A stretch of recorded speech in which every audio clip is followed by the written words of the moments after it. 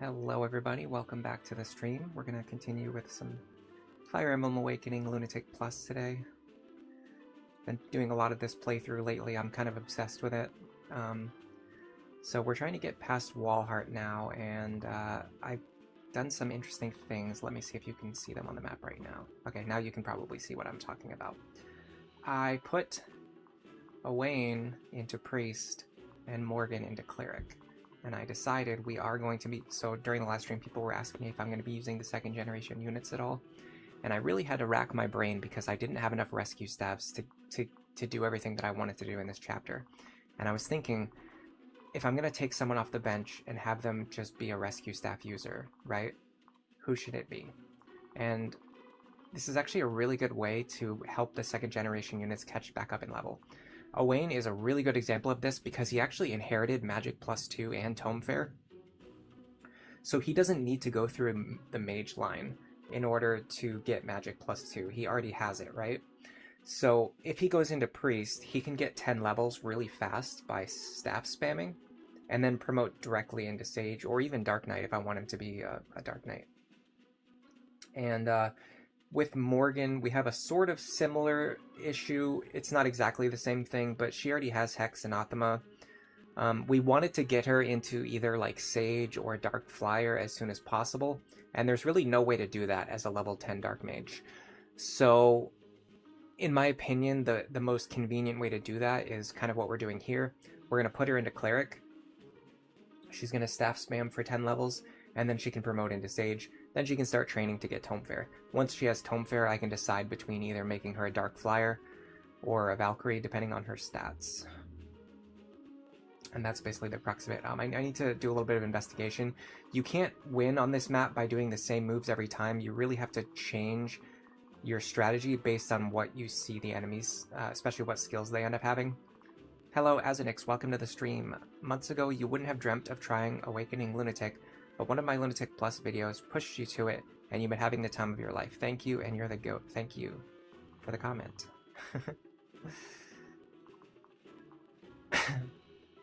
So yeah, you really have to adapt based on what the enemies are showing, and so for that reason, I didn't even bother positioning my units. I'm just going to do that now. So what we need is, we need Saria to take out 2 of these guys, we need Libra to kill 1, we need Vaike to kill 1, we need Frederick to kill 1. Frederick is not going to be able to kill this guy. We might have to reset, because Frederick needs to kill either this guy, which he can't because he has Counter and Rex Caliber, or this guy, which he won't be able to do because this guy has Pavis Plus.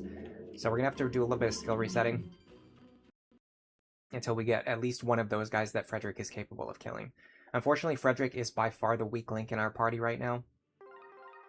This is another reason why training Owain and Morgan is going to be worth it, because they can replace Frederick, who is kind of dead weight right now. So counter there is pretty bad. Counter there is pretty bad. I see these guys rolling counter a lot, by the way. Hello, Snow Warning. Welcome to the stream. Walhart is difficult, but he has no Lunatic Plus. That is certainly a stretch if we're trying to make puns. Another counter. Okay, perfect.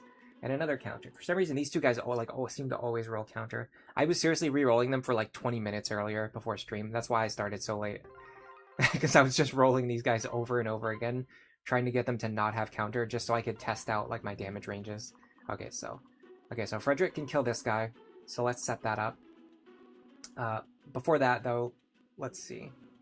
Oh god, hold on a second. Sorry.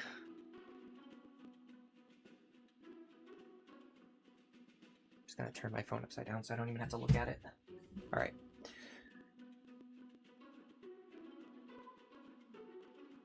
I started my stream at the same time as Brawl Talk, where they show what's coming up on the next Brawl Stars update. I don't even know what Brawl Stars is. Sorry. If a video game came out after the year, like, 2005, I don't know what it is. I don't know anything about it. Okay, I lost my train of thought. Okay, yeah. So Frederick needs to kill this guy. I think he can do it from this position. No, he has to be from here. Okay, from here. That means we can put Cordelia all the way over here in the corner, so she's not taking up spots in the middle. Spots in the middle are going to be very important, so we have to take characters and move them over to the sides whenever we can. So like Cordelia can run over here, she can pair up with Frederick, and then Frederick can fly over here. So she doesn't need to be in the middle, she can be over there. Next thing, we need Vaike to kill one of these guys. He can actually kill either one, so let's leave that open for now. In fact, I think it's actually better if he... Well, it's actually going to depend on these guys up here.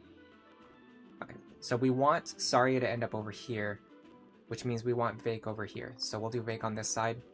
So Vaike can kill this guy from right here, so we're going to move Sully over here, and Sully can reach him from here, so that works. Next, we need Saria to start by killing this guy, but we're going to want Olivia... Olivia there's fine. Saria's going to be here. Actually, we can actually put her, like, here, and then that allows us to put Robin over here. Yeah, that works. Okay. So, Saria here, then we dance for her, then she goes over here. Frederick's gonna kill this guy. What am I missing? I'm trying to remember. How do I kill this guy? I'm missing somebody. Who's supposed to kill that guy? So Saria here.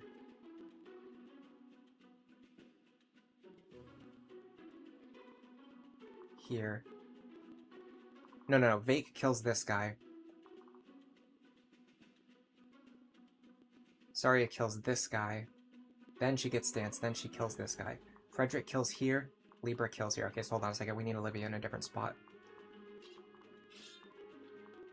Okay, Olivia there works. That means Saria needs to be up here, which means Robin probably needs to be over here. Okay, this works. So Saria here, dance, then kill here. Then we need Libra to kill you, which is going to be a problem because you have the one skill that prevents that from happening. Perfect. It's fine. We're getting our positioning done. We're getting our positioning down, but then we'll reset for skills after that if we have to, which we probably will have to.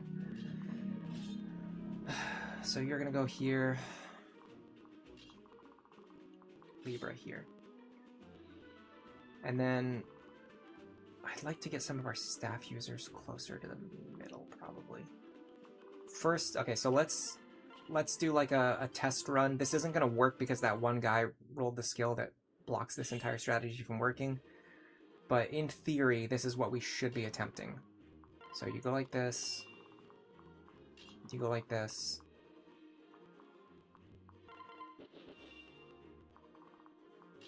And like this. Make sure you don't pair up with Maribel by mistake. Okay, so the idea is we have Arcfire for this, yeah. And if Robin lands a dual strike, it's probably enough to get the kill. Okay. And we dance for you.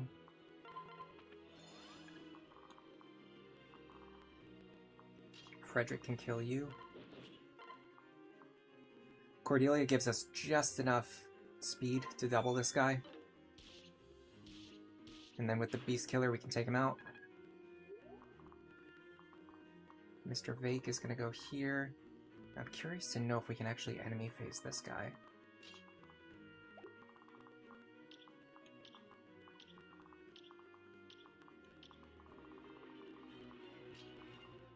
I'm standing here.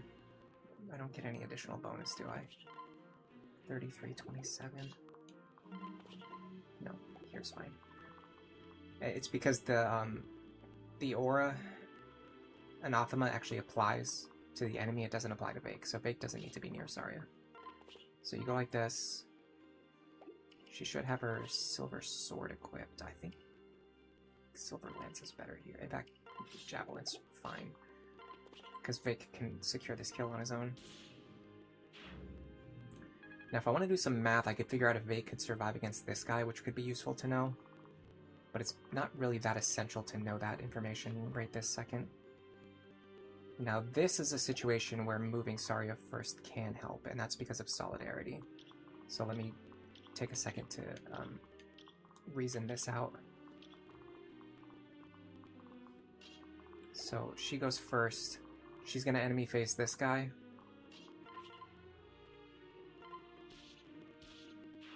And then if Libra goes here, he gets the bonus of Solidarity.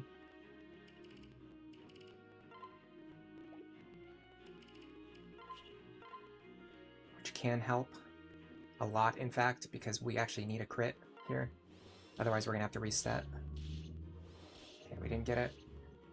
So we're going to have to reset. But this is the idea. This is the idea of what we're trying to do. And so now we have all of this safe territory down here. And the reason why we brought so many rescue staff users is mostly for this turn right here, right now.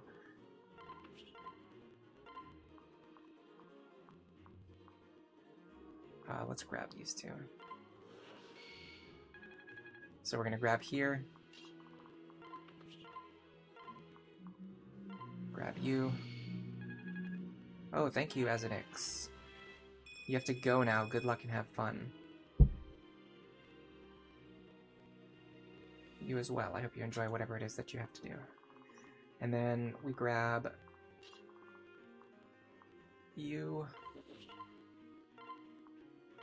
Sorry, I haven't been looking at chat. I'm obviously very, very focused on what I'm doing right now. And then you are going to grab Libra.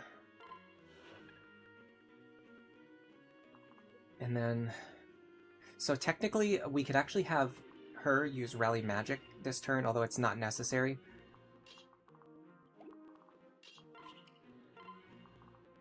And in fact, it's probably better to keep someone available to use the Healing Staff. So the problem now is because we didn't get rid of that guy, he's going to kill Crom and force a game over. So we need to set up a situation where we can actually kill that guy.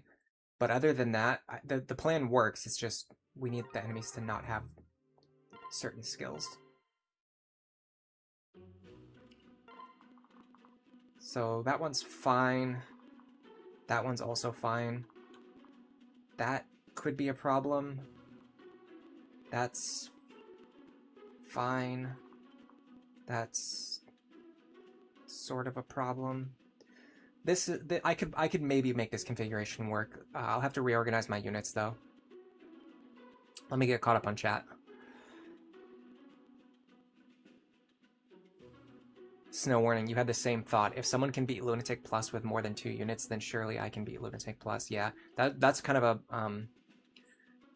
a reason why I made these videos, is I wanted to show people that the game modes, the higher level game modes in this game are very much playable, and they're actually very fun. Lunatic is fun. You start it right after your hard run. Reached Grima, although you never beat Grima in hard difficulty. I actually do that a lot too. And by the way, welcome to the stream, Asius and Supapis. I do that a lot too. I'll do a playthrough where like I get almost all the way through the game, and then I'll be like, oh, I want to restart on a harder difficulty, and then I'll just do that instead of finishing the game. I've done it so many times now. The starting positions here have always given you a lot of trouble. You're going to be studying the stream. Yeah, this is a very, very, very, very difficult chapter. It's very like mentally and strategically demanding. You have to seriously think about what you're doing. Like, for example, because we're gonna have to switch which enemy Vaike is attacking, we're gonna have to change our entire layout here. So we can probably fix it just by doing this though. Yeah, that actually fixes it. Okay, so that was a little bit easier to fix than I was expecting, but I think we can make a good run just by swapping those two. So you start like this, this,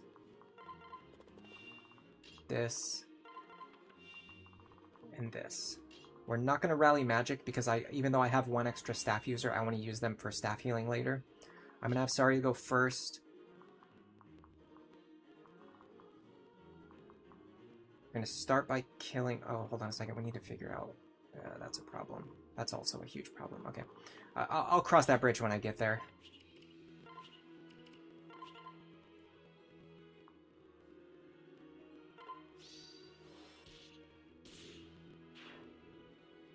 Arcfire tomes are generally worthless, so spamming them here doesn't really cause any problems for me. Okay, and so Vaike needs to kill this guy. I don't like my hit rate against him, but it is what it is. Actually, why is my damage also lower? Oh, I see why. It's because I don't have weapon triangle advantage anymore.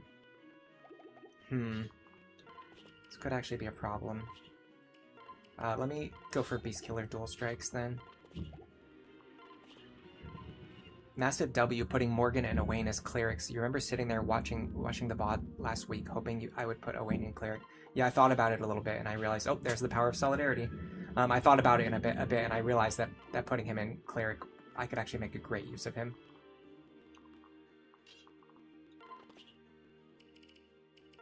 Don't do that. Okay, we can get this kill. Nice guard. And then Frederick grabs this kill. We should survive on like 2 HP, I think, based on my testing earlier. I'll definitely put the Beast Killer into... If we have to replay, I'm going to put the Beast Killer into Cordelia's hands. That way, if I get the dual strike there... Oh, she started holding it, never mind. So yeah, even if I get the dual strike there, it doesn't kill. So I should probably take the Beast Killer out of her hands, so I'm not wasting expensive weapon charges on a kill that's impossible to get. Okay, now we have to figure out if Saria can survive against this guy. He deals 48, minus 25 damage to me. He deals 23 damage to me. So we're going to be on 38 HP. We actually survive. Yeah, we actually survive here. The only issue is if he procs Aegis one time and not the other time. That could potentially lead to me dying. I don't think there's much I can do about that. I also probably need to heal her if she takes spear damage here. Okay, she didn't take spear damage there, so I don't need to heal her. Okay, so she can technically enemy phase this guy and she'll survive on like 2 health. There's some problems with that, but it's kind of the best I can do. I should have checked if Vaike can survive against this guy. Yeah. Okay, if we have to reset, I'll check Vaike as well. Because if Saria can survive, I'm sure Vaike can survive. Right? Certainly. Almost has to be true.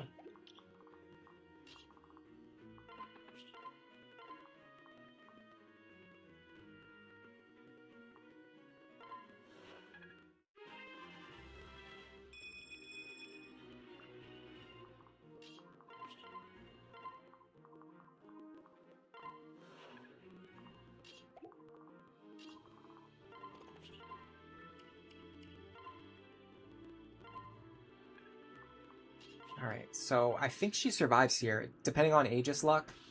Yeah, so she deals 36. Okay, wow. So he did proc Aegis, which means that attack might have killed me. Although I think I was at enough health that it wouldn't have killed me anyway. But then I also procced Vengeance, which then made it so it didn't kill me either way. Which is kind of amusing. Okay, now we have a lot of stuff to think about. We need to figure out how to clear enough territory that I can survive this turn, while also making as much progress towards the center as I possibly can, although that's a little bit less important, because I'm mostly just going to be rescue chaining towards the center.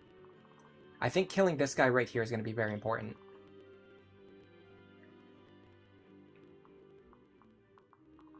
Because he is covering a lot of territory pretty much on his own. Let me see if Libra can kill him. That would be a huge deal if true. I can do it technically, but my accuracy isn't great. Do I have a way to boost my accuracy? Okay, what about Vaike? What does he have? He is a sword user, unfortunately. Don't love that. I could have Saria do it and then dance for her, but then she's pretty limited in how far she can go otherwise. If I go right now, she can hit this guy up here, which is a pretty big deal, because like, he's another one who's covering like almost the entire map. Although we really need to kill this guy too. Now, here's an interesting idea. Excuse me. None of these guys have counter.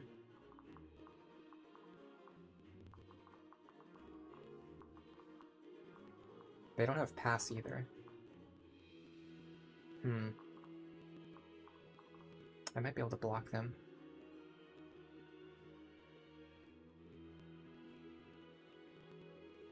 Hello, NoDot, welcome to the stream. You're playing through Lunatic to unlock Lunatic Plus because you're too lazy to download a save, I get that. Hello, Nova Zoe, welcome to the stream. You hope I'm doing well. I'm actually doing great. Other than the fact that I ate too much pasta last night and I'm feeling a little bit not great because of that. Not because it was bad, but because my stomach is like pretty weak. If I eat like anything, it just makes like almost anything other than vegetables, it makes me sick. Are you winning, son? Honestly, it's looking pretty dangerous. Yeah, I was comparing Morgan and Owain against Rickon, and they're better. And then also Morgan is straight up just stronger than Frederick already, so there's no reason not to use her. Should we use or should you use Severa, Hero, and Jerome Griffin in Lunatic Plus? Honestly, I don't think Hero or Griffin is a very great class. I would prefer like Berserker and I don't know what you would put Sever in.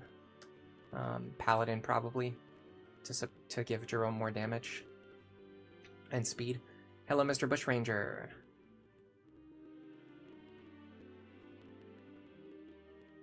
Hello, Nope. Welcome to the stream. QPY, welcome to the stream. This is the first time you've ever seen Morgan Cleric. Oh, that reminds me. I wanted to show you guys something. Where is she? Dude, look how... Hold on. Look how cute that outfit is. I saw this earlier when I was doing the promotion. She looks really good in the cleric outfit. Your message just reminded me of that. Have I thought about giving my secret books to Libra or Vaike? I just sold them. I had to buy a bunch of rescue staves. I just emptied out my convoy. I sold all of my talismans. I sold all of my secret books. I sold all of my goddess icons. I sold some of my killer weapons. Using Jerome as movement for a general, or using a Griffin as movement for a general could work. Yeah, that could work. I just don't think Hero... I think they're like C-tier classes. Not necessarily bad, but there's like so much better you could be doing with your characters. Yeah, the cleric outfit looks really good. Hello, Legendary Productions. Alright, so first of all, let's determine how we're going to get rid of this guy.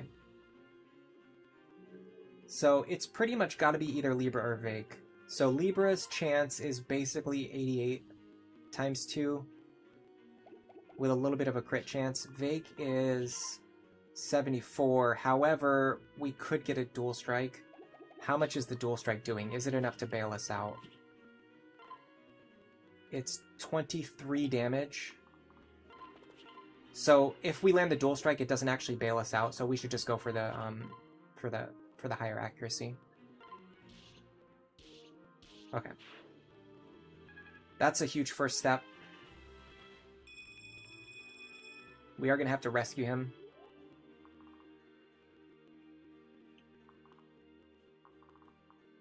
I think if we go... Yeah, I think if we go here...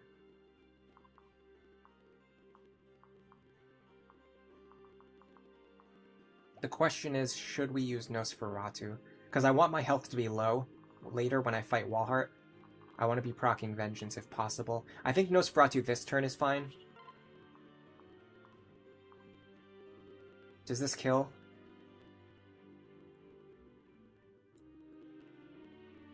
Yeah.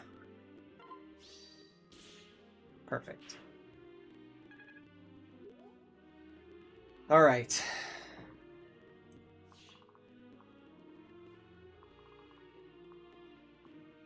We need to kill some or more of these guys.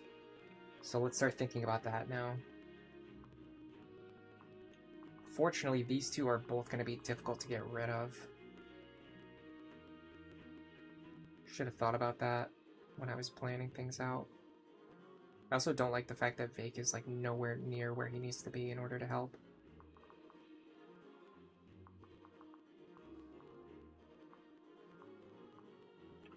Dude, every single enemy that I want to hit with the hammer, rolled Pappas Plus. This game is so frustrating sometimes.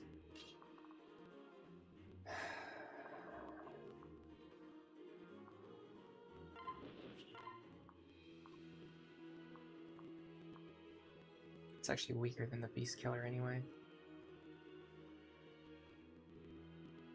I mean, it's not enough damage. I can't deal enough damage. Can I go this way instead? Well, it's kind of too late to change my plan. If I don't kill at least one of these guys, I have nowhere safe to stand. I have to at least kill that guy, and then also, like, these guys still overwhelm me. I can maybe just, like, block them. That doesn't solve my problem, though.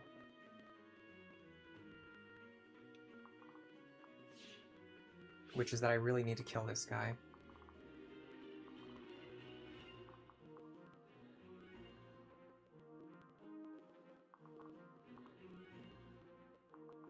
Yeah, I kind of got boxed in here. I don't know if I can get out of this corner.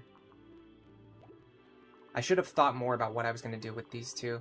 Their actions are so valuable, and I basically just wasted them getting rid of enemies that I probably could have gotten rid of, like, a different way. I mean, we literally, we must kill this guy. We have to kill him, otherwise we have no safe, like we have no safe tiles to stand on.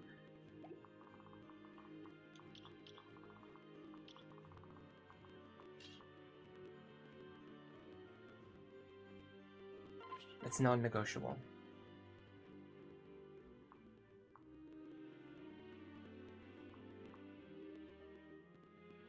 I'm gonna use Nosferatu just because a lot of enemies are coming at me this turn.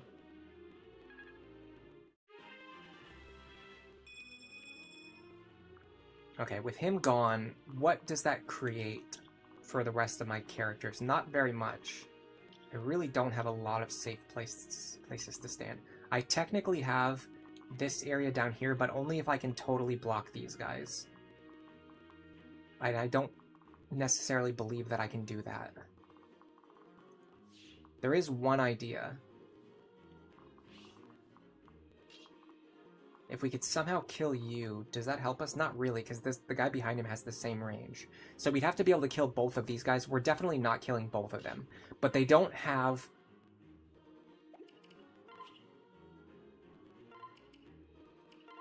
They don't have pass.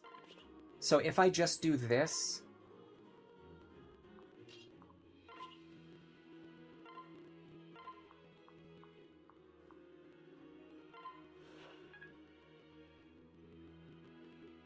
Oh my god.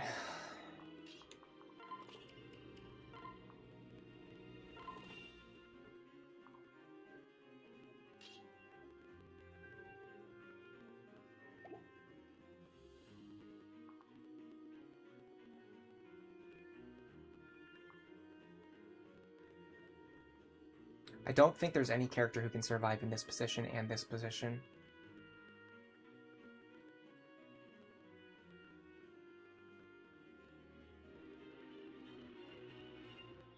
Not to mention the fact that whoever we rescue is going to get moved here.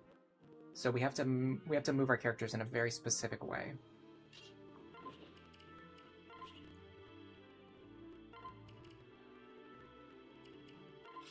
I don't know for sure that we can survive this, but I'm going to at least try it.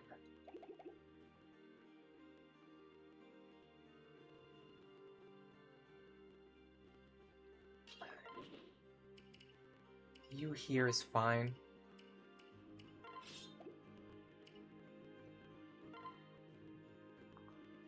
Anna here with the Levin sword equipped. She can finish healing Frederick. Then we rescue... there's a problem. We can make this work. Pair up here. Now we rescue Libra here.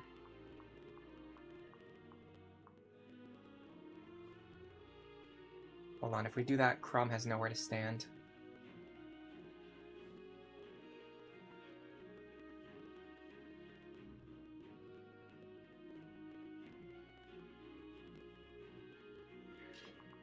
I think I understand how to do it, but it's very, very wonky. Okay, so go like this. Transfer you here. We rescue Libra into the one safe tile. Then we transfer Maribel here, and then we pair up here. Okay, so if my characters on the left can hold position against those generals, we're actually safe for a turn. Okay, I'm glad we equipped Nosferatu. I think we're actually safe this turn. Yeah, this was about the best we could have hoped for. Okay. And then one more. Alright. Good God, you have to be kidding me, right? What turn is it? It's turn 3.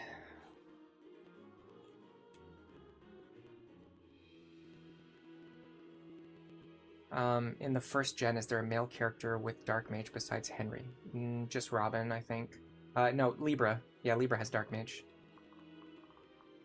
This goat right here. Dude, Libra is so underrated.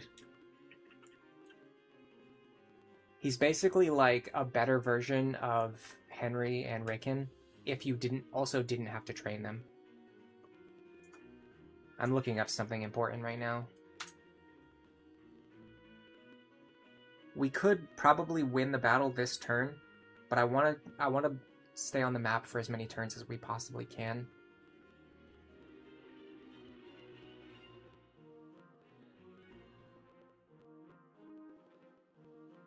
Dude, what is up with this game having like 2 battles in a row where you fight Walhart as the boss consecutively? I talk about this every single time we get here, and like every time we play through Awakening, every time we get to this chapter, I always talk about this. I do not like it when games make you fight the same boss over and over again. Probably my least favorite thing about this game is that you have to fight Walhart twice in a row. Okay, so the reinforcements are on turn 4, so if we can clear this turn,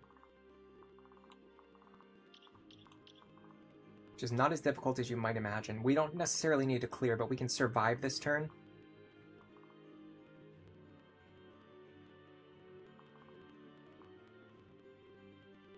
If we can just survive this turn, we can set up a kill for next turn. And we want Saria to be on low health. That's the tricky part, which is going to be tough because of this guy right here. He's shutting down a lot of what I would like to do. I could intentionally counter damage myself on one of these guys.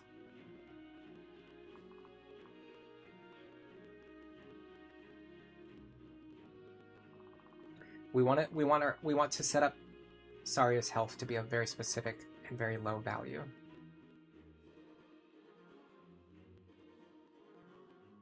I also suspect that I'm going to want Vaike to go up here, but let me test this out first. He's dealing 39 damage. He's not dealing very much. She also, for some reason, doesn't have a wind tone. Why would she have a wind tone? That would make a little bit too much sense. That would make a little bit too much sense. That would just make a little bit too much sense, don't you think? Okay, hold on. If I do this, rescue Libra here.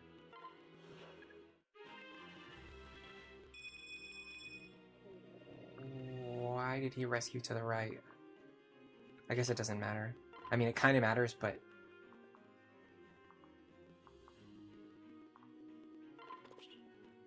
Why did that happen? I don't know.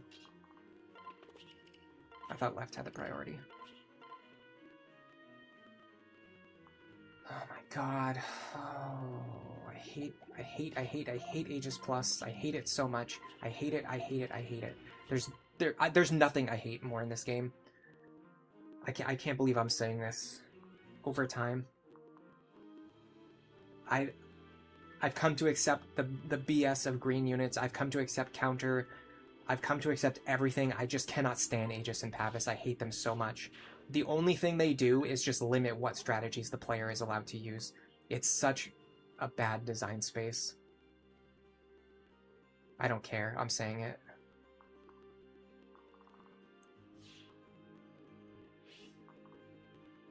We definitely have to kill this guy.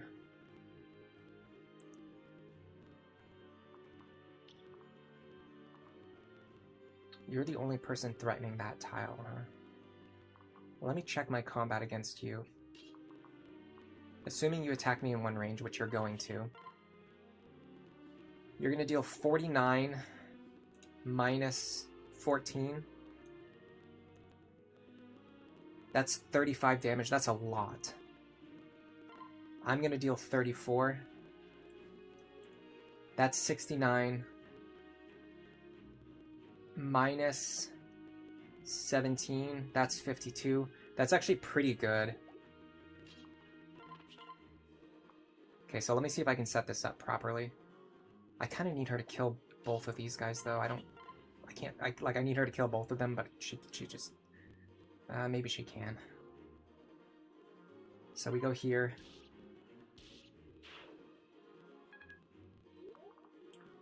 Then we need to rescue her back and then dance with Olivia. Now, where can Olivia dance to? She can dance here. The annoying thing is I can't control where I'm rescuing to. Yes, I can, if I go here, Zarya should get pushed to the right. Hold on a second. Do this.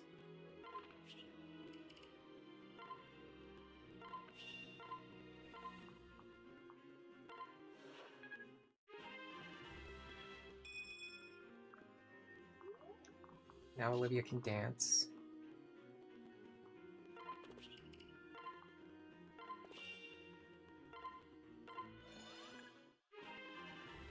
We still need to kill the Armor Knight on the right-hand side, but I think we're set for that. So you go here.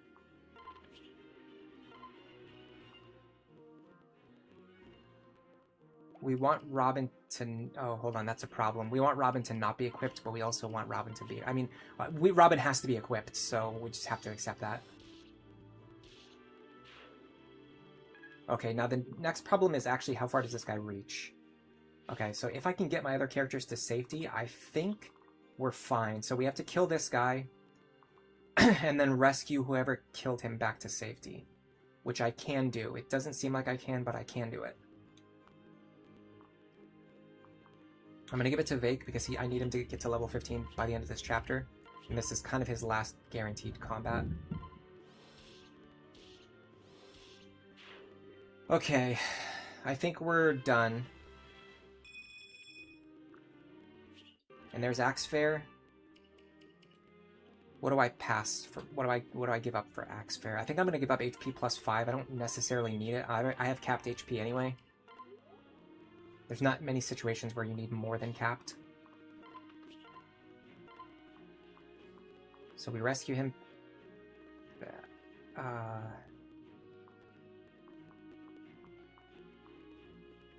Yeah, we rescue Libra first. Then we go here, and the reason I put Lisa in this position was so that I could do this. And then rescue Vaike. God, this chapter is a nightmare. I did not want that guard. I did not want that guard. Oh, I need my HP to be lower. This sucks. Okay, I have to kill Walhart this turn. And my characters are really not in a great position to do that. Who has the highest rescue staff range other than Lisa? It's definitely Libra. Okay. So I want to get Libra as far north as possible.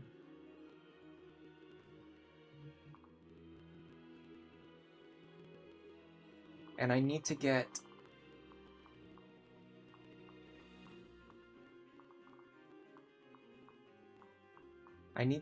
at least up here. It's a pretty tall order.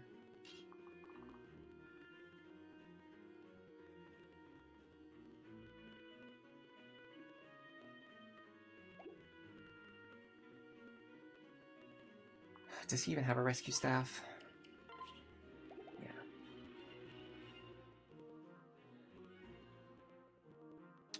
Okay, I think I see how to do it. What is her range? 20, so it's like 12 tiles. So 1, 2, 3, 4, 5, 6. 1, 2, 3, 4, 5, 6, 7, 8, 9. Okay, she should be fine. So I'm gonna do something a little weird here. I'm gonna go like this. I'm gonna rescue Lisa.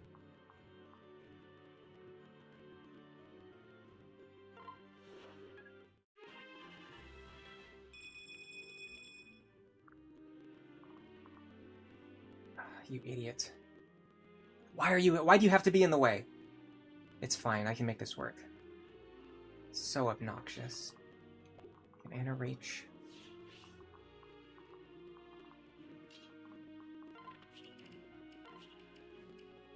Transfer her over. I have to go over here. It's actually one of my rescue staff users too, though. So you go like this. Then you are going to go up here. And you are going to rescue her. And then she is going to go as far up here as she can. Trade the rescue staff over to Libra, and then he's going to pull Saria across the map. We need to be at least 20 tiles.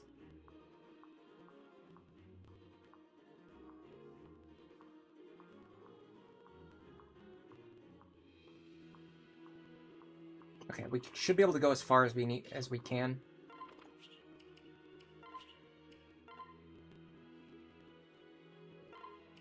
Unfortunately, after we trade, we're not going to be able to reposition, so we just have to hope that this works. We have to hope that my calculations are correct. Okay, my calculations were correct. That allows her to just barely reach Walhart.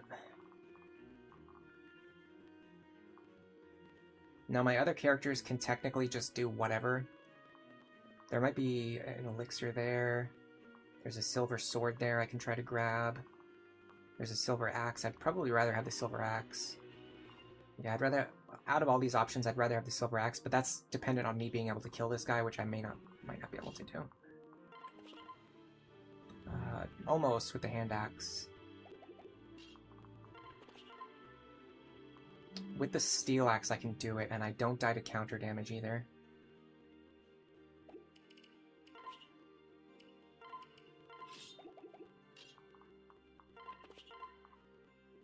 So I deal 40, then I take 17, then I kill him, so I don't take another 40.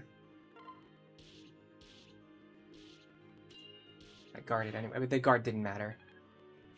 So if I hit him for 40 damage again, it would have killed him, and then I wouldn't have taken any damage as a result.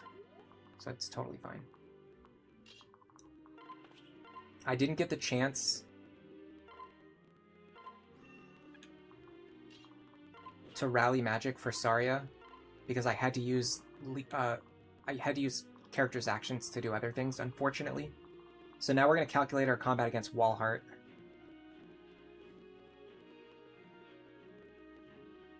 Hello, Frozen Helm. Welcome to the stream. No, we don't do the map the slow way. So the way I play this map, and pretty much all boss kill maps, I don't go for a one-turn kill. I stay on the map as long as I possibly can, and then I kill the boss in one turn, but not on turn one. The reason I did that is because I was able to get Vaike to level 15, I was able to get Owain to level 2, I was able to get Morgan to level 2, I was able to get experience on...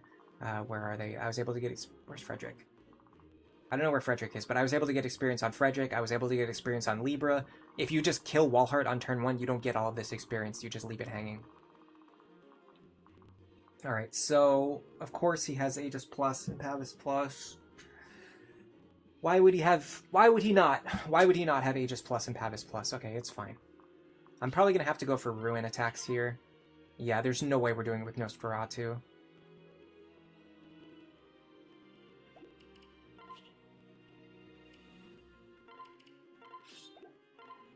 We're basically just hoping for Robin to dual strike and kill this guy. I think that's what it boils down to.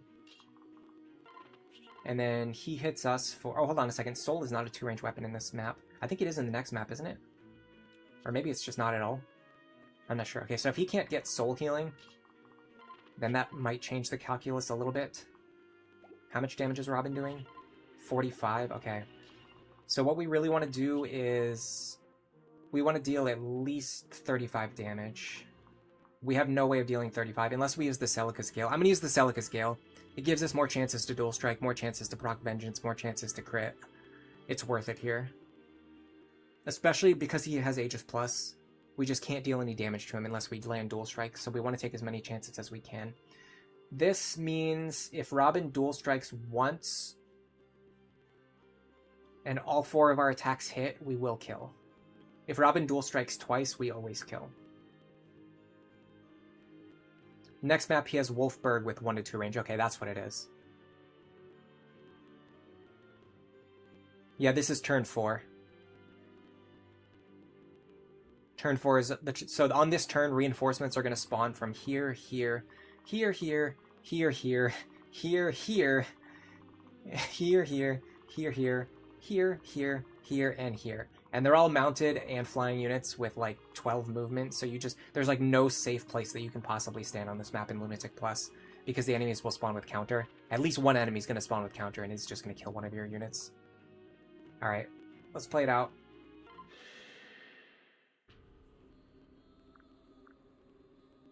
Probably going to lag here. No, he didn't lag at all. Okay, that's a really good start. Vengeance damage, I think, helps. Not if you miss. Crit helps. That was really, really close. We were 1 attack away from needing a 70% dual strike to not get a game over there.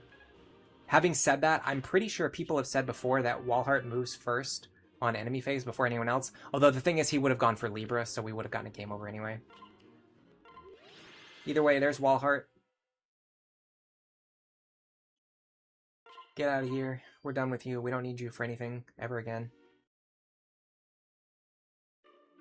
One thing I like about this map is they don't force you to immediately go into the next chapter, like some battles do, especially in Fates. Fates really loves doing that. I think there's like at least one map in each Fates route that like forces you to go into the next chapter without saving. I hate that so much.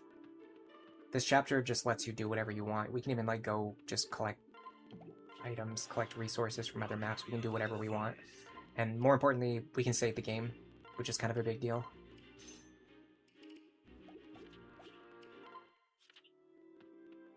They don't spawn from all 4, it's only the top 2 ones. No, you're just wrong. 1, 2, 3, 4, 5, 6, 7, 8. Yeah, there's 8 enemies who spawn on turn 4. You're just wrong.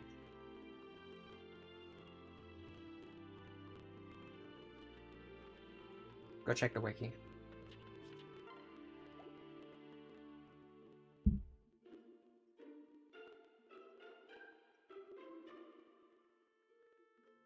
There are okay, so there's like 16 reinforcements on turn 8, but the other turns have 8 reinforcements.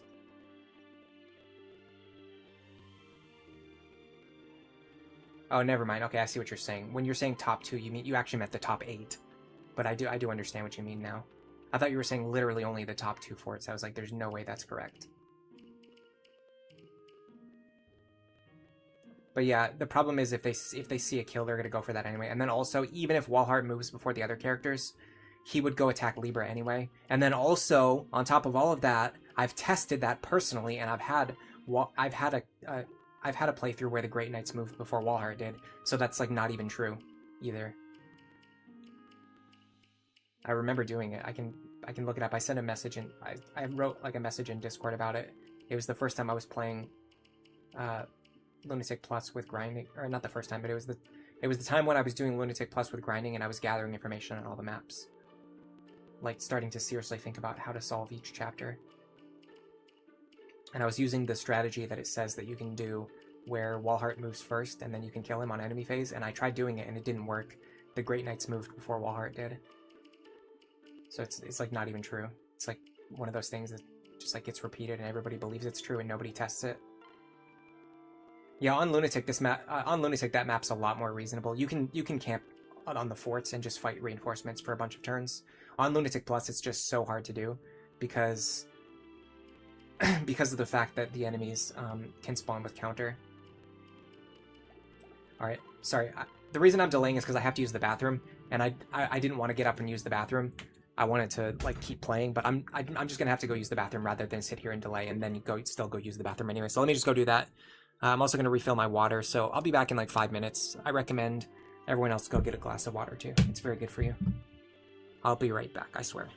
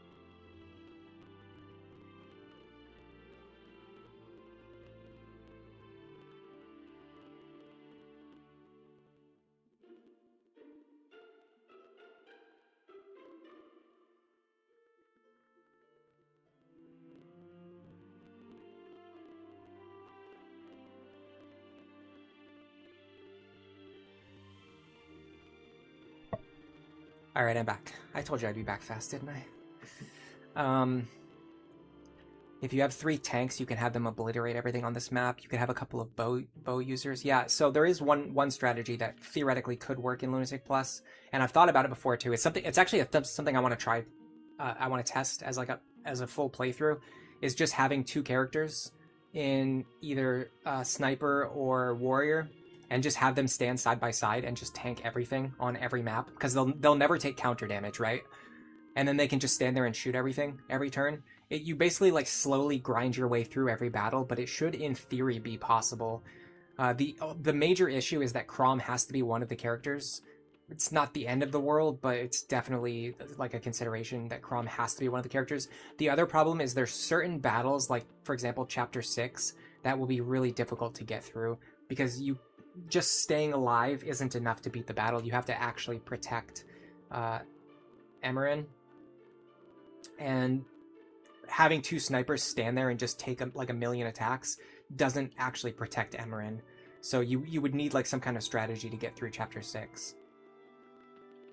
And there's some second seals on sale. I'm probably going to need those. In fact, I need one right now, don't I?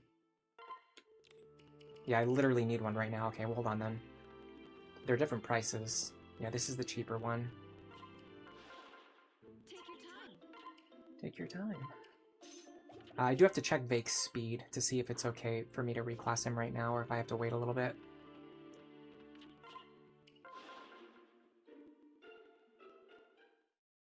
Warrior, Robin, Crom, Sniper. Yeah, something like that. Something like that could work. The first Lunatic Plus playthrough you saw like a decade ago was a team of snipers. Yeah, I mean, it's been known for such a long time that bow users are really good on Lunatic Plus. It's a well-known trove of knowledge. It's just one of those things that people... It's one of those things where, like true experts knew about it, but most people didn't know about it. They just had, like, a really bad understanding of what this game mode actually is. Alright, so, yes. Sorry, guys. I need to focus on playing the game. I've been reading chat for, like, 15 minutes. 25 speed, 30 speed. 30 speed's gonna be tough.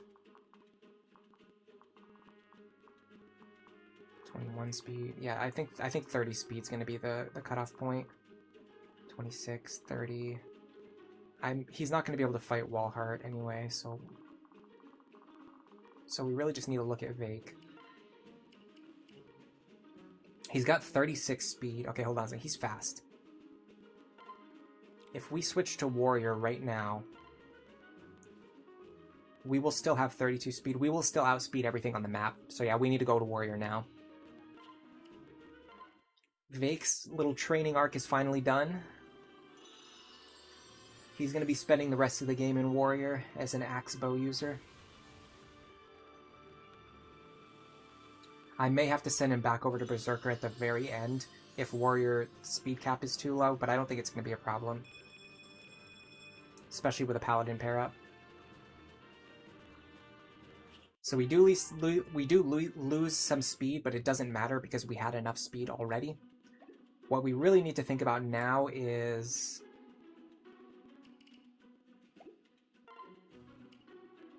how we're going to get a bow into his inventory. And I think we do it this way. I'm going to have to go buy one right now.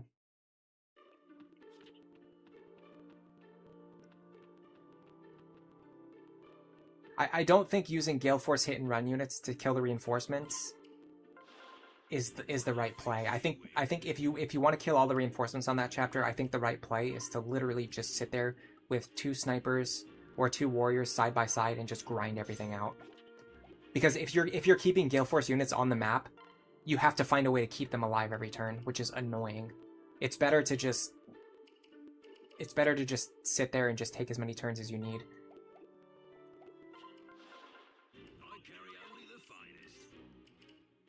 Vaike, please. I'd like to max forge it, and I can't afford it because I'm going to be using this thing for a while.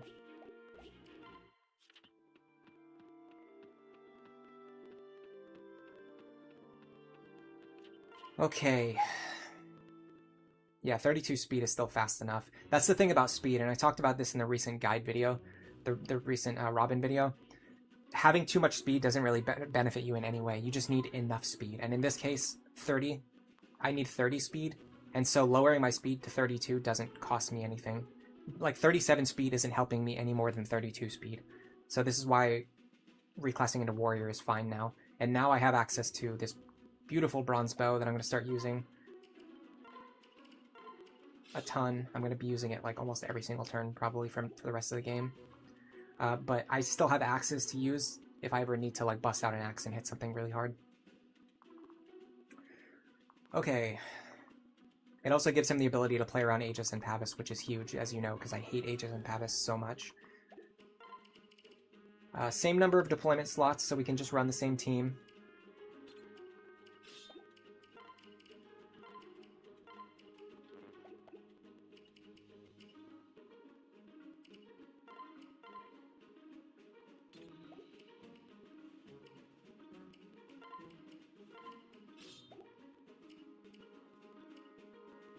I think I'll be fine with this many rescue staves.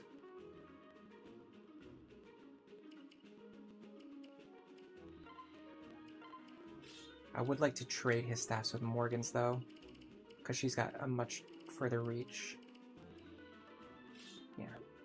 I might even trade him with Maribel as well. Because I'm only going to use Maribel... Oops, wrong staff. I'm only going to use Maribel when I absolutely have to. Other than that, I'm going to prioritize using these two so I can train them. Maribel's kind of a lost cause at this point. She's literally just here as a placeholder until we get Noir.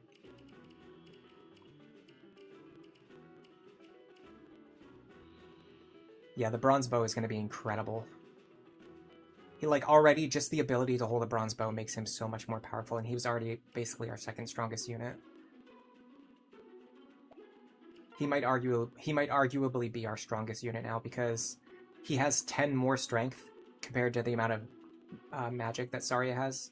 And even though she has more speed, it doesn't matter because he has enough speed. He has more HP, he has more defense. He's actually better. He's better than Saria at this point. So we have a warrior who's better than a Nosferatu tank. Speaking of that, I need to make sure I restock her Nosferatu charges. My throat's really dry today, guys. Sorry.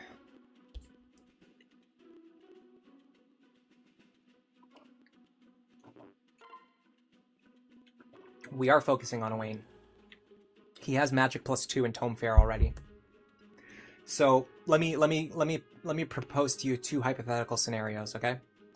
Let's say you already have magic +2 in tome fair and you want to get into Sage. Would you rather go into Mage and then have to chip enemies for like 2 damage in order to gain experience for 10 levels, or would you rather go into Priest and then just use a staff to get free experience for 10 levels and then promote into Sage?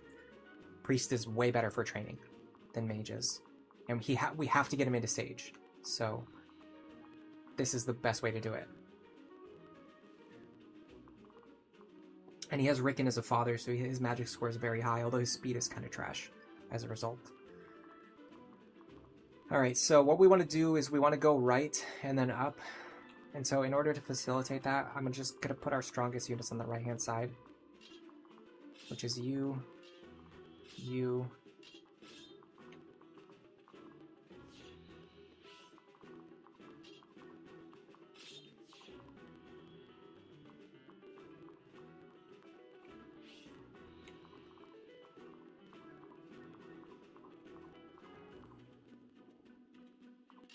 switch these positions.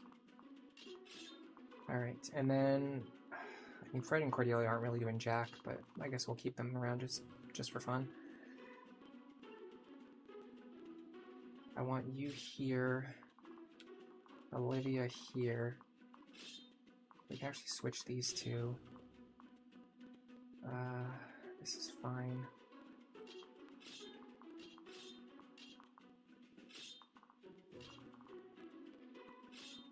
I think this works, yeah. Okay. So without reorganizing my inventory, I'm just going to take a look at this battle and see what does our current situation look like? How bad does this look?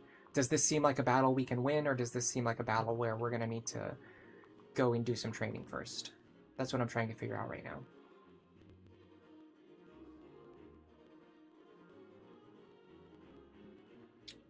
I need Libra to move first because of the way I set my characters up.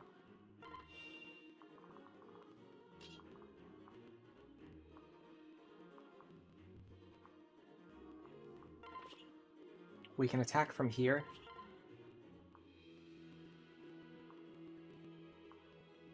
This should kill.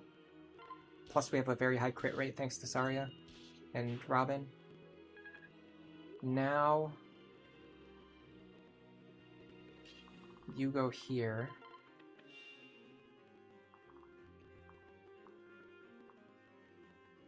Vaike should be able to kill this guy. So I'd prefer if...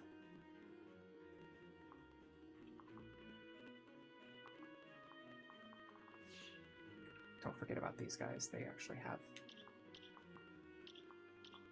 movement options available.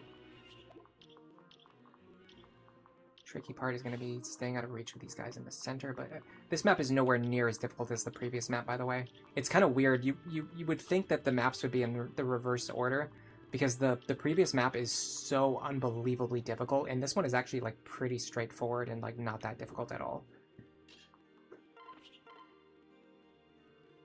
I think we're gonna go here. Arc fire kills.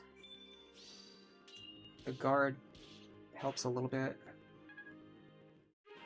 Olivia might be in the wrong spot. Let me see. She might be fine. Okay, she's fine here. Olivia dances for you. Then Sully goes here. Okay.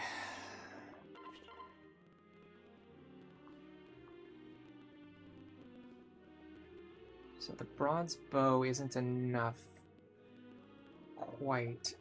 However, the hammer should do it if we're fine with taking damage. Yeah, the hammer does it for sure. Are we fine with taking damage? Probably. Because she's not going to be able to do enough damage to kill on a dual strike. The other idea would be to have Frederick and Cordelia come in and pick up the kill, which again, why is she not holding a tome? I don't know.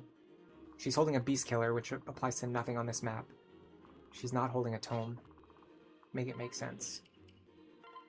Just make it make any amount of sense, please. Now here's an idea. We can hit him for 25 before he has time to do anything. So 29.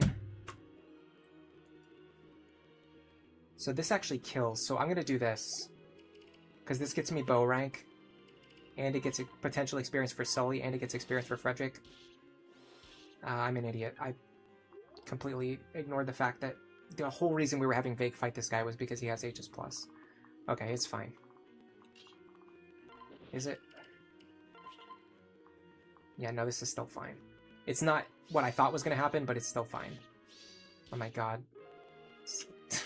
Never mind, it's not fine because apparently my Frederick can't tank one attack. Alright, we'll play smarter next time. It's the same plan, though. This plan works. We can beat this map. I just need to not make any dumb mistakes. Fine, fine, fine, fine. Yeah, it's so much easier when you don't have enemies rushing at you from every side. That's exactly 100% the truth. Okay, so we'll just do this again.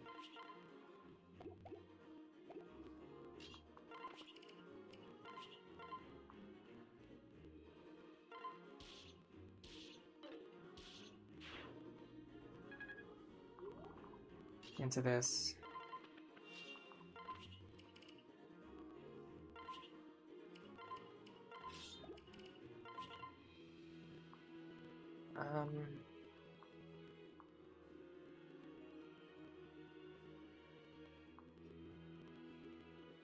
So we definitely want to kill this guy. Is this enough damage? 38 times... Yeah, that should be enough.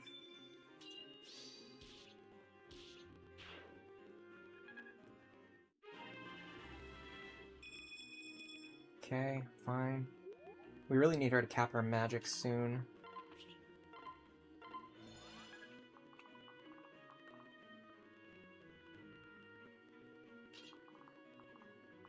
Alright, let's try to do a smarter version of what we were just doing last time.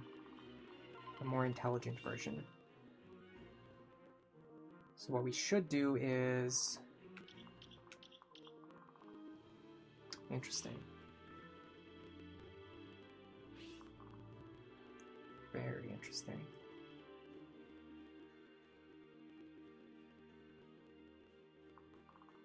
Because this guy is counter, it kind of locks us out of a lot of strategies.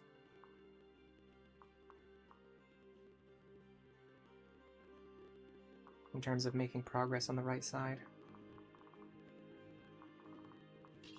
So what we should be doing is something more like this. Again, she should be holding a tome. Guys, don't let me forget this, okay?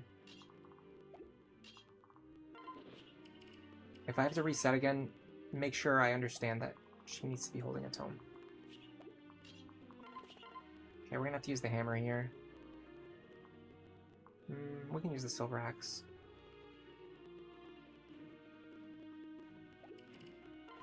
Yeah, let's restructure our inventory if we have to reset again, because our inventory is a mess right now.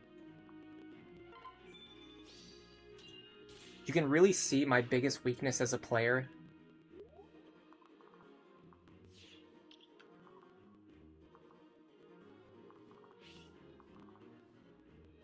They both have counter, of course they do. I'm gonna send this because I need to gain momentum, and if I have to reset, it's not a big deal because I kind of want to reset anyway. Yeah, my biggest weakness as a player is that the easier the map is, the worse I play. Like, this map is easier than the previous one, but as a result, I'm kind of playing like garbage.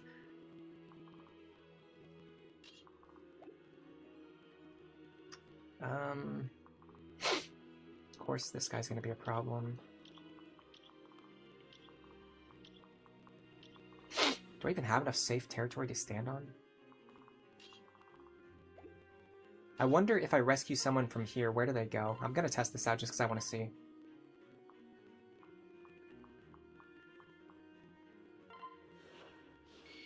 She goes over there. Okay. Interesting.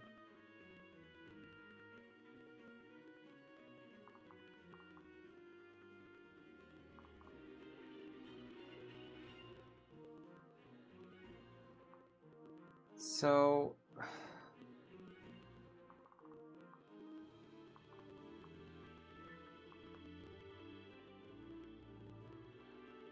I have an idea of what I need to do, but it's a little bit wonky. Go here. Rescue Morgan. Morgan goes here.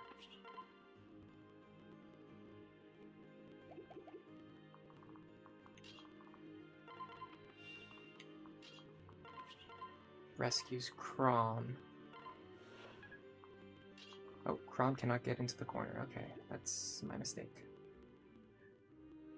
It's a pretty big one. I can make it work.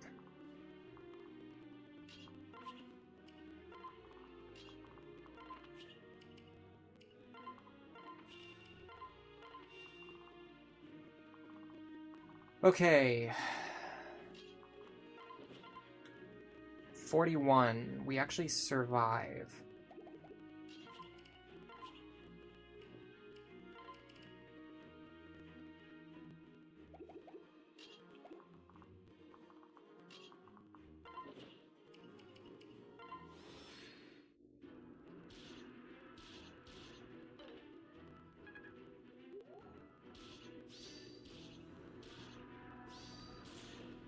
I think we're dead now. Yeah. So we need what we need is a configuration where every single enemy on the right doesn't roll counter. I know that's a lot to ask for, but we just need a configuration where at least one enemy on the right doesn't roll counter. Statistically unlikely, I know. Much better. This is kind of bad, actually, because Libra can't punch through this guy. He might be able to get through here, though. Which is functionally pretty similar. If not the same.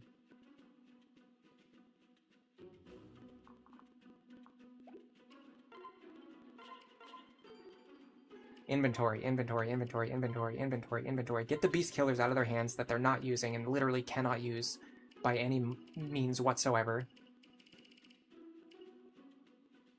She does not need this. I'm never using her for anything.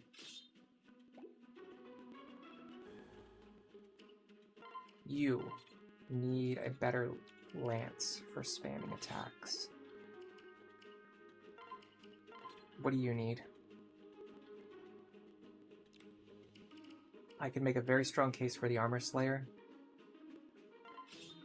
Even though the enemies I'm attacking are going to have lances equipped.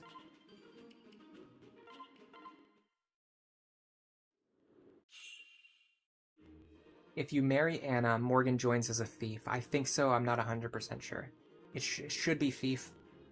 Yeah, it has to be thief, because no other class can promote into trickster. So Anna's base class has to be thief. And she has lock touch too, so yeah, it's thief. Alright, let's do this one more time, and this should be it, unless I make a million more mistakes, which is entirely possible.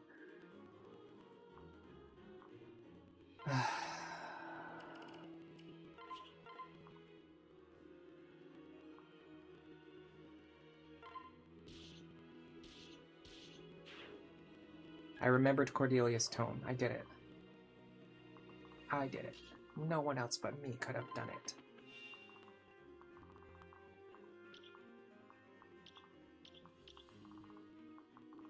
Who else but me could have gone this far and kept going? Alright, I'm gonna start highlighting enemies because I believe this is the winning attempt. Keep in mind, just because I believe something doesn't mean that it's true. That's a very important lesson to learn in life. Just because you believe something doesn't mean it's true. But I believe this is the winning attempt. So I'm going to highlight all the enemies and I'm going to start planning accordingly. Look at this. Cervantes comes back. Excellus comes back. Walhart comes back. I hate it. Just come up with new bosses, or just don't have me kill them in previous chapters and then have them come back later. It's very easy. Just choose either one of those things I would be happy with. I would be completely fine with either one of those things. Now, here's an interesting idea.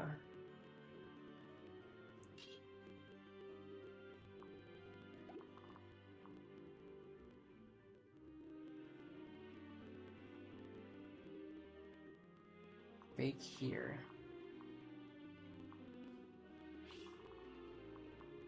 Might be able to get some work done.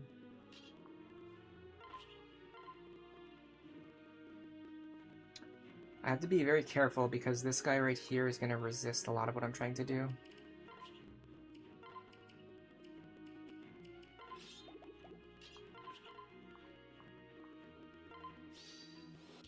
We need a crit or a dual strike. We did get it. Now we didn't get the dual guard this time, which might be a problem. But it might be fine. Okay.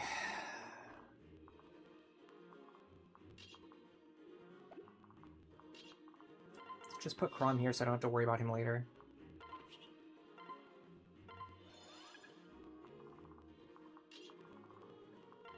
So my idea is...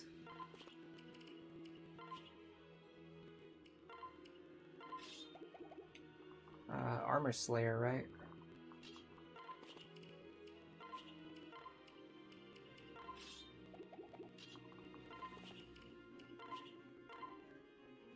We'll deal 10 damage.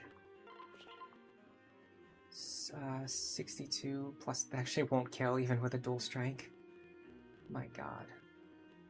Okay, well if we need two dual strikes anyway, we might as well do it this way. Well, hold on a second. If that's the case, can we just do the same damage with like a lance? No, we actually do like no damage with the lance. Okay, I mean the Armor Slayer kind of helps. If we get 2 dual strikes, this kills.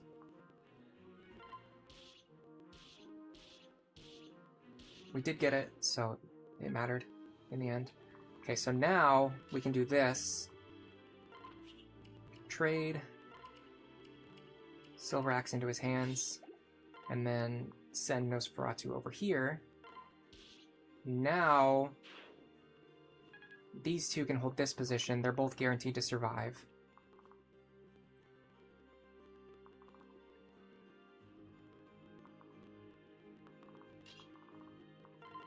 What about here? Now this should be the same as last time. If we use the Silver Lance, we survive on 1. That's still correct. The difference is now... Oh, hold on a second. They have overlap. Who else is targeting that tile? Is it you? Oh, I didn't even realize that. Okay, so last time... No. Here, this is the tile I want to be on.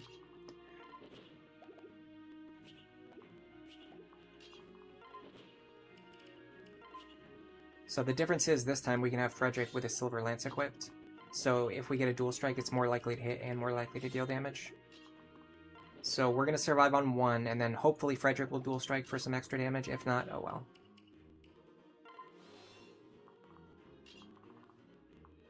Cannot get into the corner.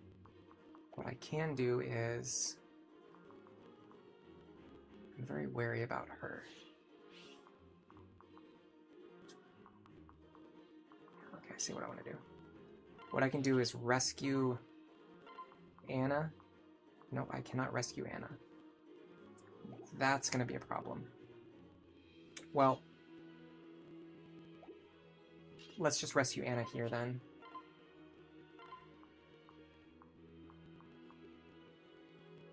Hold on. Yeah, no, this works.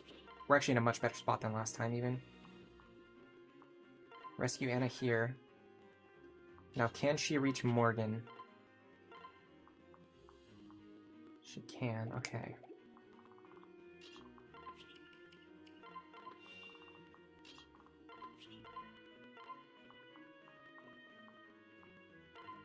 This pulls Morgan to safety. She can rescue her, or just save herself just by walking back, just by walking to the right. And then these two, I would like to unpair them, but I don't think I can. So what's the next best option? I believe you pass Owain over to his mother. Don't do that. Pass Owain over to his mother, and then just end your turn here. And this should be a safe turn. Nice, and the Frederick weapon swap actually paid off too. Okay, that dual strike sort of mattered.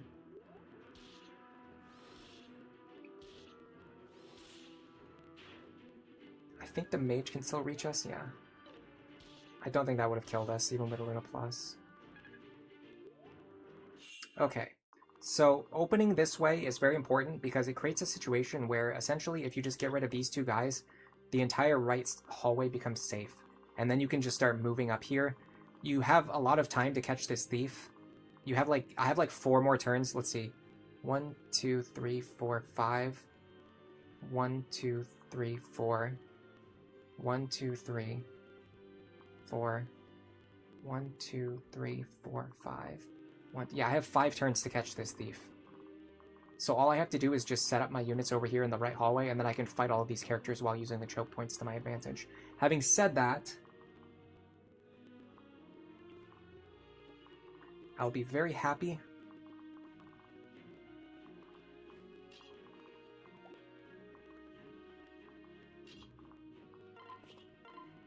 if I can clear them out in a very efficient way.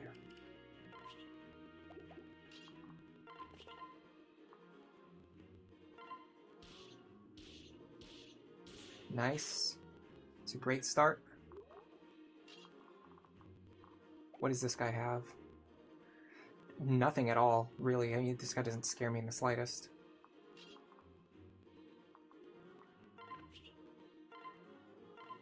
Dance here. Question is, can we set up? Probably not with Vaike. Probably not with Vaike. We can do something like this, though.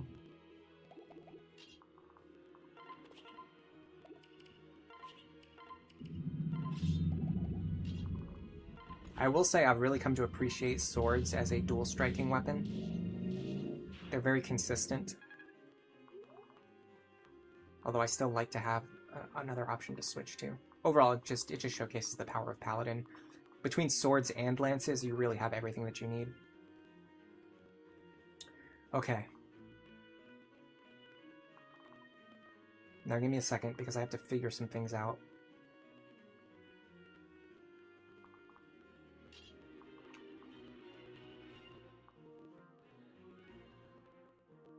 I can set up a situation where Saria is going to enemy phase these two.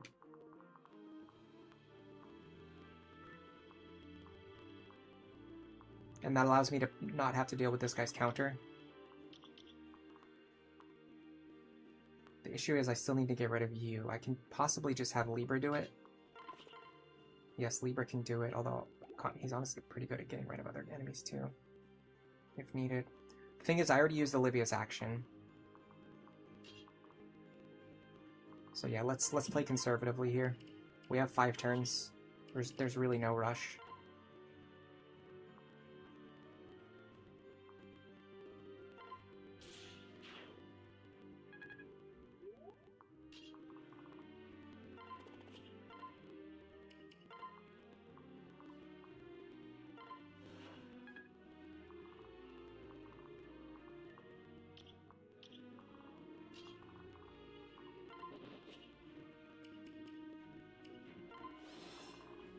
So in theory, if they just stand here,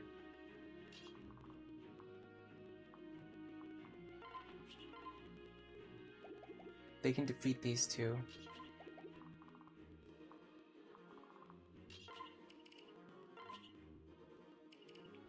I want to do it with the cheapest tome that I possibly can. I guess that would be the Arcfire tome. 40... 42, yeah, this works, okay.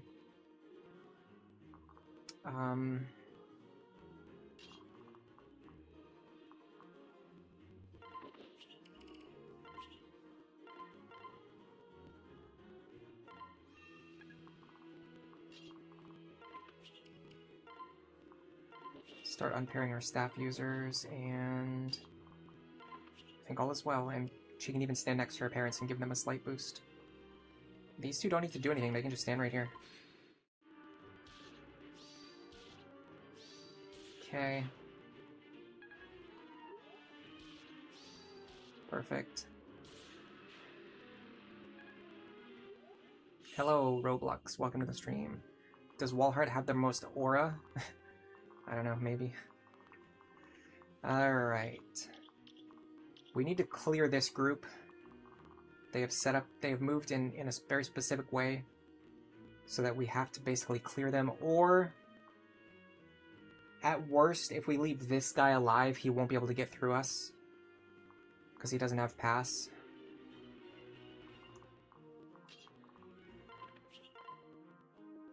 I need to heal anyway, so let's start with Nosferatu here.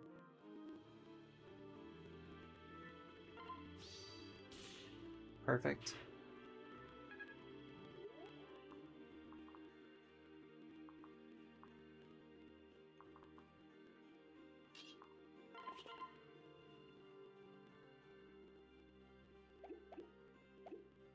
Let's assume Libra has to... Well, we know Libra has to kill one of these two, so... Which one is he better at killing? Can he kill Cervantes? He can actually kill Cervantes. That might be the play. Am I wrong about that? Hold on, that doesn't kill.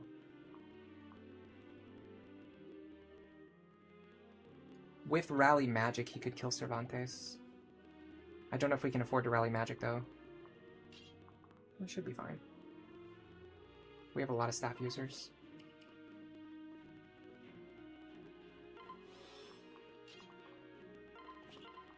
So if he kills Cervantes... I'd like a guard here. Didn't get it.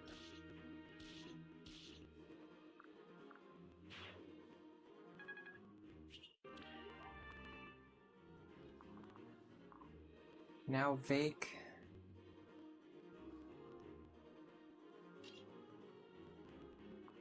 Here.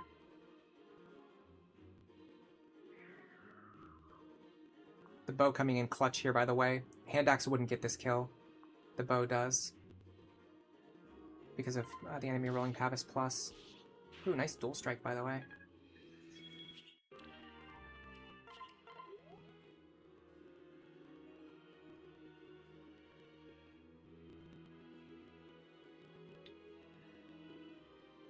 Okay, there's a slight problem. It's not the end of the world, but it's a minor issue. I need you to go up here and just get out of the way.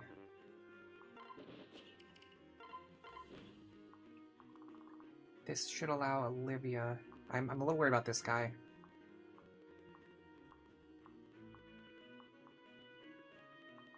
Olivia needs to go up here. So if she attacks from here, she won't take any damage.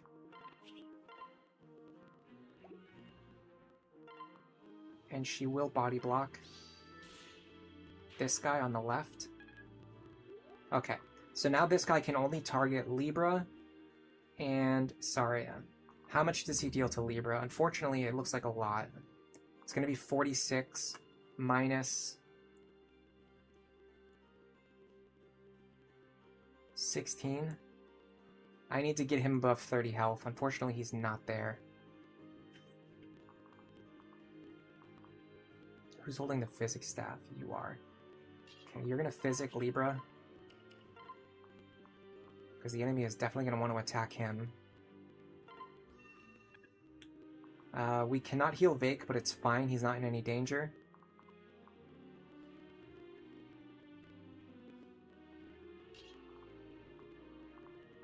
I'm very, very scared that when I move, Olivia's going to be threatened, but I don't think it's an issue. Because I still have Anna available after that. Okay, I was right. My counting was correct. So now we go here, and then here. And this turn should be safe. Goes after Libra just like I thought he would. Hello, Vivi Cooley. Welcome to the stream. Yeah, it has been a while. How are you doing? I should check what turn the reinforcements spawn. I did not look up that information. I was mostly focused on the thief. Sword or the knee? Chapter 20 something. I'm really bad at remembering like which chapter is which chapter. I'm just bad at memorization in general. It's one of my weakest skills. Okay, the reinforcements spawn on turn 4, which actually might be this turn. It is this turn. Oh, we need to get pretty far. We need to get like all of our units to go pretty far to the north.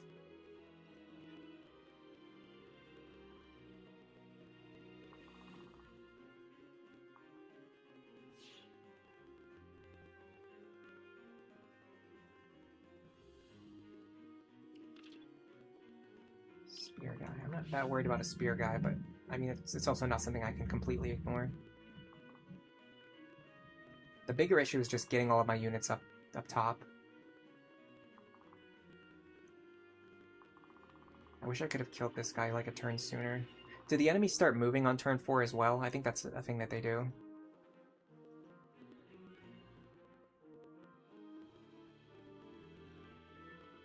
Yeah, it begins moving on turn 4. Okay. So there's a bunch of enemies in the center who start moving on turn 4, and there's also reinforcements who are going to spawn on turn 4.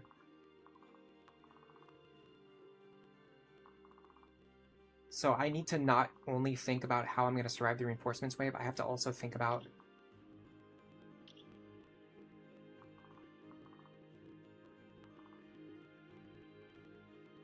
how I'm going to deal with these guys who are going to start moving.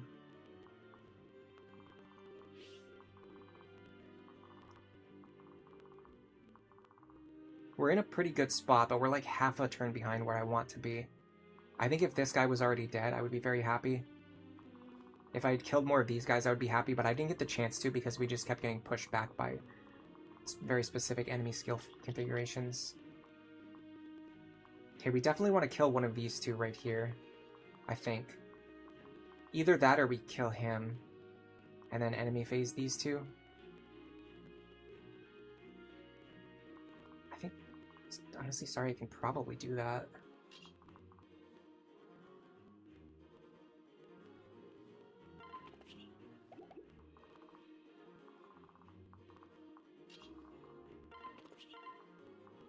Can we take this hit? Yes. Can we kill him? Also, yes.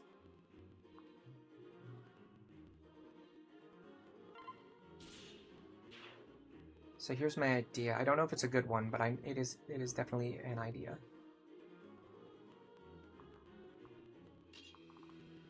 How far did these guys actually reach? The problem is they cover so much territory.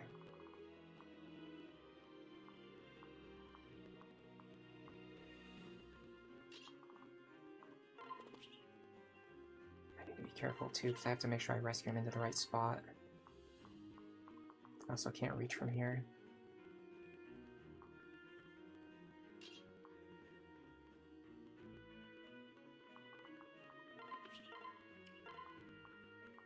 You also can't reach from here. Okay, fine. Fine. Oh my god. You can't just let me have just one.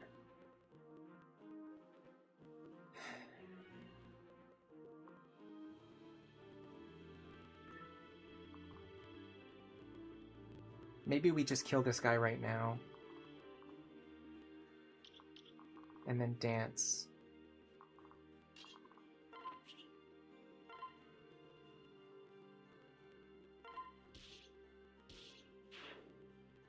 Like, why take extra damage if I don't have to, right?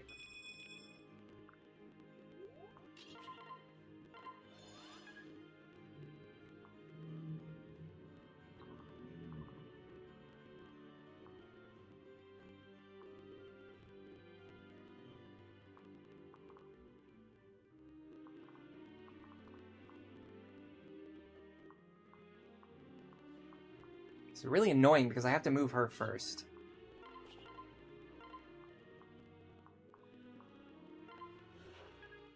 Okay. Now we can actually figure out our positioning without characters blocking the way.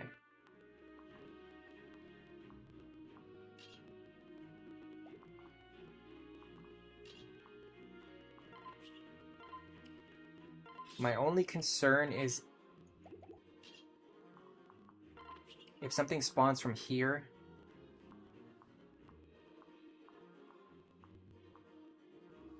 I mean, at worst, if something with there's no reinforcements that have 8 movement, so nothing can reach me on this tile. In fact, in theory I could have actually stood a little bit further in this direction, with the acceptance that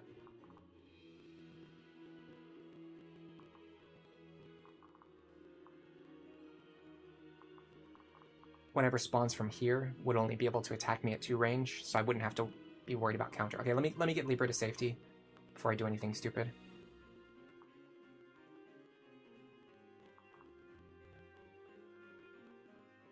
The tricky part is I kind of have to rescue him from this tile. Can you reach, please? Okay. We're getting somewhere. I don't know where it is, but we're getting somewhere. If you rescue Vaike, that's going to solve our other major problem, which is getting Vaike up here.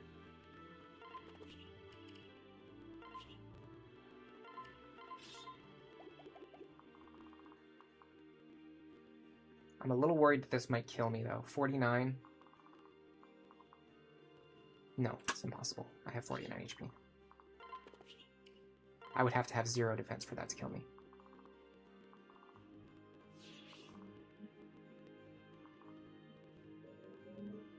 Okay.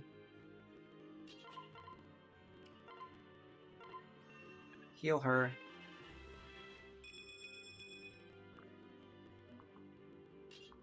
Pair up.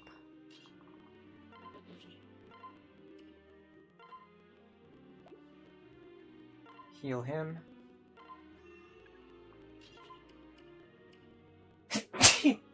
Excuse me. And we should be safe for one more turn. Okay, there's no more reinforcements. There's one reinforcement wave and that's it. So we don't have to worry about more reinforcements coming. We do have to worry about the enemies that are going to start moving right now, though. And it's going to be a lot. There's going to be a lot of stuff coming at us from 2 directions right now. So we do have to worry about that. There's no way around the fact that we're currently basically surrounded.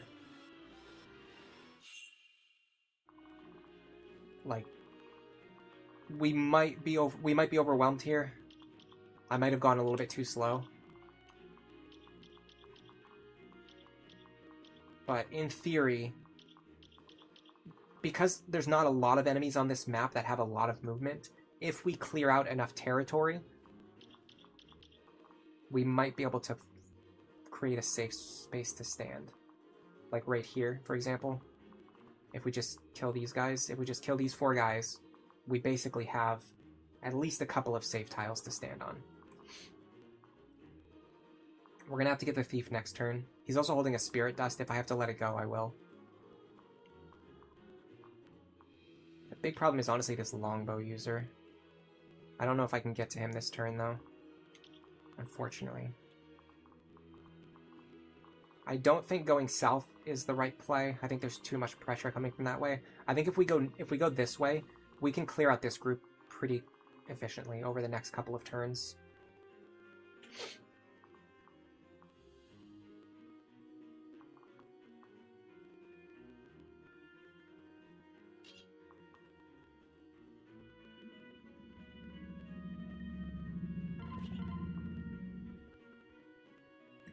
Vaike here is pretty good.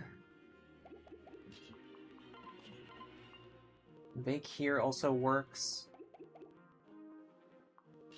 I think Vaike and Libra are interchangeable here. I think they both get both of these kills.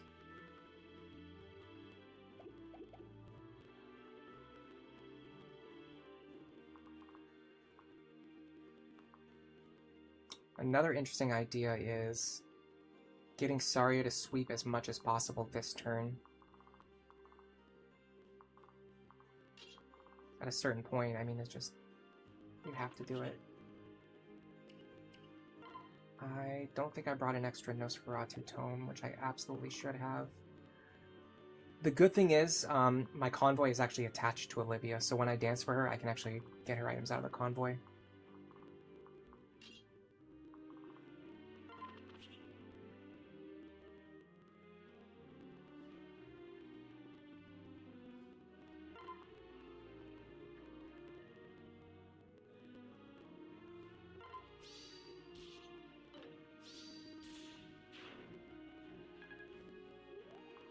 Okay. I'm more comfortable with Vaike taking damage here.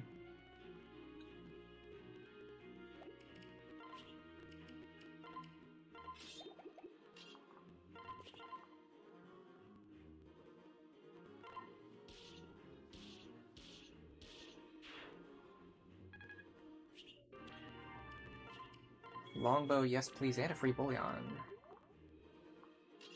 Libra goes here.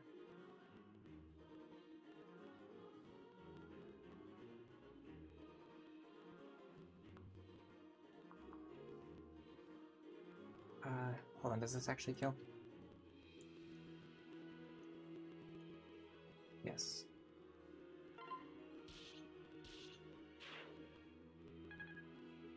Okay, so the idea is...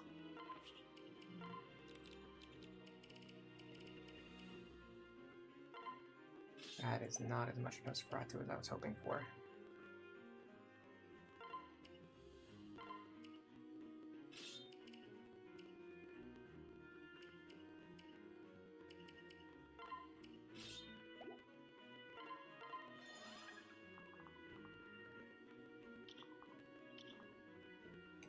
This guy's a problem.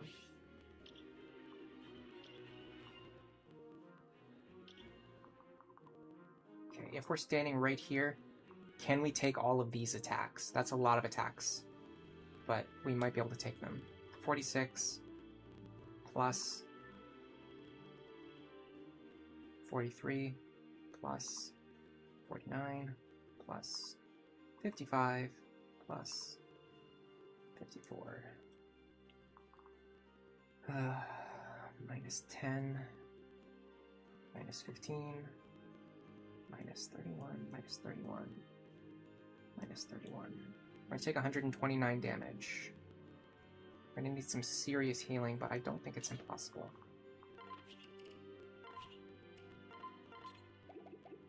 It helps a lot.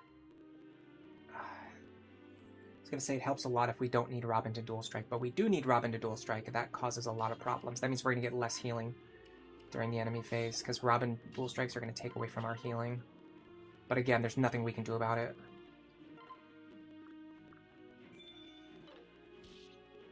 The good thing is, one of the most dangerous enemies...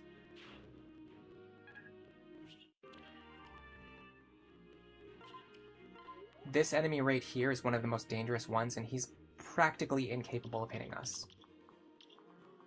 So that helps a lot.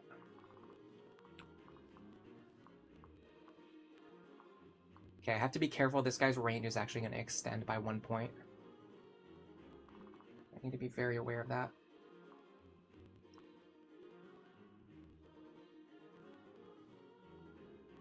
I could also possibly pull the longbow attacker.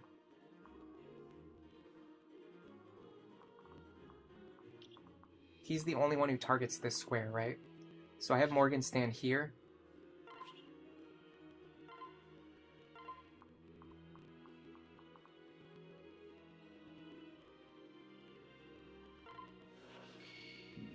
Excuse me.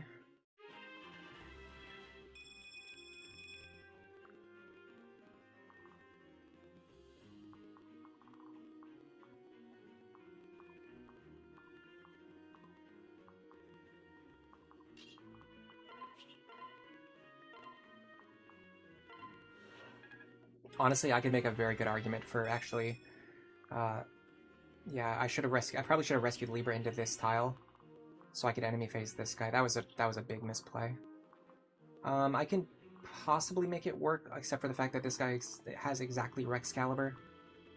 I can still technically make it work, I just have to burn a second rescue staff, which is kind of stupid.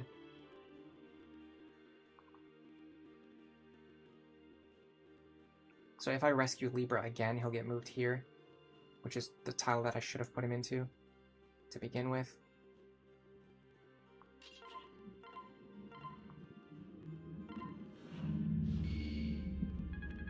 Huge waste of a rescue staff, and because that rescue staff broke, that might actually end up mattering a lot later. Okay, we are almost done. I am going to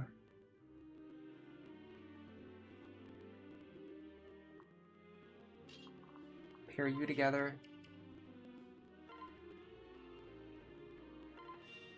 And you are going to heal Vaike, because I need him to do some work next turn.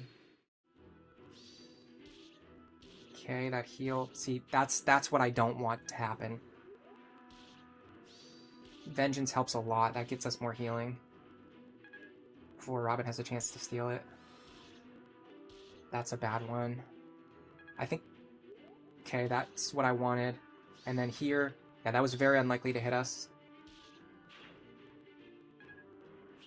Oh, just enough Nosferatu tomes to match up exactly with what we were trying to do. Alright, I'm very much feeling the lack of Gale Force, honestly. If we had even one Gale Force character, we would not be struggling this much. But our Gale Force plan ended up not panning out because it was Cordelia, and she just didn't have the skills needed to work as a Gale Force character. Like, even if she gets to level 15, it's not going to matter. She's not going to be able to kill anything. Let's see what chat has to say about this. You've been busy with university. Ah, okay. I totally understand that. I've been there before. Yeah, the thief opens one chest and then he starts to leave. That's correct. But it takes him a while to escape, so you have plenty of time to catch him. John, why is Lisa a Falcon Knight? It's because she doesn't need to fight either way. All she needs to do is use stabs. And so having her with 8 movement and flight is better for using stabs, as opposed to having her with 6 movement and no flight. See how she's not holding a weapon? If I needed her to hold a tome and attack things with it, then Sage would be better. But I don't need her for that on this team. I have Libra for that. You can see he's faster, he has more magic, he has more defense, he has more HP. Alright. Can we punch through this guy? The answer seems to be yes. We can even do it with the Wind Tome. Okay. Now I have to be careful about these guys. If you move into range of any of these guys, it will cause Walhart to start moving. You do not want Walhart to start moving. Can you guys just kill him maybe? Can you just do it? Is there anything you can do?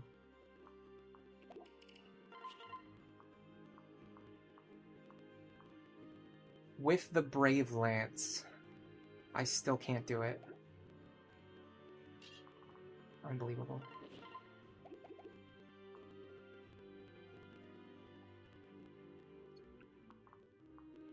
This guy doesn't have pass. That's important information. Okay, I see what I need to do. I kind of want Sorry to kill 2 guys over here, though.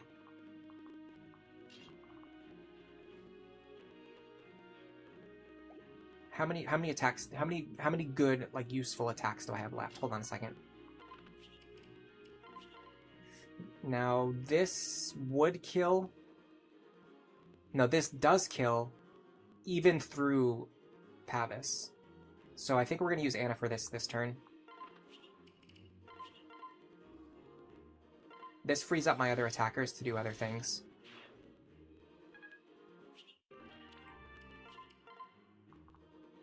Okay. Because now I can do something like this.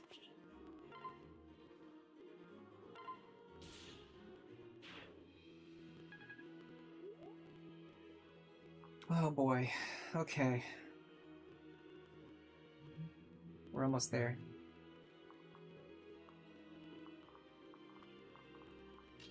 This.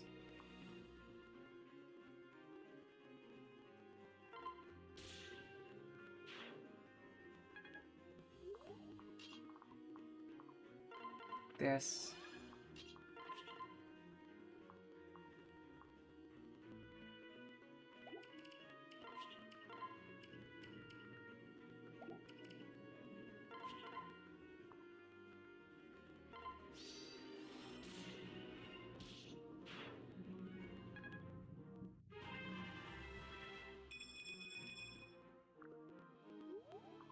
Okay, we are in a pretty good spot now.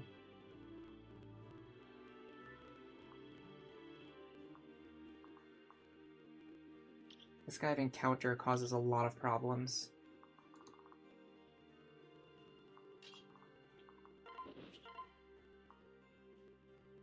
I mean, I guess there's no reason to even have a tome equipped if you just can't do any damage with it.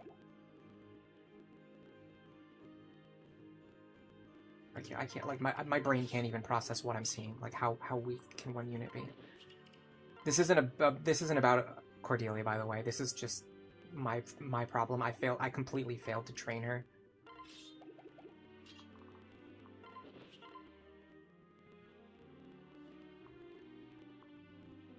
We need dual strikes, please. 1. Can she deal 50 damage? It's very hard to calculate. Not with the Ruin Tome, for sure. Okay, bring him back. Or her back. I was mostly thinking of that as Frederick's unit, but it's technically Cordelia's unit.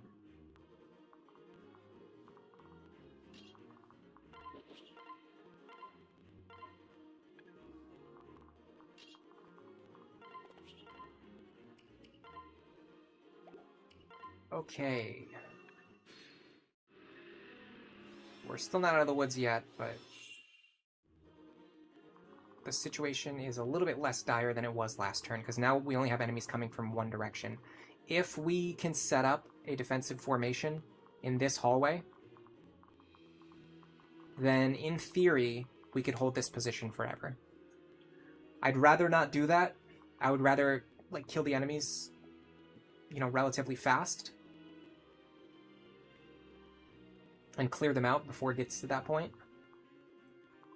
But in theory, we could have, like, Saria here, Vaike here, and just hold this position forever. It's harder to do in Lunatic Plus because of enemies with pass, but you can build formations that defend against that type of enemy formation.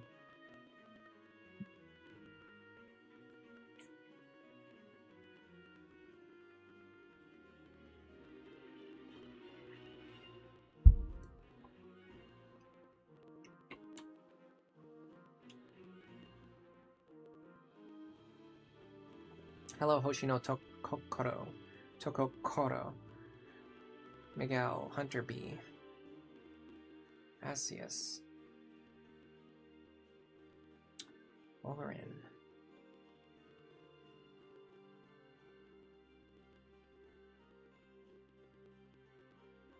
Yeah, what we should have done with Cordelia was go Falcon first and then Darkflyer later. Trying to get her into Darkflyer immediately just doesn't work for her. Also, pairing her up with Frederick is really bad. I thought that her and Frederick were good partners, but the more I use this pairing, the more I realize it just doesn't work. Because they both want the same thing. They both want to be in the lead with a good partner in the back. And neither one of them wants to be a good partner in the back. So they don't really support each other. What you want is either someone to stand behind Cordelia or someone to stand behind Frederick. You don't want both of them competing to stand in the lead at the same time and then neither one of them being good at it. Because neither one has a good partner. Although I will say, if we had gone Falcon Knight, she probably could have supported Frederick better as well. So that would have fixed a lot of problems on its own. What I should have done was Cordelia Falcon, Frederick Paladin. That would have fixed a lot of our problems. Because then she would be in a better class for her stat spread. And she would have a strength, skill, defense, and speed pair up, boosting her.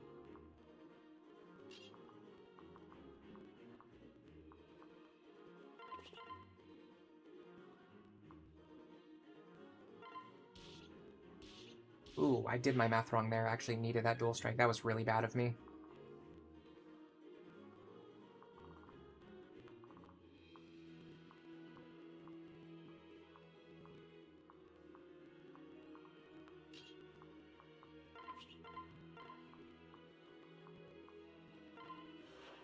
Okay, he can enemy phase this guy.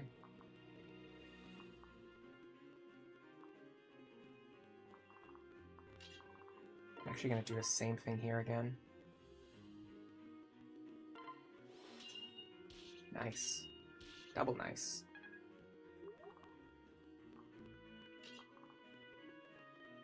Now I'd really like if you could reach from here. You can. Perfect. Okay. Now here's the question. Can she actually deal 50 damage? She cannot. Of course Robin can. Thing is, Robin's stats are already capped. I don't really need Robin to gain any more experience. How do I fix this problem? I could use Nosferatu again. It's not guaranteed, though, to keep me alive, I don't think. I could have Vaike take this guy out.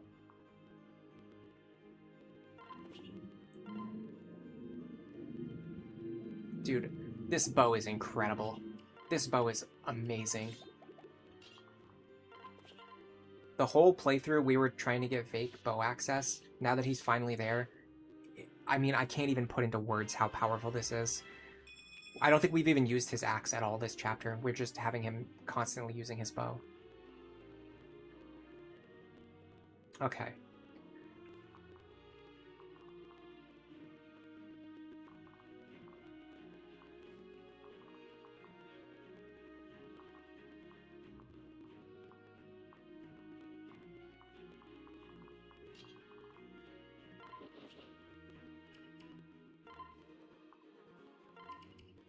We're getting low on rescue staves. That's a concern.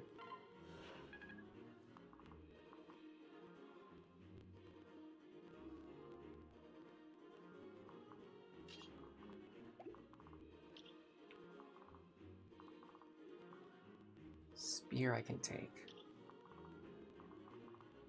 1, 2, 3, 4, 5. Here. Here.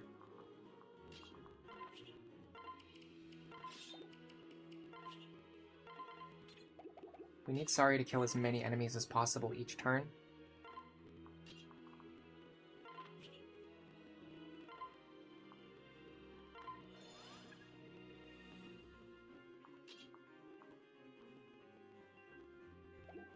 Get to where I want to.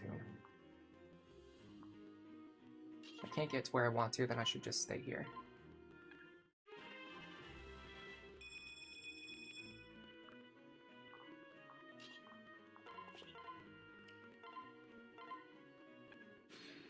Okay.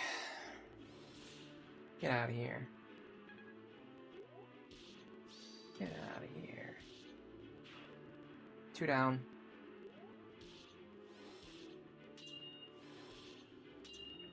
Fine. That's not good. That might be... Okay, that's not the physics stat that we can get at the end of the chapter, so it's not a huge deal. It's still not good, but it's not a huge deal.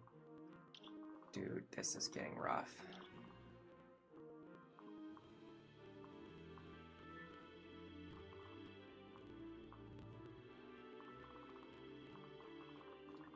If I can push through all 5 of these guys,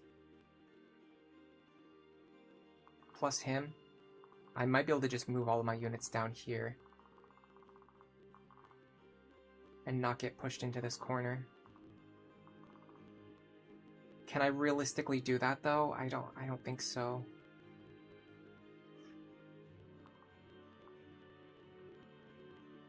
This guy has to go.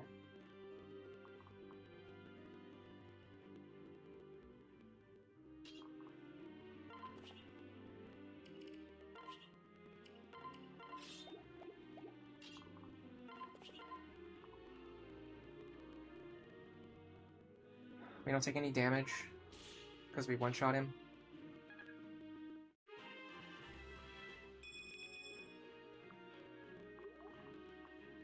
Now, I have one interesting idea. It's pretty dubious, but it's not unreasonable. The problem is I'm running out of Nosferatu charges. So 1, 2, 3, 4, 5, 6, 7, 8, and then it breaks. And then I have to take 2 more attacks. I can kill some guys down here, though. Particularly you.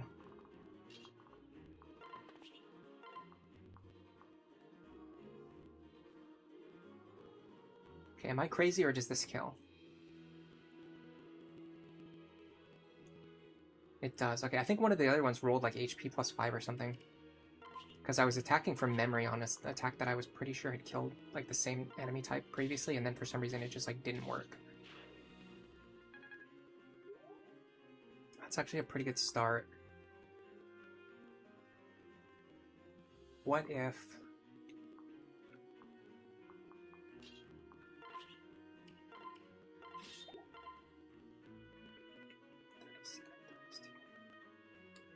Okay, what if I do this?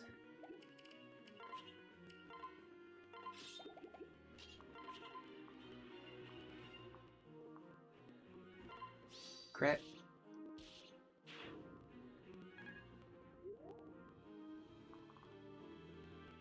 I have 1, 2, 3, 4 rescue stabs remaining. I really have to pop off this turn, but other than that, I'm in a pretty good position. So she goes here. If I kill... I really need to kill you because you have counter, although you won't attack me at that range, but...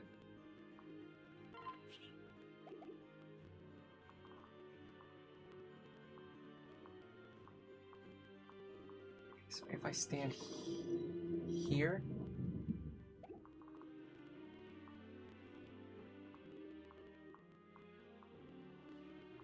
If I stand here with Nosferatu,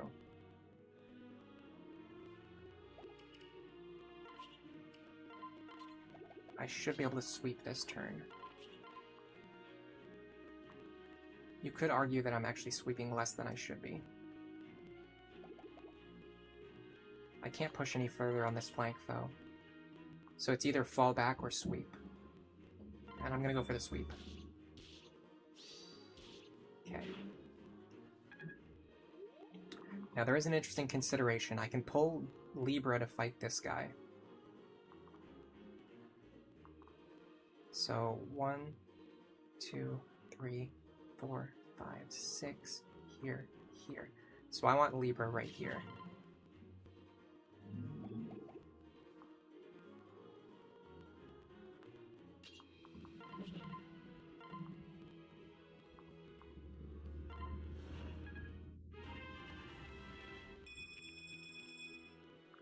Let me make sure this guy doesn't also... Ooh, I got rally speed finally, by the way.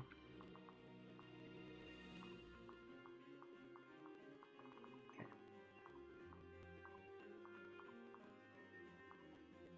Here. Okay, we can reach Libra, that's a huge deal.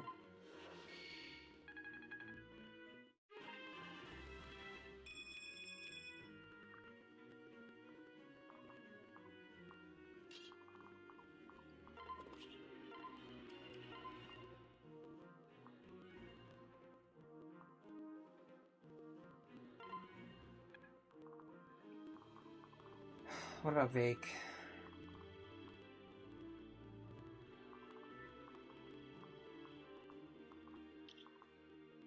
Interestingly, he's actually only in range of 2 enemies. Let's see if he can survive these attacks. Probably not. 45 plus 46. One of them has Luna. That's -9, -4. That's 78 damage. If we could heal him for 1 HP, he would actually survive.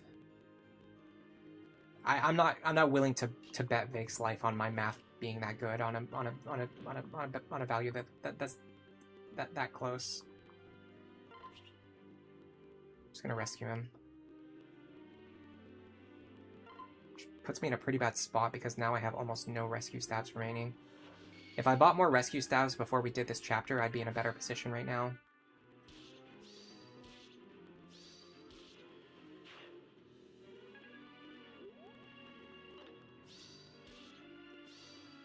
We're still, I think, okay.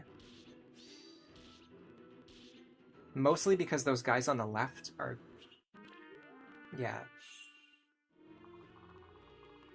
They're not going to have the best ability to break through my formation. The problem right now is actually just sweeping all of these guys before they overwhelm us. I have one rescue staff left. Does Anna have one? I'm pretty sure she doesn't. Yeah, I have one rescue staff left. I have to use this staff very, very carefully.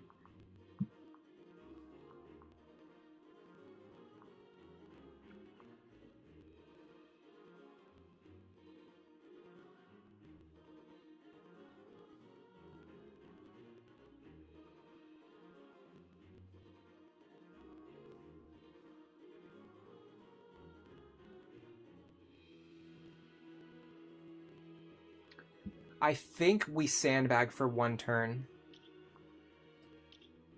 Especially if Saria can take both of these attacks. 49 plus 54. That's 103 damage. Minus 15 is 73. She cannot take it. Can Robin take it?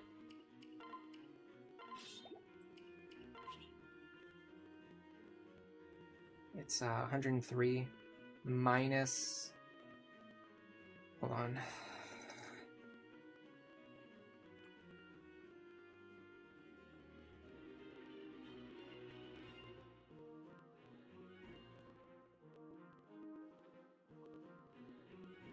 $103 minus 19 is 65. Robin can take it. This might be a moment where we just need to put Robin in front for a turn.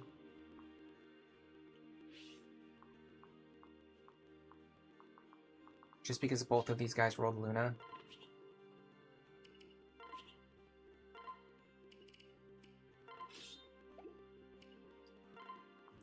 Then everyone else just moves up here into the treasure room.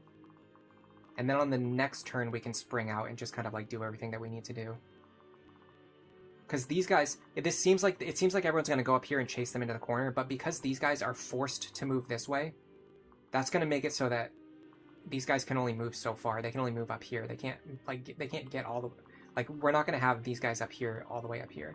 At worst, we're going to have this guy, like, up here. Which is still pretty bad, but not quite as bad. And this gives us a turn to, like, reposition, restructure, get all our units ready for next turn.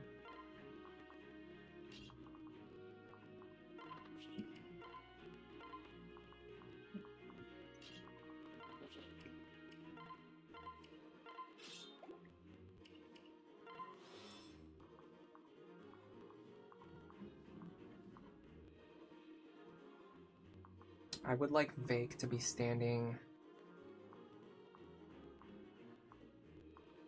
here. So I need to move Morgan first, which is annoying because I want her to heal Vaike. Let's heal you instead. So Vaike stands here.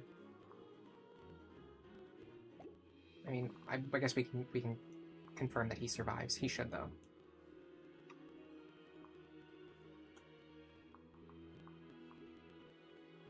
I don't even need to calculate. He has more defense and HP than Robin. Yeah. He survives. We do need to use the hand axe. Because we want to fight the enemies at one range if they attack us. They're not going to. They're going to go after Robin, but who knows? Anything's possible.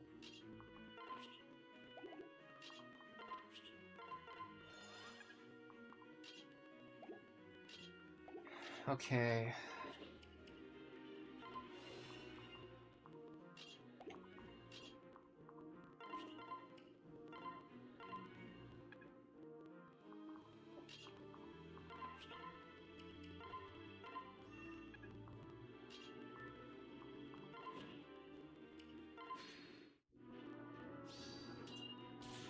Yeah, they like going after Robin.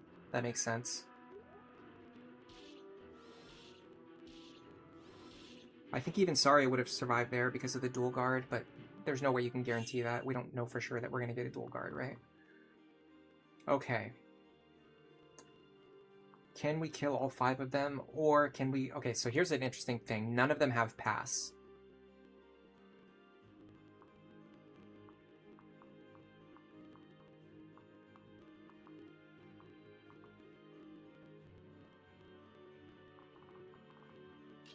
So my idea is...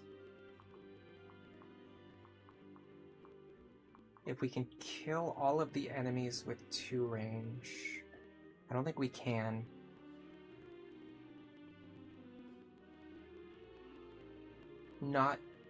We can't kill all the enemies with 2 range and then also stay in formation.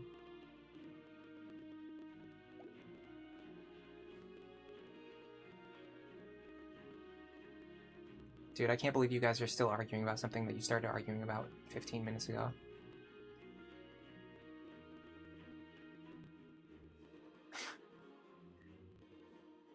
Does it matter that much?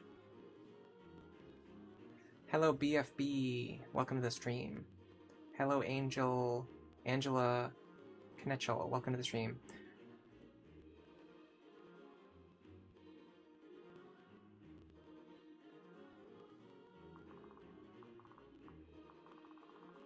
Alright, so let me think about how to pick apart this formation. I'm pretty sure there's a way we can do it where there's only like 1 enemy left alive. Right? Robin kills... So Saria kills something. Vaike kills something. Libra kills something. Olivia technically kills something by dancing. That's 1, 2, 3, 4. Then there's still 2 enemies left alive. I wish we could kill everything that had a ranged weapon, but I don't think it's going to be possible. Not with 1 rescue staff. 1 rescue staff really limits what we can do here.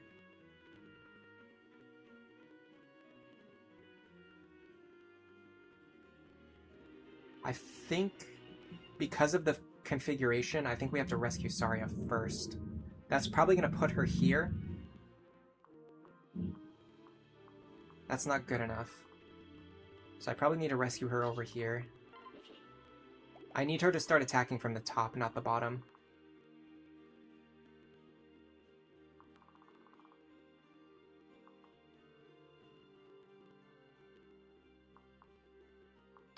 I wonder if Vaike can take any 2 attacks.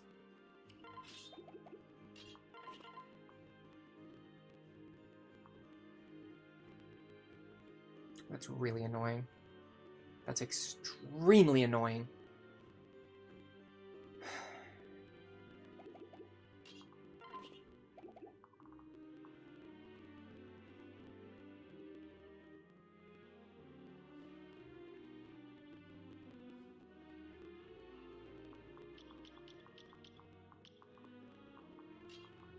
So the next best idea would be Vaike here. Does this even kill? It actually doesn't kill either. Okay, well, I mean the only one that Vaike can kill is this guy. It's because he rolled HP plus 5. Oh my god, seriously. Okay, so I need Vaike to kill this guy, but he rolled Aegis plus. I need Vaike to kill this guy, but he rolled HP plus 5. I need Vaike to kill this guy, but he rolled Aegis plus. Like, is there any point in time where I can catch a break? Like, ever? Does that ever happen?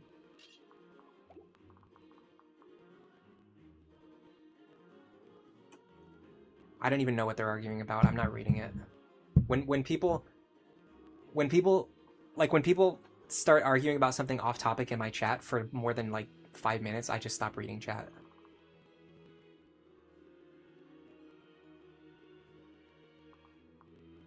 It's better if I focus on the game anyway.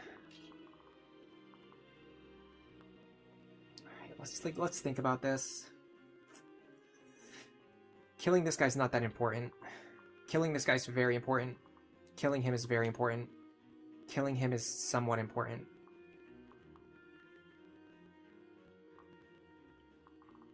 Can we reach this guy? We can. Okay. I'm actually going to revise my original statement. I think having Saria kill this guy is very, very, very important.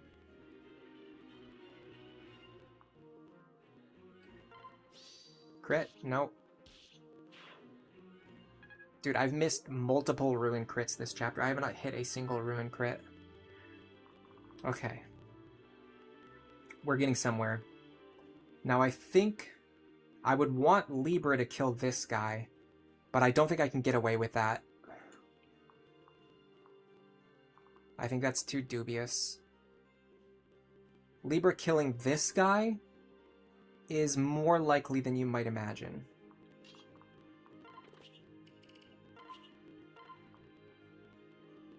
The problem is, of course, he has Aegis Plus. God. Come on. Just give me a break already. Can just one enemy not roll the exact skill that blocks the one strategy I'm trying to do? Or literally every strategy that I'm... Even worse, it's every single strategy that I want to do is getting blocked.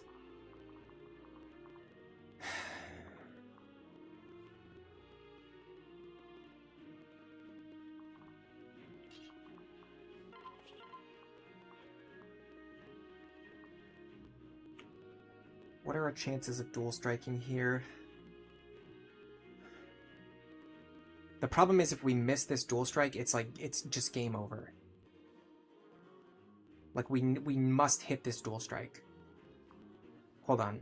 We might be able to kill him with the hand axe. No, because Aegis Plus. So the bow has 1 less damage than we need. The axe gets the damage cut in half.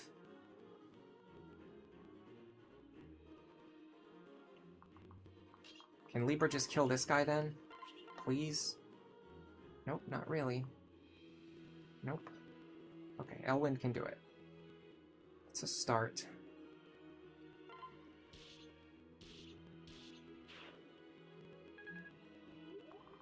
Okay, we rescue.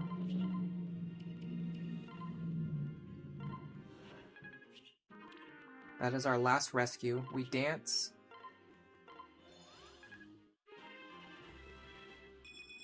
Now the plan is to have Saria and Vaike standing side by side, blocking some configuration so that these two can't get through. The problem is whoever is standing in front is going to get attacked by 2 enemies because this guy with the bow is going to be alive. It's not the end of the world, but it's certainly a problem. The other issue is that Vaike has no way to kill both of these guys guaranteed. We either fight this guy who we can't kill, or we fight this guy who we can't kill. I think we're more likely to hit this one, so I'm going to go for this one. With that in mind, let's move Saria first. Although this does mean she has to fight in it. She can't fight an enemy with counter at 1 range. So we have to do this. How likely are we to hit Ruin? I mean, you already know the answer to that question.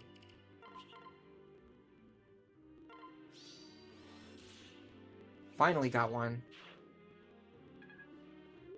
Now, I would love for Vaike to either dual strike or crit here. Got it. Solidarity plus Anathema for the win. Okay, now, I don't know if these two are threatening anyone with lethal.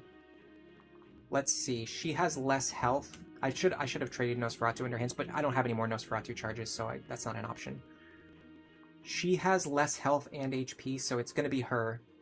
So 55 plus 55. That's 110. Minus 27 minus 5. That's 78. Minus 15. That's 63. I think she survives on 1. I think she literally survives on 1.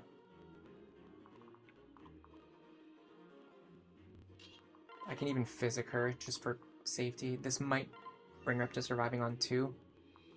Or still surviving on 1. I'm not 100% sure about that.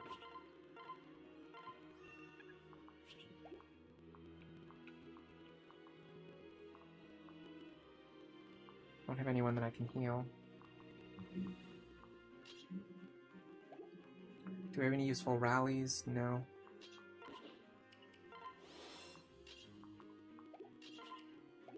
I can open this chest right now. That's just free money right there.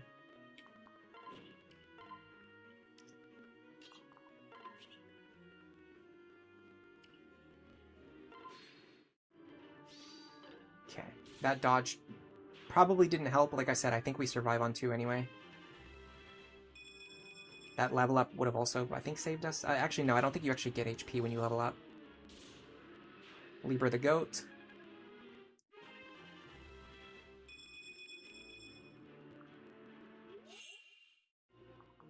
She has more defense than the enemy generals on this map.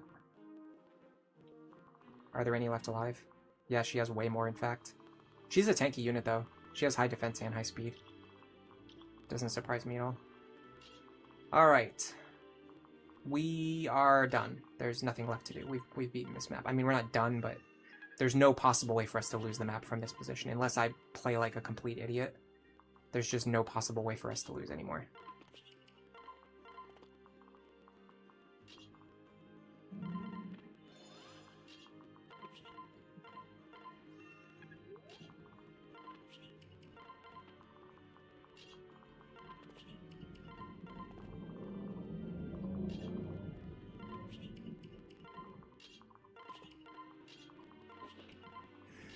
It was pretty dicey, but we got through it, especially considering the fact that we didn't go and buy more rescue stabs. That's actually pretty impressive.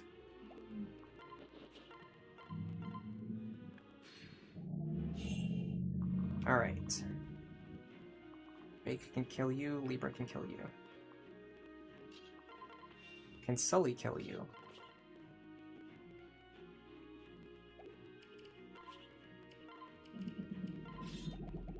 Should Sully kill you? Yeah, she's actually getting pretty close to some benchmarks. Nice. Good experience, too.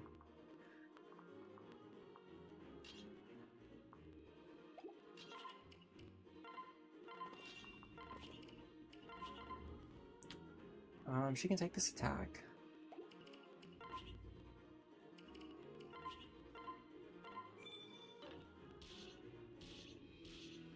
Nice.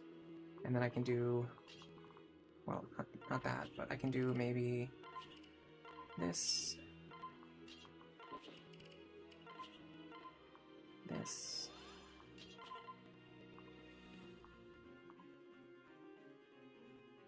this.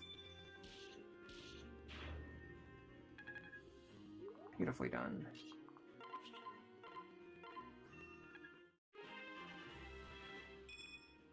Is it normal that Saria already capped speed? Yeah, she has very good speed and speed growths. And Sorcerer has a low speed cap, so she hits the cap pretty soon. I've talked about this so many times, how caps are actually important. People, like, whenever somebody tells me that, like, caps are not that important, or you don't hit caps during a normal gameplay, I know that they have not actually played the game. Because Vaike has hit his HP cap already. He's close to his strength cap already. We're halfway through the game. Keep in mind, we're halfway through the game. Vaike has already hit his HP cap. He's already close to his strength cap. Saria has already hit her speed cap. She's already close to her magic cap. Robin has already hit his magic cap. Robin has already hit his speed cap. Libra's got some time to grow.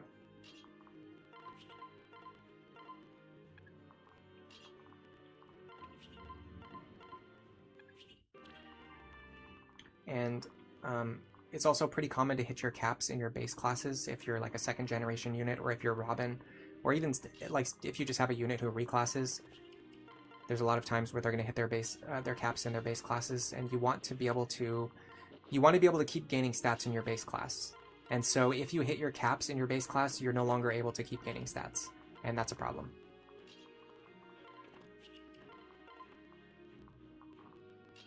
So yeah, there's a lot of reasons why your caps matter. I could sit here and list them, but I've pretty much just done it, so. Alright, we're going to go over here. We're going to dismantle this formation on the left. I want to keep trying to get experience onto my secondary characters. while we have the chance, because not every map really gives you a good chance to do that. So I want to do it as much as possible.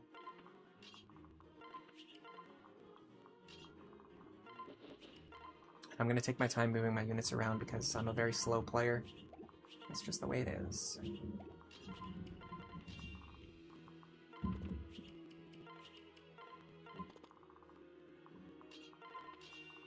And keep in mind, we're not even doing a hyper carry strategy. We're training like 7 or 8 units, and we're still hitting our caps. If somebody says that they're doing a hyper carry strategy and they're saying that caps don't matter, like, what are you even talking about? Your hyper carry will hit their caps before like chapter 13. How do those caps not matter? That's an insane statement. Ludicrous. Okay, we're almost there.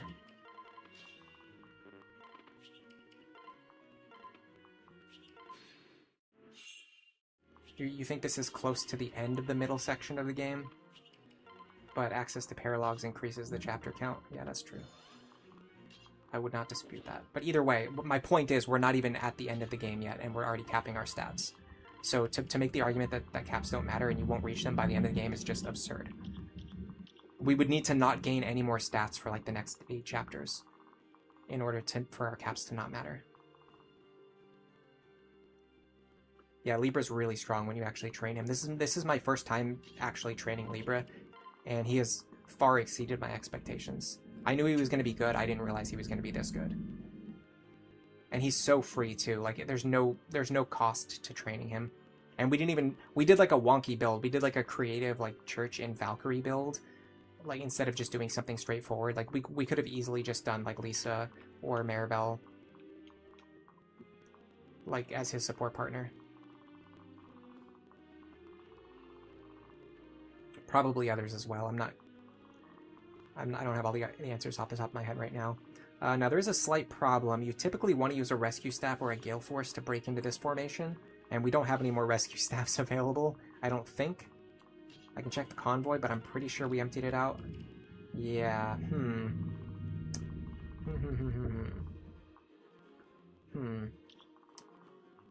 What do we do about this?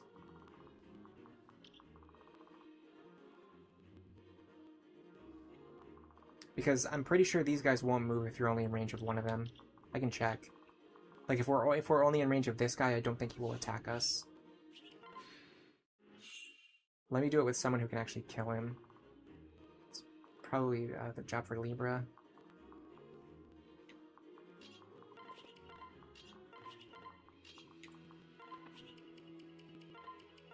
Just in case if he does move, I want to make sure he's dead, so I don't have to worry about him next turn. So, okay, that won't kill, but Elwind will kill. And he'll only deal 22 to us.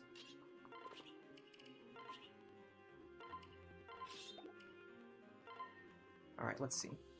So worst case scenario, if this guy does move, we'll be fine. If he doesn't move, now we're in trouble, because we have to find a way to provoke these enemies into moving, while also making sure that whoever provokes them is also safe. I do have one idea for that.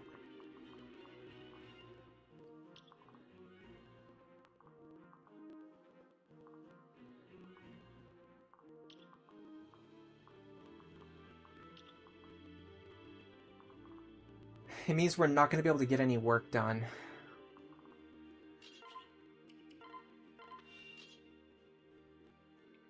The idea is you put Robin here with nothing equipped. I need to make sure they don't kill Robin. 47 plus 55.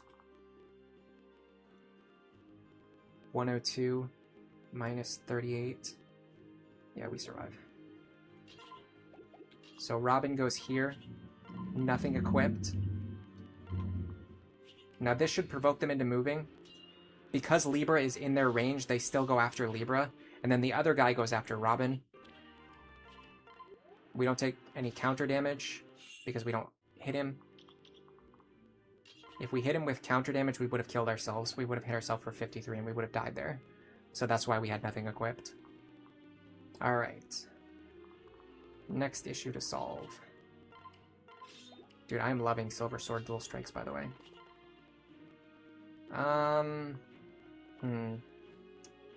Vaike won't be able to easily kill him with the bow. So let's try... Problem is we don't have anyone else who guaranteed plays around that skill either. But we can do it this way. Ruin has come to our family. Alright. So Vaike can kill this one.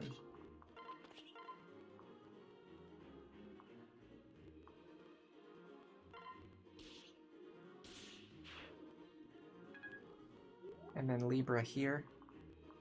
No risk. Okay, if we didn't get the dual strike, I would have had Olivia dance and then someone else could get free experience, but this is still fine. Alright, now we're really pretty much done, although we're going to run into the same problem up here, which is that when you attack up here, you want someone to go in, hit one of these guys, and then rescue them back to safety. Again, we can't do that because we don't have a rescue staff. We don't even have one charge left. I could have tried to save one earlier, but I mean, we had to use every charge, so not much I could do about that. And of course, actually buying more rescue staffs would have been a very smart thing to do. But we were running low on money, so I thought like maybe if we just kind of make it work, and we'll probably still be fine. But it's do not stand there.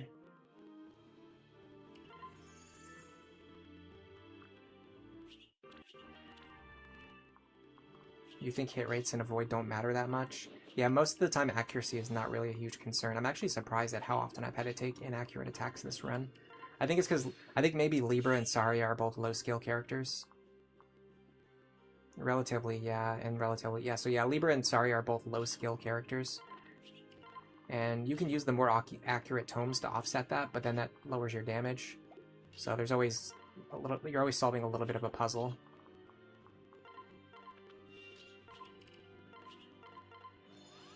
Trading off either accuracy or damage, depending on what you need for a given turn.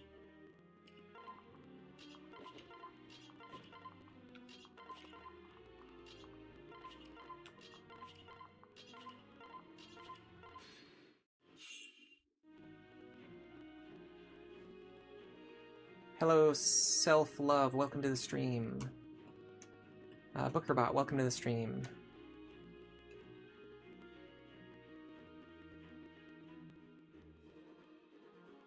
Is Lunatic worth playing? I think it's worth playing, yeah. I think it's really fun.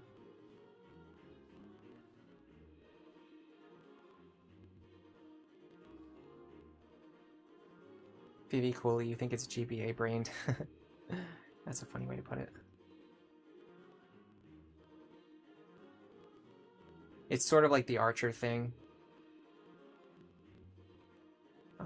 Like archers are like so bad in GBA that they kind of ruin the reputation of archers for like every other Fire Emblem game. So a lot of people like think archers are bad in this game or bad in like other Fire Emblem games when they're actually like in this game they're very good. But if you've only played GBA, you would just naturally come to the conclusion that archers are bad. Because that's all you know. You don't know any better. 31 speed. I'm gonna train him. Let me confirm that he actually survives here. I'm sure he does, but like, there's no reason to take risks. Yeah, in fact, I'm gonna remove her weapon and stand here.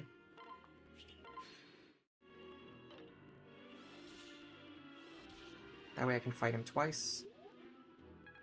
That's bad, because that is actually, yeah, that's one of my physics stabs that I actually want to keep.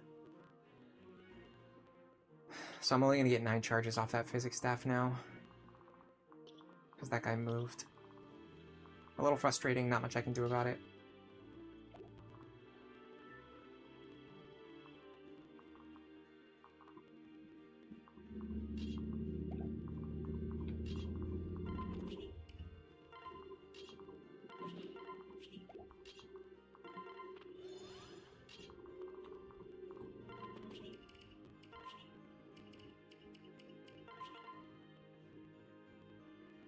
Sure. Okay, can we hit for 30? Yes, we can.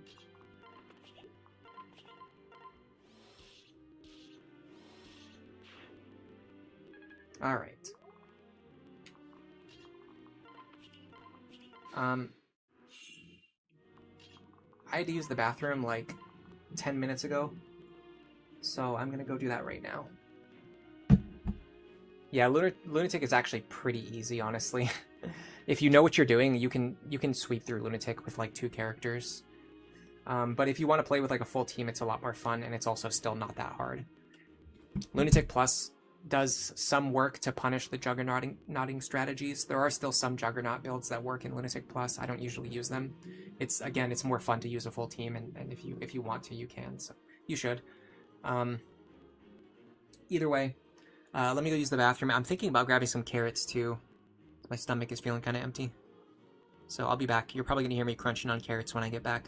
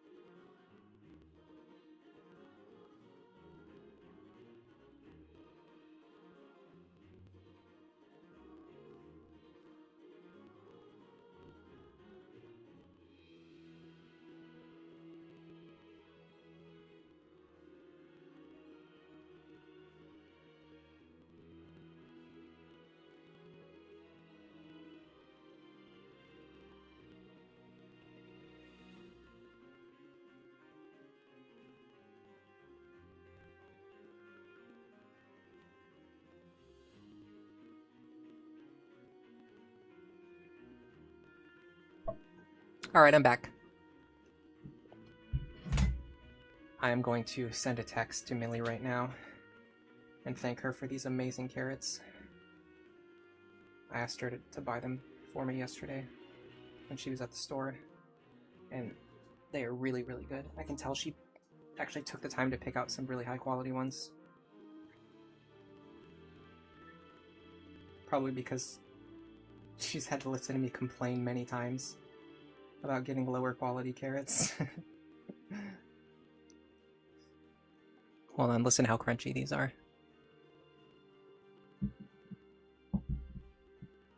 Here we go. Alright, I'm a slow typer on phone, but hold on. I'm almost done.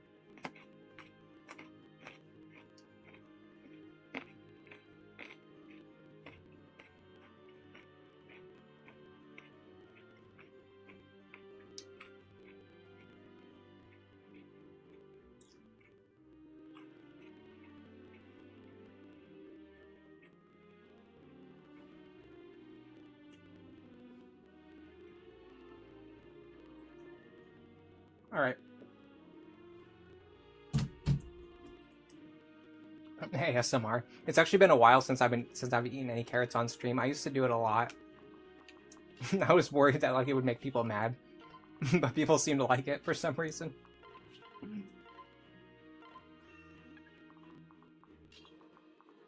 So I just gave up on trying to understand.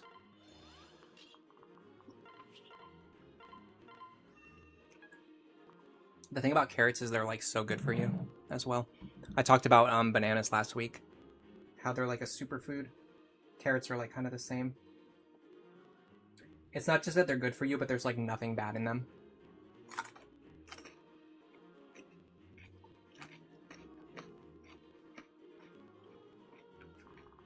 Yeah, I've heard archers are really good in Valencia. I haven't played it.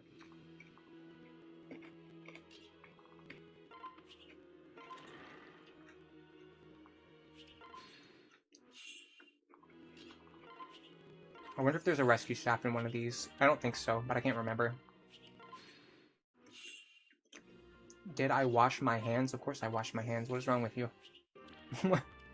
What kind of question is that?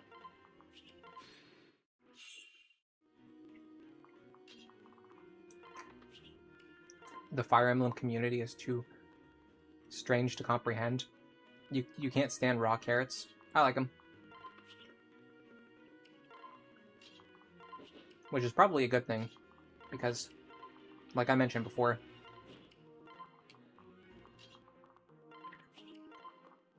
my stomach is very, very weak. There's really like a certain number of things that I can get away with eating that don't like make me feel sick afterwards.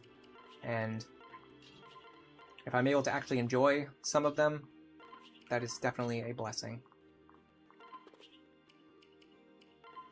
Alright, so what we're going to do now is figure out how we're going to dismantle this enemy group with the knowledge that we can't use a rescue hit and run strategy to set up our first turn. So what we're probably going to have to do is just concede some experience here.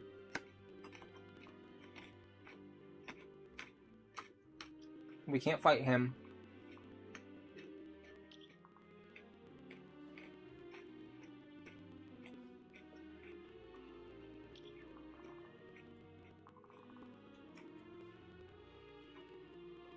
So I think our line of play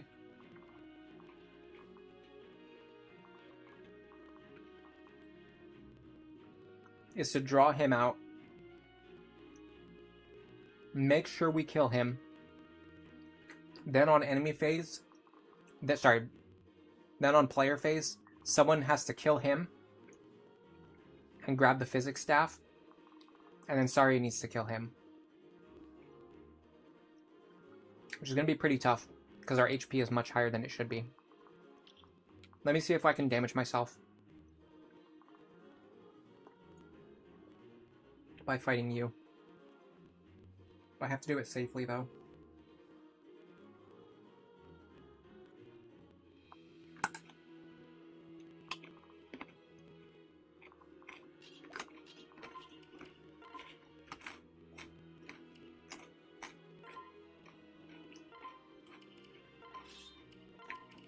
We're really going to have to break out the calculator for this one.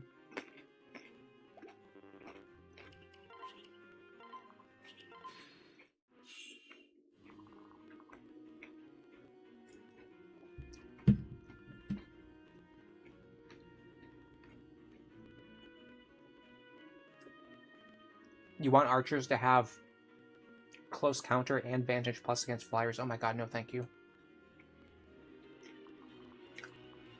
They're already powerful enough. You don't need to make them super overpowered.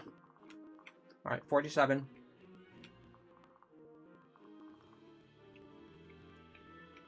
Minus 30 is 17. So we'll be on 49 HP. Then we will deal 35 to him.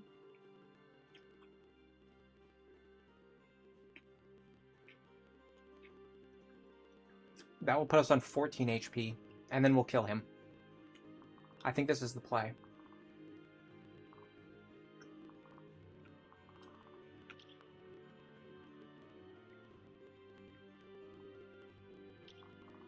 Vaike over here makes the most sense to me, because I need someone who can reliably kill this guy.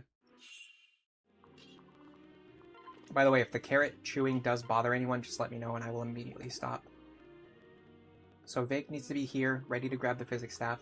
Saria needs to be here, intentionally lowering her own health, so that she can use Vengeance against Walhart. Although I think we determined last time that you can't really do that anyway, because with Wolfberg, he counters at 2 range. So you have to have at least enough health to survive a hit from Wolfberg. But we'll figure that out when we get there.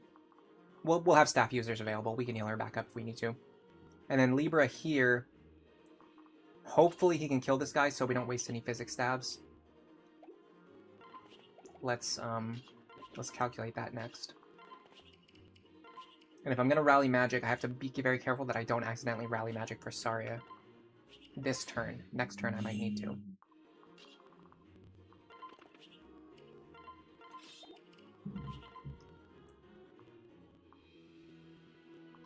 We should be able to do it with Elwind plus rally magic.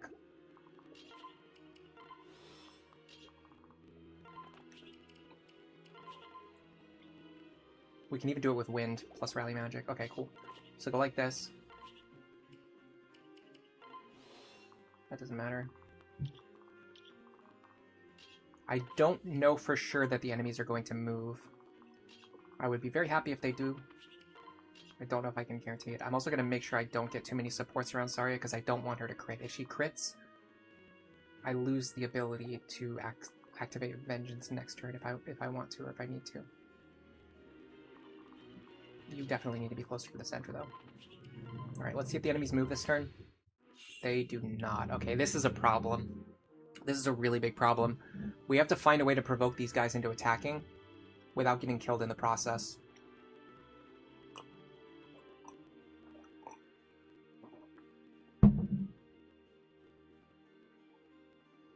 You like how Fates nerfed javelins and hand axes so that they can't double? For me, I think that kind of goes... It's like a double-edged sword. I think they work way too hard to restrict 1 to 2 range access for melee weapons in general, like historically in Fire Emblem always has. And I don't fully understand why. Because tomes are already very powerful. It's not like tomes need like a unique niche that only they can do 1 range. Like, they're already really strong, so, like, why do you need to restrict physical weapons that much?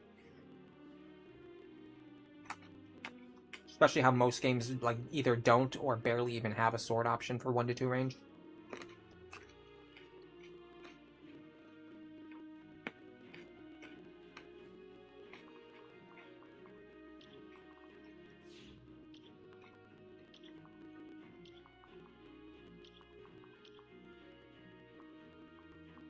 Okay, here's the next idea. If Saria stands here, she can fight all 3 of these guys. Can she take all 3 attacks? The answer may surprise you. 47. 45. 51. That's a lot. And one of them has Luna too. Minus 18, minus 30, minus 15, that's 80 damage. She dies. She cannot take it. I bet Robin can. We're really trying to transition from Robin main over to Saria main.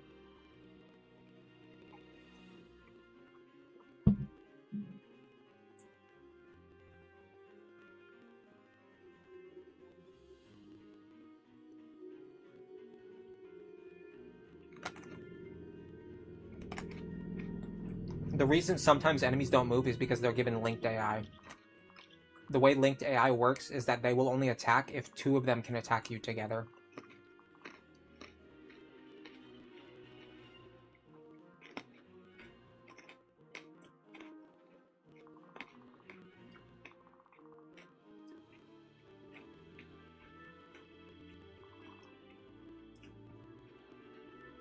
And in this case, because of the way the enemies are arranged,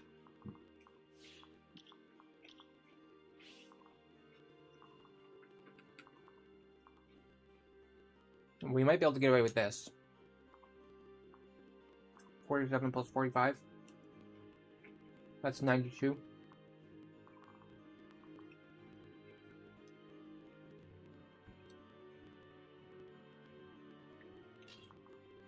Okay, so if we move over here,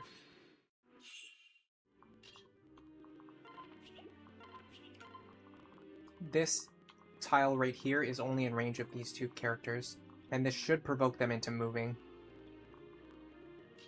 In this case, I do need to move Libra out of the way, because I need to make sure Saria takes both attacks, so she takes as much damage as possible.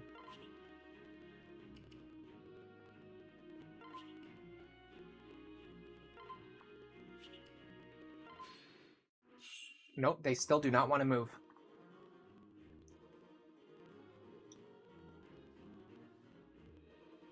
I do not remember them being this strict about moving.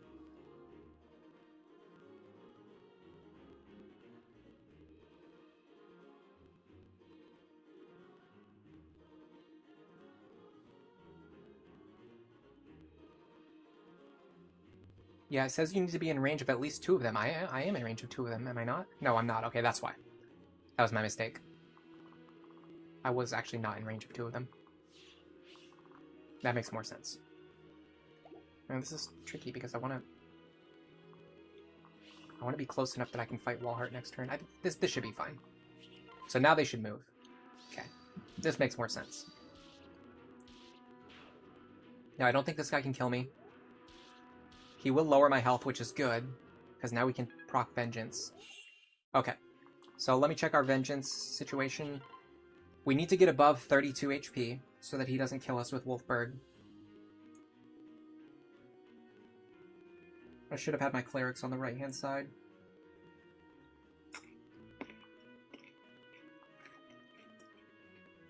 Then we're probably firing off Celica's Gale.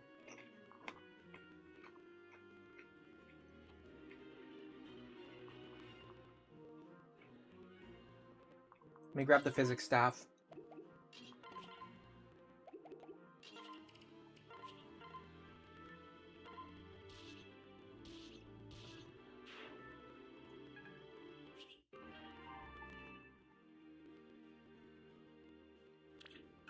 It's very, very valuable.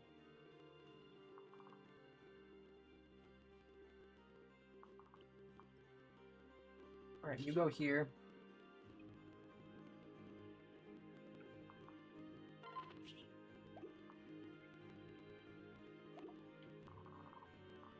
Where can Olivia reach? Interesting, okay. In that case, let's go here. No, I cannot. Oh yeah, he can't hit me. So he would kill me if he hit me, but he literally cannot hit me. That's a Vengeance proc that we would very much like to get against old Wall Boy. Mr. Wally. 35. I said 33, right? Let's double check that. Yeah, I actually only need to get above 30 now. So go like this. That puts her above 30. So now Walhart cannot kill her.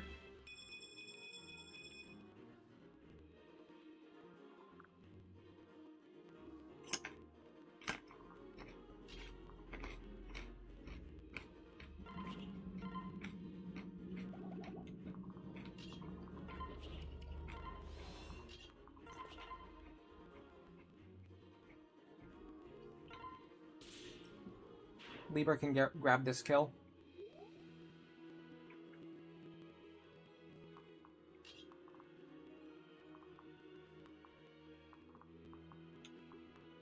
Is there anyone for you to heal?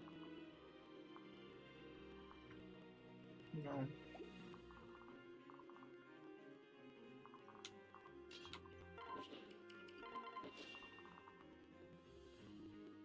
There's no way I'm taking a hit from Excalibur, right?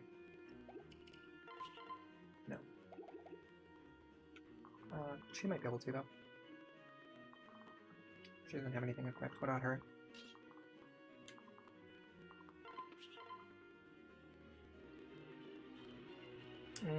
No, it's not worth 11 sword charges.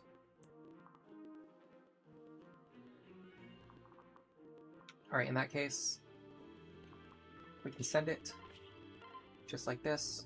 There's no counter in play. We're going to take 30 damage. We survive. We're going to bait in as many... Probably... Yeah, Micaiah's Pyre. We're going to bait in as many Micaiah's Dual Strikes as we can. We're going to Celica's Gale for 4 attacks. If all 4 of these hit... That's 56 damage. So we need some kind of crit, some kind of Dual Strike, some kind of Vengeance proc. At least 1, maybe 2. It's so weird that the game has not been lagging that much lately. Normally this lags so much.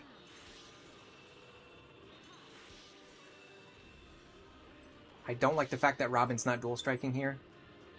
Robin, what are you doing, man? Robin, what are you doing? That was insane. Why did he... Okay, whatever. He wanted the most dramatic finish, I guess.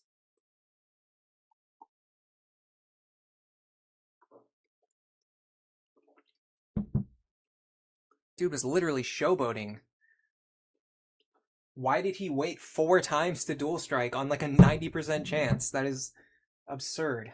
That could have gone so badly. I think we did technically still have Frederick's action available, and Walhart technically doesn't have Vantage, so maybe we could have done something. The problem is he's not weak against the hammer.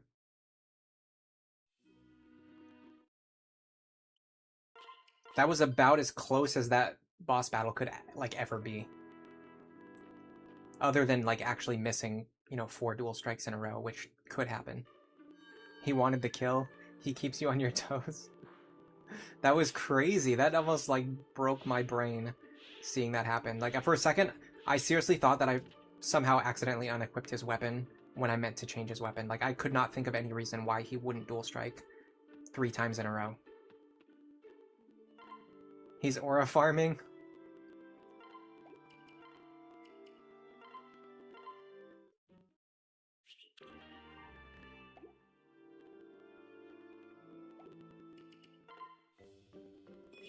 Anything fun in the barracks?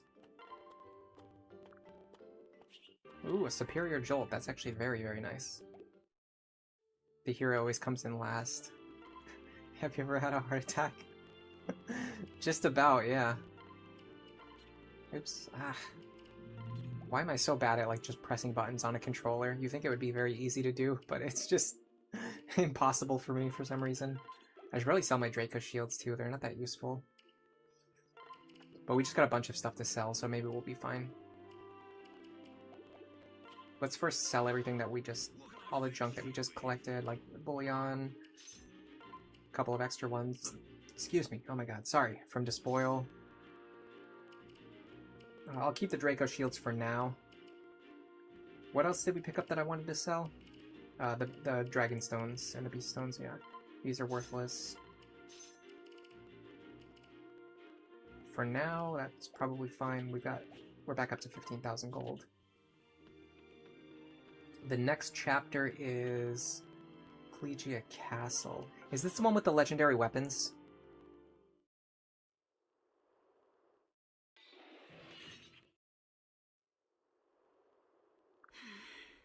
Can you fight the Risen on Lunatic? Yes, you can. Oh crap, this is way worse than I thought it was. This is one of the most annoying chapters in the game. Oh god. And we're looking at 37 speed benchmarks.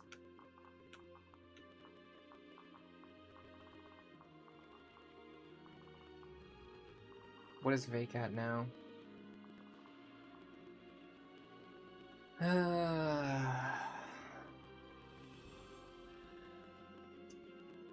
Could have kept him in Berserker, you know?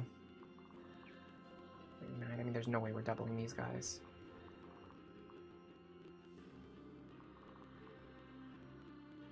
I give him 3 speed wings, he can catch up. Well, 2 speed wings and a speed tonic. I only have one Speedwing, so that's not an option. My god. Well, I mean, we could just rely on Sari to fight these things, right? She's fast enough.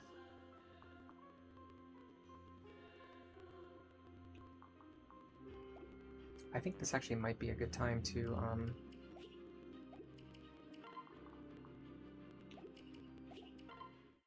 this might be a good time to recruit Noir.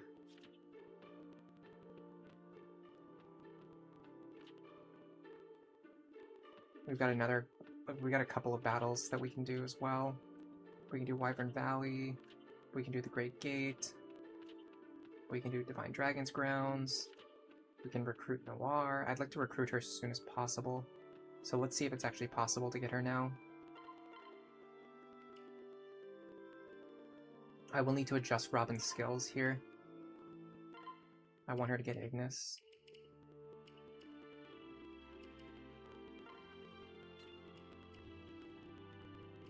The other idea would be to pass down Veteran. Is Veteran better?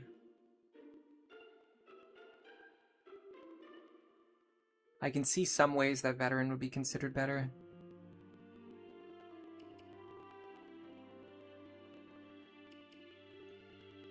Another idea would be passing down Magic +2. So that I don't have to go through Mage. But if I'm going through Mage, I think Veteran actually helps me more than Ignis.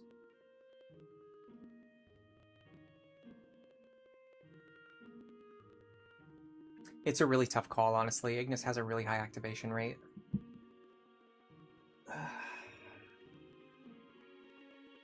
So I think Veteran helps me more in the short term, like getting her up to speed as soon as possible.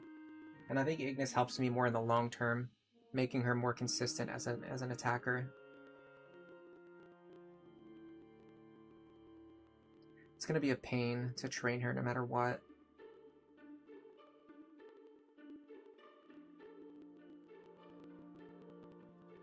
Let's go with Ignis.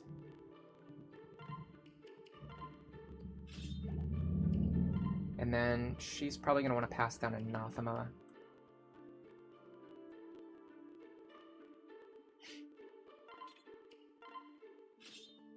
That's effectively +10 crit for her and her partner, for that matter. We haven't exactly decided who her partner is going to be yet. I have some ideas. None of them are fantastic.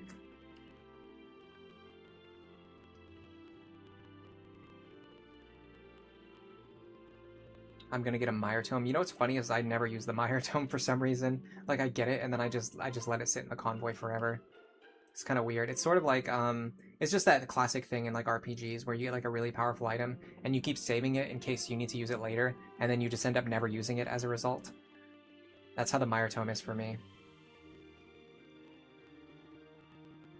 I have guides on my channel if you want to watch them. They're Lunatic Plus guides, but like anything that works in Lunatic Plus is going to work on lower difficulties. The only difference is that like some of the like super optimized stuff is probably not necessary, because like the enemies just aren't strong enough where like you don't need that level of power. But aside from that, like the strategies themselves do work. That's one consideration. Let's go buy some rescue staves too while we're here.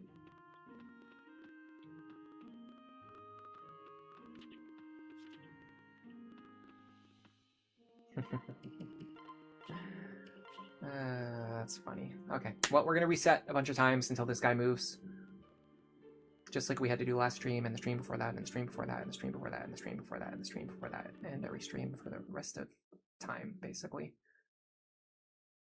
There's literally one shop in the game that sells rescue stabs, and the guy just spawns on top of it constantly. It's so annoying.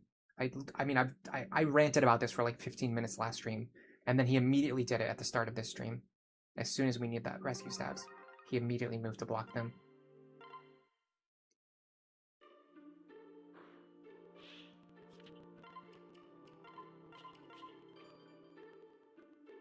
So what I'm doing is just stopping the game, changing the clock, and then starting the game again, and I'm just going to keep doing this until he moves out of the way.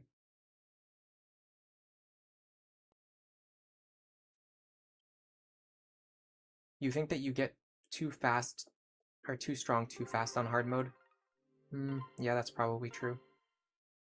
But then again, that's coming from me, where, like, I feel like my level at the game is high enough now. Anything good?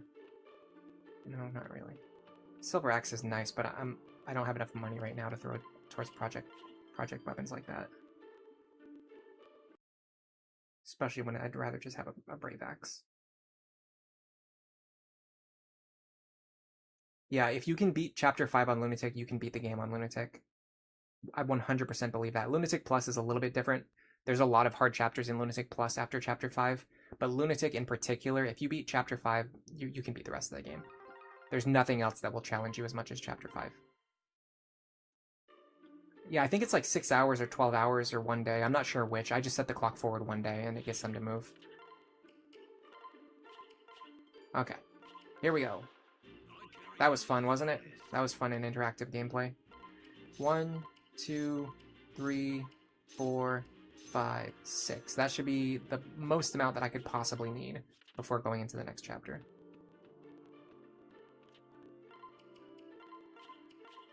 How many deployment slots do we have?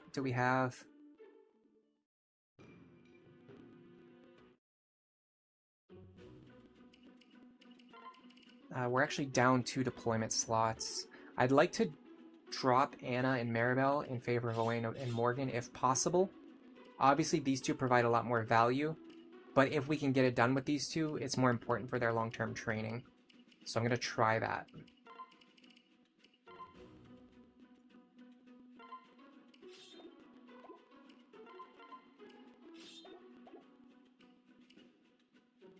We also got D-rank staffs on both of them as well.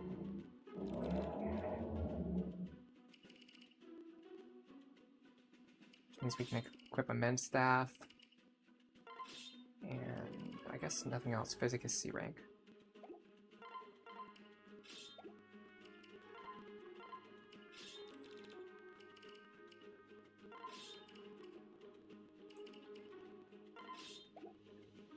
Okay, those two are basically set.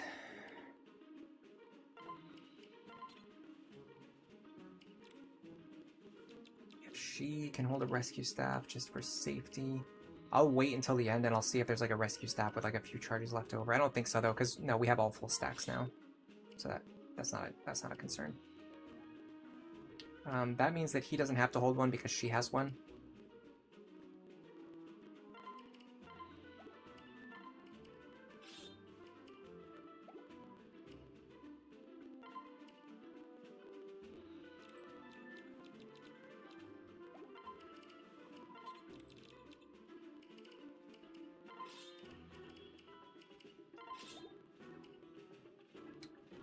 Let me look at the enemies on this map, because I think Beast Killers might be back on the menu. Yeah, for sure.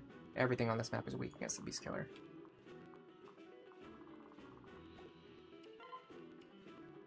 So we have to switch our gear again. Armor Slayer's back off. Beast Killer's back on.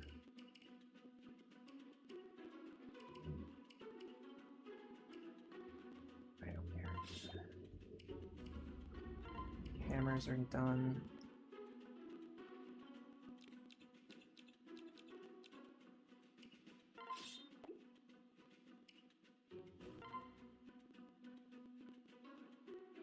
If she could do like a super forged Elwind tome, maybe that could be worth something. I don't know. I doubt she can. The thing is, I doubt she can actually deal any damage because these guys have super high resistance. But I'll bring this just in case. Most likely, she's straight up incapable of dealing damage. That's what I'm imagining. I can grab a Volant Axe though. That's a strong option. Vaike won't need one because he has the bronze bow, although you could make an argument for the ability to play around Aegis and Pavis. Now with these two, we want to make sure that they have... In fact, I think I need to go buy Nosferatu tomes. Yeah, I'm completely out. Okay, let's make sure we remember to do that. Robin's going to want an Elwind tome.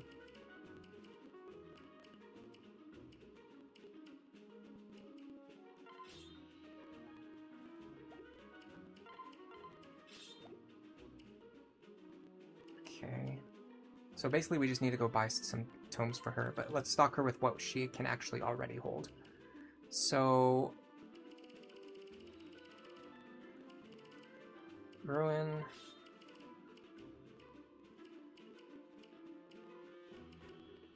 Celica's Gale for emergencies. Our highest damage option. Well, we can do Arc Wind for this map because most everything is going to be weak against Wind Tomes. We're running out of options though for like stuff that's actually spammable. Could just do a basic Wind Tome. And then we need to go by Nosferatu charges. In fact, I'd really like it if Robin can hold some backup Nosferatu for her.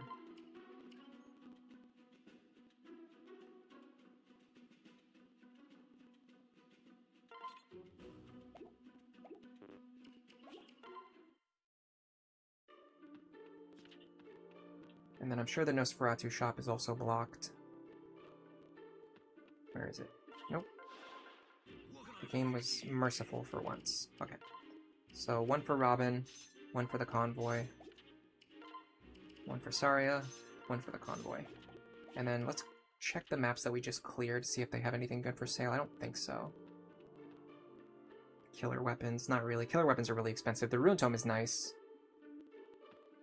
Again, more killer weapons that we don't really care about. And then silver weapons, which we already have access to from other shops. Yeah, nothing essential over here. More physics staffs would be nice, but I don't need them right this second. Yeah, Awakening characters have very high HP, especially compared to Fates. Awakening is like high HP, Fates is like low HP. So if you go from one to the other, you really feel the difference. Let me make sure everyone has weapons equipped that I want them to be holding on turn 1.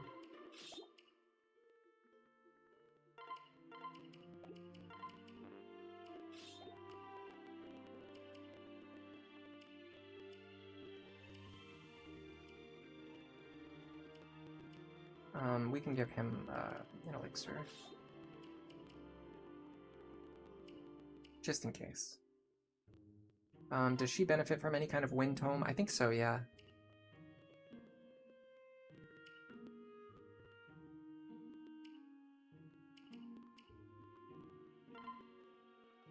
Store this, because we're going to need it later for other characters. Grab this, just in case we need it. Alright, I think everything is set. Now this presumes we can actually beat the chapter. I don't know for sure if that's the case yet. The one good thing about this chapter, there's no ambush spawns. I don't have to worry about keeping track of where enemies are going to spawn or what they're going to do.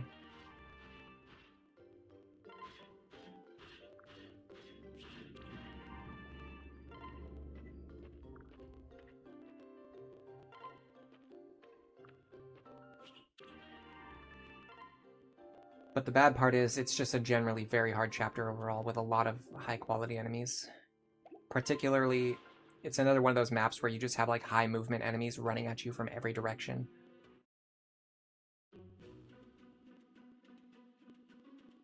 Yeah, I think Orochi's pretty good. Well, it depends on what game you're talking about. I've used her a lot in Birthright though, and I was never disappointed. So if we do this, we'll spawn with Anathema and Ignis.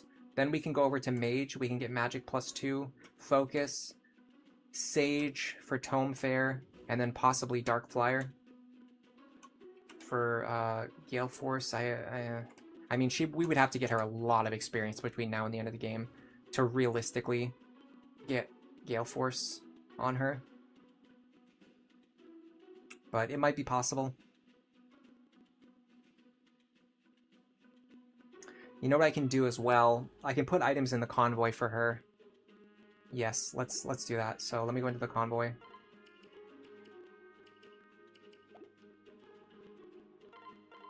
I need a second seal, which I have.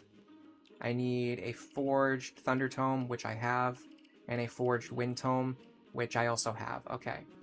Honestly, and her stats should be good too. Yeah, her stats are great. She's capped speed already. Very high magic.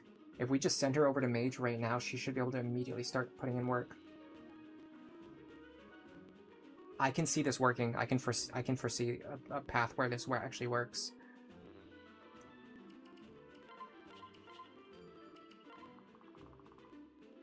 The next problem to solve is how do we get our characters to go over here and kill as much as we can on turn 1.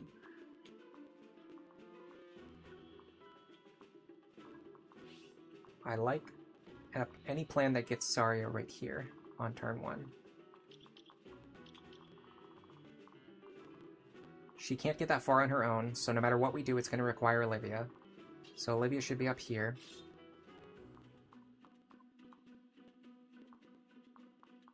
Okay. And then Zarya can just go right here, and this should work. Next, we need someone who can rescue you.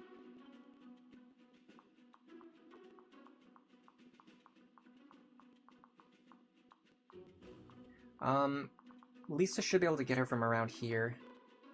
And no, not really. She's so far away. My god. Okay, I think Libra can rescue her, but I might want Libra over here, though. So part of my thing is that I kind of wanted Libra to go over here. We can have Vaike go that way. Vaike going this way kind of works. We won't be able to use his bow. But we can do a hand axe maneuver. Possibly. Let's try sending Vaike here. I'm gonna do something that I don't normally do, but it's possible because of the fact that yes. I know. I'm trying to say something and I can't because my brain is shattered into a million pieces. Because this is not like Iron Man or anything, this is a very low stakes situation. I can kind of just get away with doing whatever I want to do. This tile is way more threatened than you would generally imagine it to be. There might be somewhere that Frederick and Cordelia can go to fight like one enemy for one turn. Like maybe here. I'm not sure. We can investigate that later. Libra in the center might actually work. It's not where I want him to be, but it might work. So what I'm going to do, I'm not going to sit here and calc things for 10 minutes. I'm literally just going to send it. And we're going to see what it looked like. What does this current strategy look like?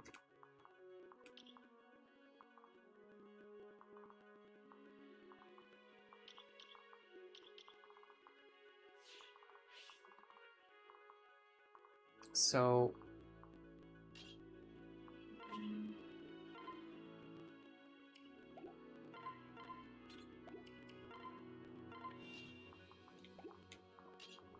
the middle bridge tile.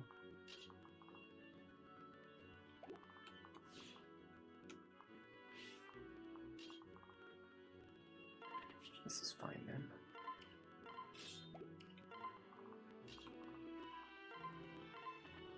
So we go here, and then we just go as far forward as possible with Nosferatu equipped, right? And then Vaike is basically doing the same thing over here. I want to sweep as many enemies as I can.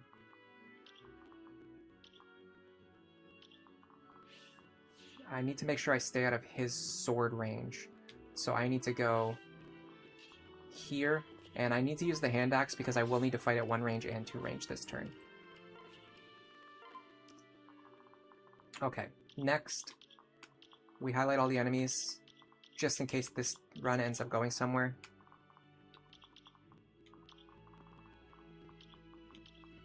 Dude, look at the unbelievable number of flying enemies. Alright, next.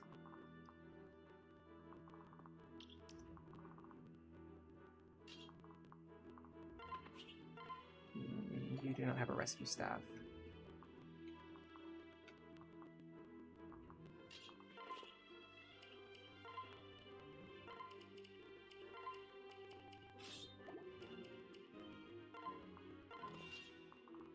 Okay. We can reach.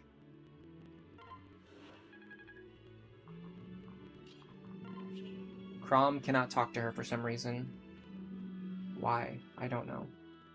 Literally every other child unit, Crom can talk to them. I guess they just decided this was the one that it doesn't work.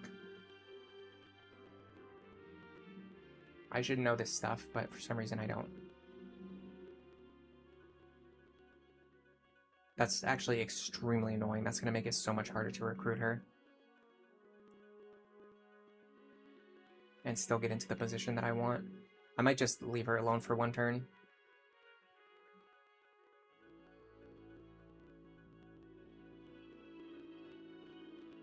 Noir. Oh, she automatically becomes playable on turn 2. Okay, now I don't have to worry about anything.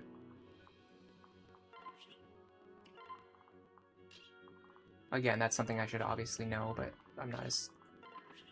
Memorization is not my strong suit, it's my weak suit. Okay.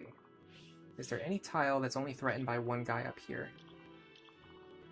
Doesn't look to be the case. It seems like they just completely overlap with each other. In that case... Just move these guys over here. And hope for the best. Let's see what happens. Heal it off. So I think she's just going to heal through everything up over there. I'm not that concerned about it. That's pretty bad. That's blocking all of the other guys I want to fight this turn. I'm still going to be able to fight the 2-range guys, but there's other like 1-range guys I wanted to fight that now I can't fight because of that guy having Pavis Plus. Again, that's annoying. Not the end of the world.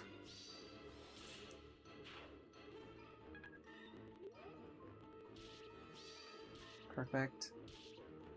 Okay. Honestly, I think we're pretty okay here. The biggest annoyance are the guys that I wasn't able to kill because of Aegis and Pavis. Again, the most annoying skills in the entire game. By far the most annoying skills in the entire game. There's nothing even close. There's nothing even remotely close. I should have put somebody diagonal from Crom in order to facilitate Noir's movement this turn. That was a misplay. Let's be serious. Is Frederick or Cordelia capable of killing anything here? Very unlikely.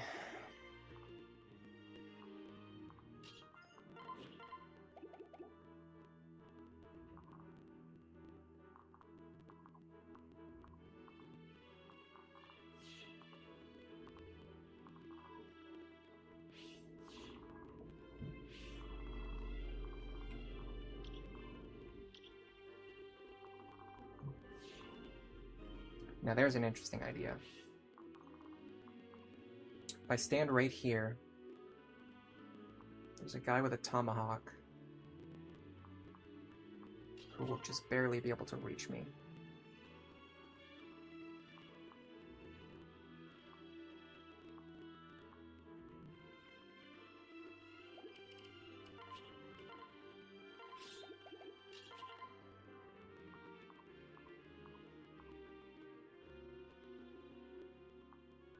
I can not kill this guy because he decided to spawn with the one skill that prevents that strategy from working. If I move back one tile, it works though, because he switched to a sword. Which one is more important to kill? It's you, right? Yeah, it's gotta be you.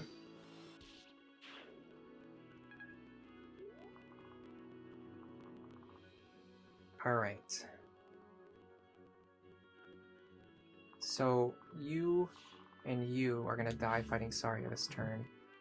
These guys are probably gonna start moving this way, and then these guys are gonna start moving this way. I think what I'd like to do with Vaike is...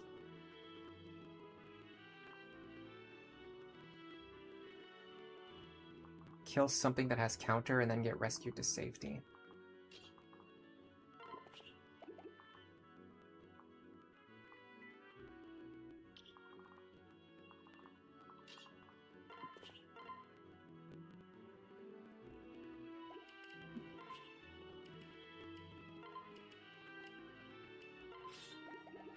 I don't think this is worth using Beast Killer charges because Vaike is kind of just handling everything on his own anyway. Okay.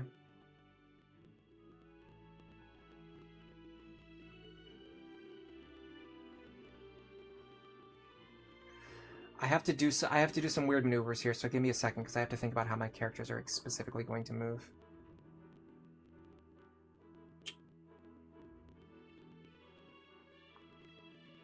Because I'd really like to move Vaike here. That's going to force me to use multiple rescue stabs.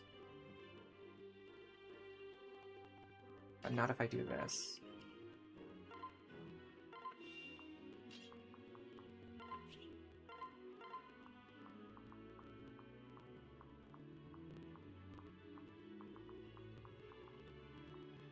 Okay.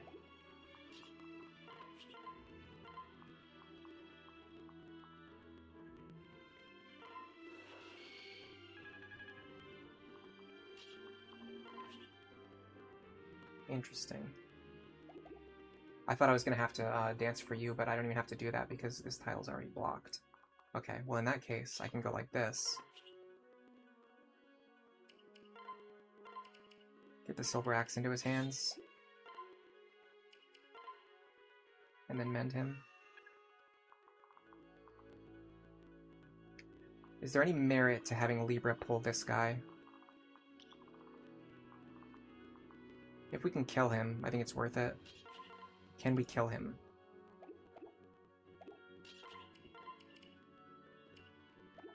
$44 minus 20 is 24.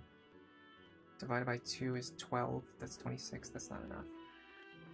We need to deal more than 32 damage. Let's look at our most powerful weapon then. 53 minus 20 is 33. That deals just enough.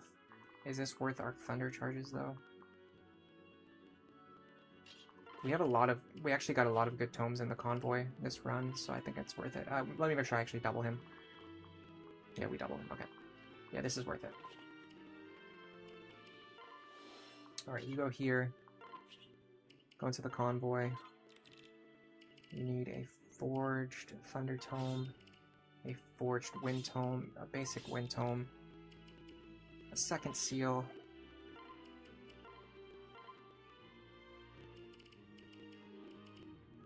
and we're going to send you right over to Mage.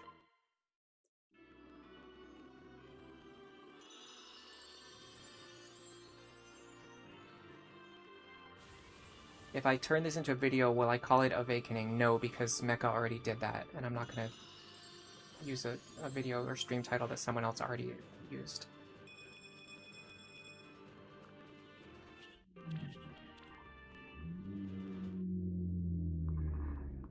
Alright. Also, as much as I tried to make Vaike work in this playthrough, my instinct of like wanting to use other characters mostly took over. And in the end, I would definitely say this has become a, like, Libra, Saria, and Vaike playthrough. It's not really, like, a Vaike-specific playthrough. This is not, like, Vaike solo carrying the entire game. This is like, him being, like, one part of, like, a 6-person core.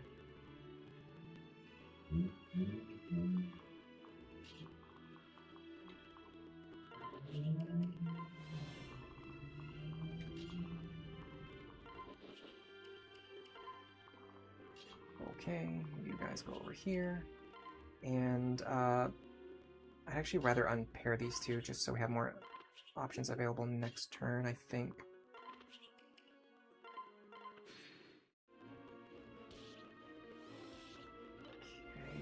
Okay, killing that guy is very important because it allows the next guy to attack us, which allows us to deal more damage this turn. And the crit helped a lot too. If the guy with higher HP or the guy that we didn't kill attacked us first, that would have blocked the path, and then we would have only fought one enemy this turn, which would have been significantly worse. Okay, this guy should go after Libra now. There you go. We do kill even without the crit. We would have doubled there.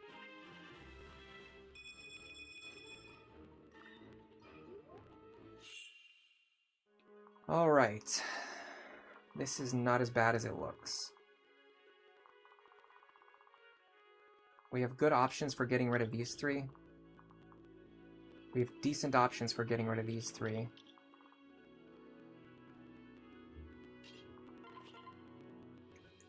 Oh, that's beautiful. Can I kill the one with the spear? I'm not fast enough. He rolled, or she rolled speed +2. Check this out. Vaike wants to kill this guy, but he can't because they rolled Aegis Plus. Vaike wants to kill this guy, but he can't because they rolled speed +2. Have we seen this before? Did you not hear me saying the same exact thing over and over again in the last chapter? This is why we love Lunatic Plus, guys. These guys are unfortunately more dangerous than they seem on the surface. And I suspect that Noir... somebody used Rally Speed. Perfect.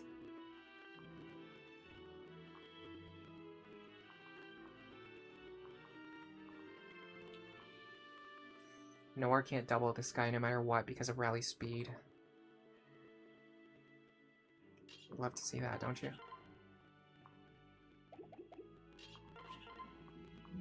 We can hit him for 34. I need to make sure that I'm going to have enough rescue stabs available to pull everyone back to safety after I kill all of these guys. That's my main concern right now.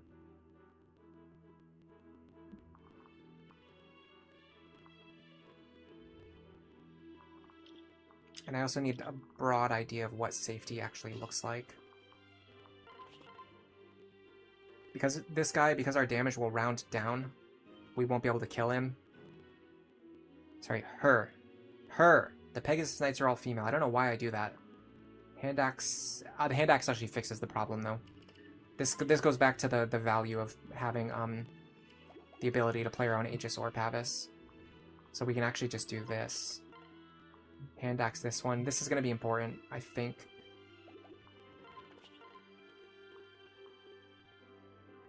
I'd really like to find a safe way to get rid of you, though. I almost think Vaike here is actually more valuable. I'm not sure yet. Then you know what? This might actually be a play too. Excuse me. Go like this. Do bow. You're hoping for a dual strike.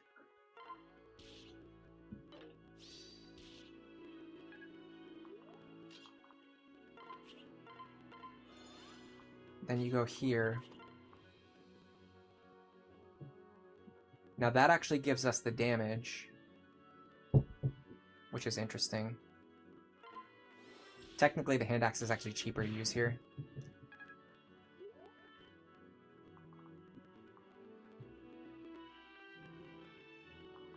Now Noir can hit you. I'd like to improve her accuracy. I can actually... I have to get,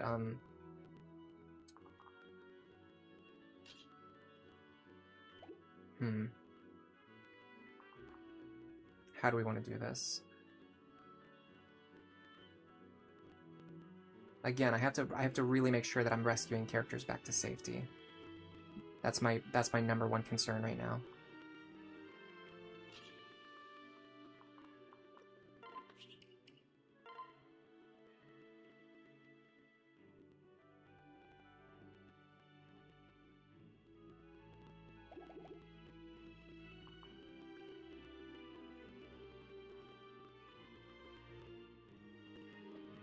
This run is less about Vaike carrying the run and more about who he would choose to hang out with. Yeah, generally if something's a good pun or a good idea, it means somebody else already did it first. That's kind of one of the rules of life that you should probably memorize. If something's a good idea, someone else has already done it first. That's just the way it is. Can Libra kill this guy? He can. Very comfortably.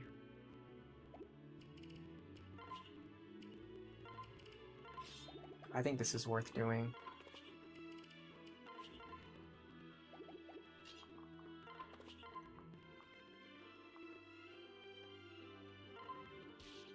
This reduces a lot of pressure.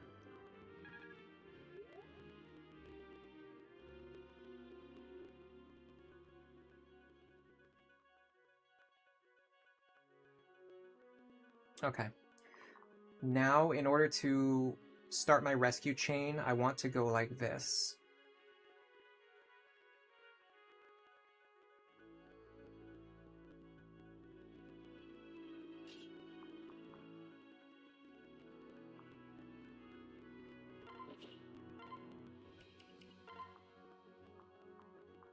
pull Libra back.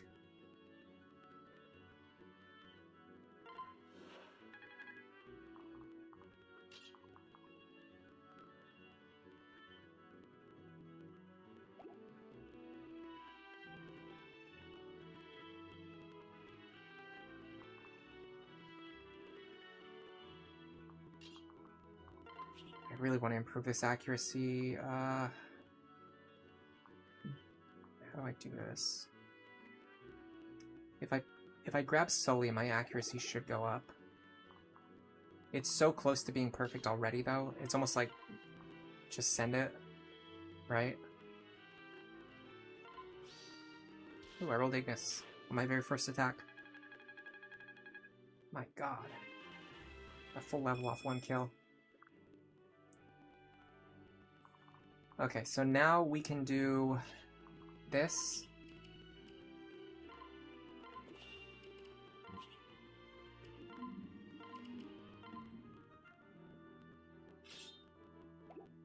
Hold on a second. I need to make sure my stream didn't just die. Can you guys let me know that the stream is still running? I just got a weird error on my end. It's probably just my my browser lagging because Firefox is a trash browser. No, it's cutting out again. Let me know if you guys are seeing something like stuttering, maybe.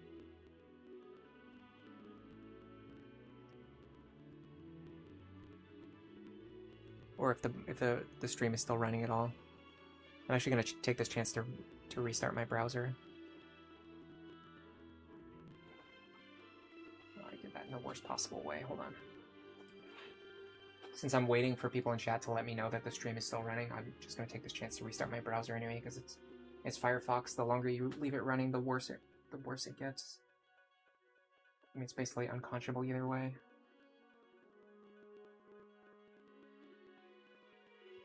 I don't even know what that word means. I don't know why I said that.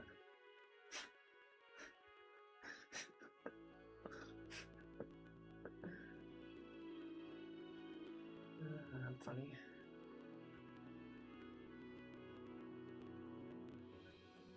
I'm pretty sure the stream is still running. I just want to triple check on that information.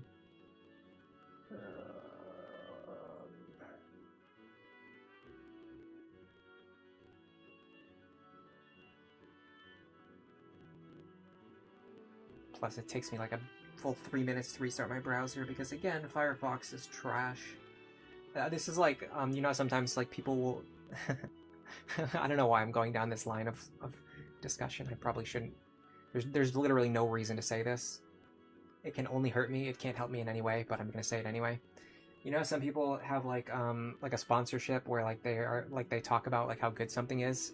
I feel like I have like an anti-sponsorship of Firefox. Where I'm primarily using it just so I can complain to you guys about how bad it is and how you shouldn't use it. And if you're wondering why I use it, even though I hate it so much, it's complicated. There's a reason why I have to use it, unfortunately. It's not for this, it's for something else, but because this is the setup that I use for streaming, I also have to use it for this. And it lags like crazy, and it's terrible. It's the worst browser ever invented. It is lagging, but it's all right now. It's still running. It stutters, but it's still live. Okay, I think it stopped stuttering too, so we should be fine. All right. So anyway, we did another grab the staff person, rotate them into the lead, rescue back to safety maneuver. That allows us to grab Olivia and pull her to safety.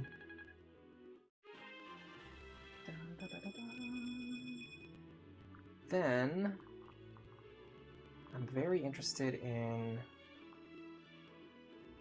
the possibility of putting Vaike here, but his health is getting quite low.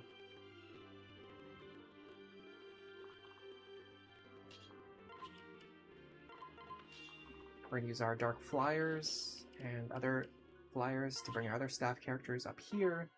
That allows me to rescue you. And then the last one goes here, and that allows you to rescue you. Now everyone is safe. Everyone's good. Everything's fine. Hello, Yeecaw. Welcome to the stream. That's a bold claim when Internet Explorer exists.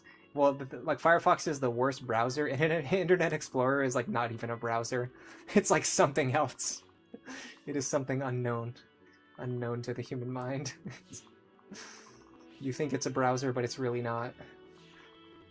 It's some kind of it's some kind of incomprehensible device. Considering the fact that we can't really get up there fast enough to do anything, I'm actually inclined to go this way.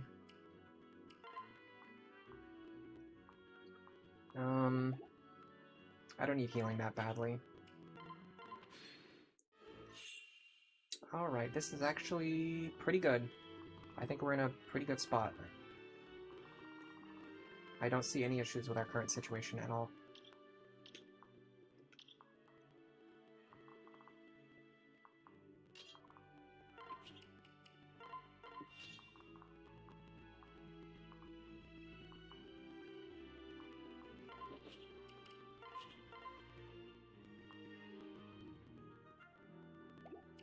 I can even do... No, I can't. You should stand next to your parents to get a solidarity bonus.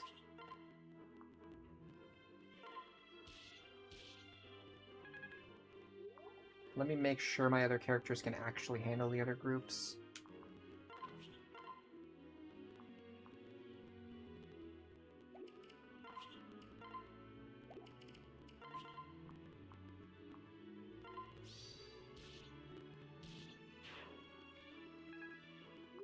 So we want Vaike here. Can he survive? The answer is actually yes.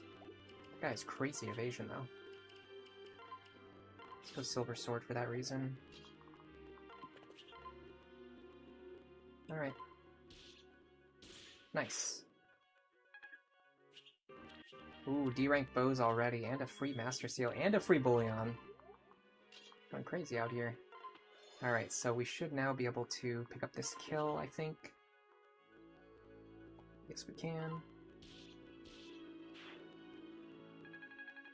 Dude, her training arc has going very fast. It's a launcher for downloading other browsers. I've seen that one before, but it's always funny.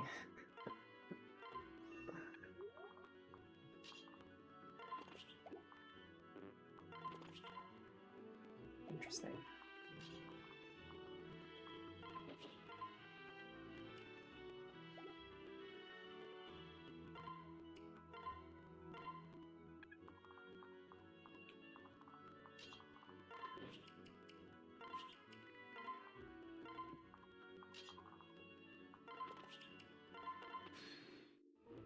Okay, the enemies have started moving.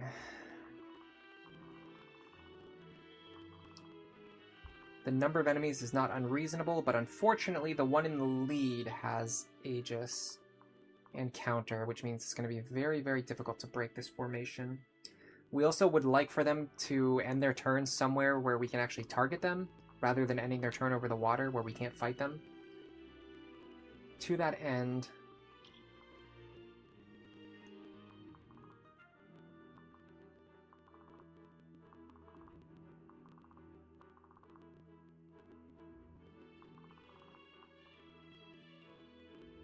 double. Just don't really deal enough damage to matter. We survive, we double.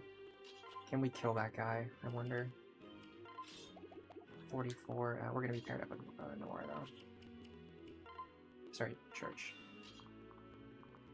If we're standing here, we're gonna have 50 attack. It's 30 times 2, that's actually not enough. We need to use Arc Thunder here.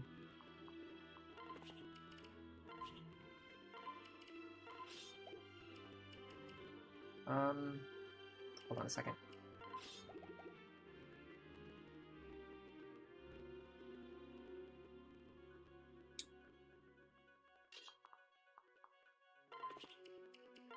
Hell Thunder is 50. With Rally Magic, would we kill? I always forget exactly how much Rally Magic is.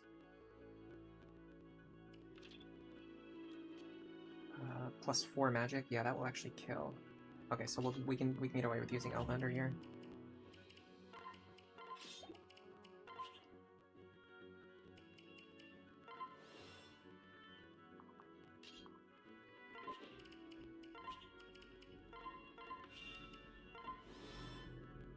All right.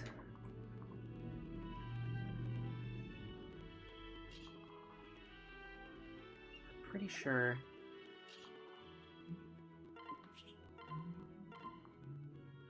Rescue operation is going to be more important here because we need to get up here and start fighting these guys like right now. Can we fight this guy safely? That's a good question. If we use Arc Wind, plus 12, 58, so 70 damage. 70 minus 11. We're not going to one-shot. No, we'll kill ourselves. We'll deal 59 damage to ourselves. It's not going to work.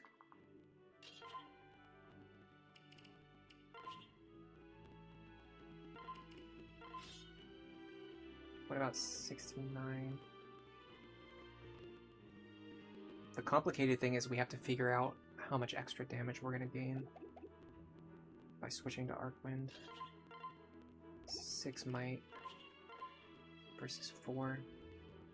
So that's going to be 71 plus 12.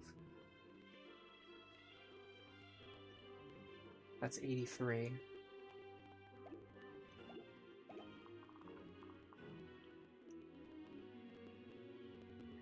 Minus 11 is 72. That actually kills, but nope. Of course, he has Aegis Plus. That's the whole point. He has Aegis Plus. So, my god. Cut 72 in half. You get 36. 36 times 2 is 72. Okay, so 36 times 2 will kill, but he will hit me for 54 minus 38. That's 16 plus 36. That's 52. Robin survives. Okay. Making a very strange play here.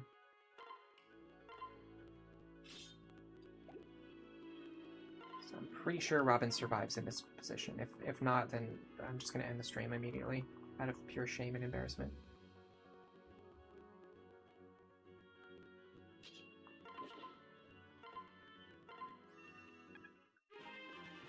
I believe I would like for Vaike to go up here as well.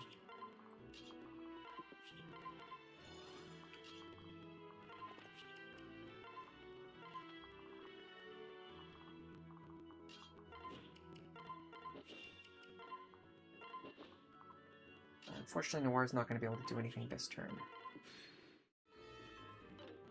Miss helps. The crit helps as well. So we should kill this guy. And that baited the enemies to moving onto land tiles where we can actually target them. So let's remove the most problematic ones. You are a big problem. You are a big problem. You are a big problem. You're a big problem. You're not that big of a problem. Alright, so let's focus on removing these two.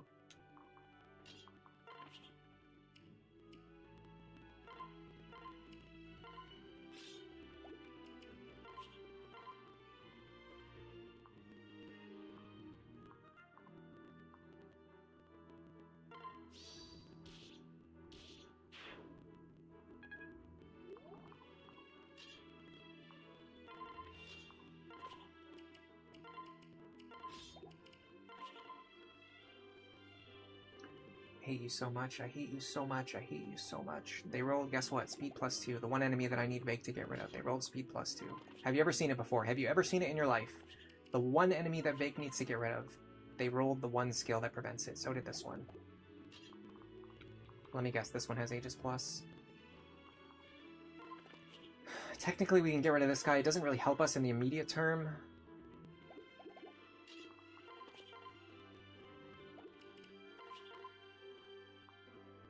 I could go for a dual strike here. Odds of hitting aren't that great.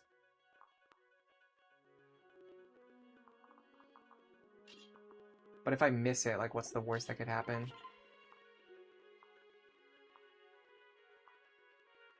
I literally just need to hit an attack and deal 1 point of damage. 15. So annoying. I think this tile's actually better.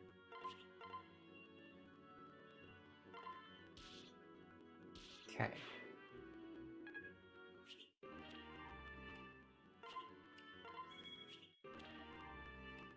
Nice. Getting a lot of bullions lately. Alright.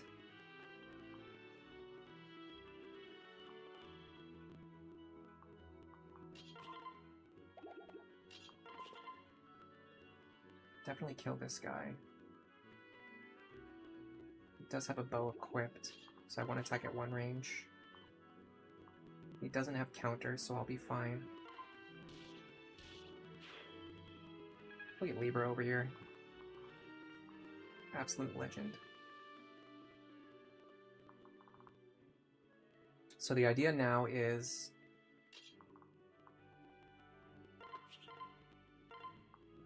you rescue Saria here.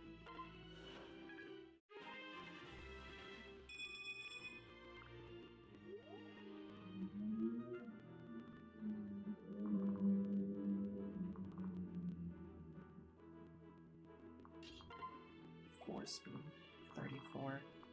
34 doubles. Unfortunately, this guy's counter. I can't one range him.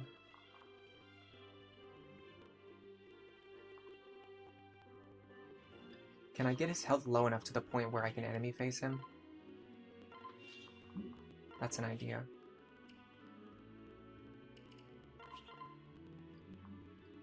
Answer seems to be no. I would still kill myself with counter damage. Okay, it's fine. Can Owain reach Vaike?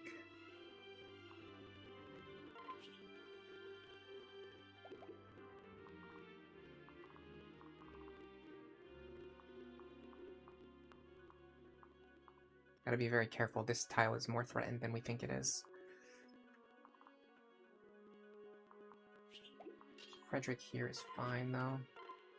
So...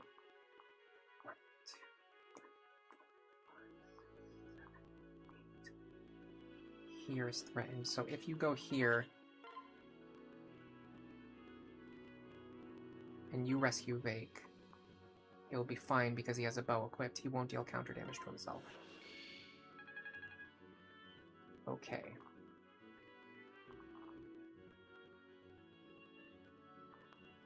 Now you dance for her. Silver Axe we can take. Silver Axe we can take. This is honestly like the core philosophy of how you make Lunatic Plus teams work. You remove the enemies with counter, and then you have your enemy face sweepers fight everything else that's left over that doesn't have counter.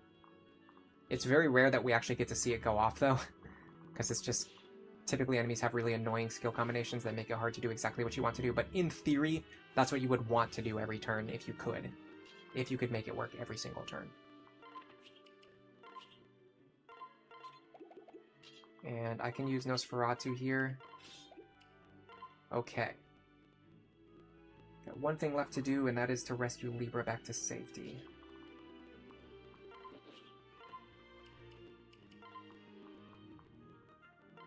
And that is done.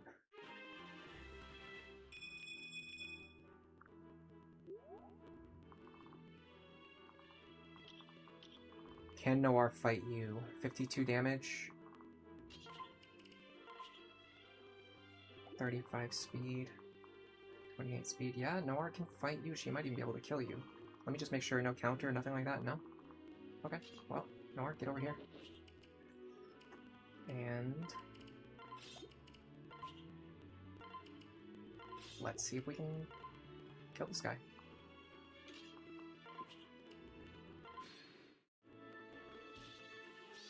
Ignis. Nice. Perfect. Is that another level? It is. There you go.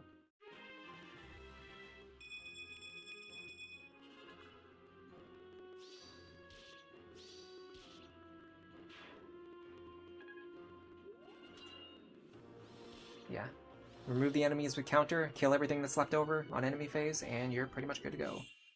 Alright. We are getting dangerously close to winning.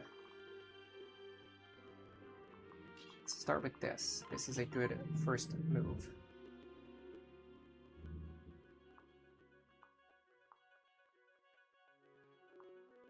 I just need to chip him down so that someone else can come in and finish him off.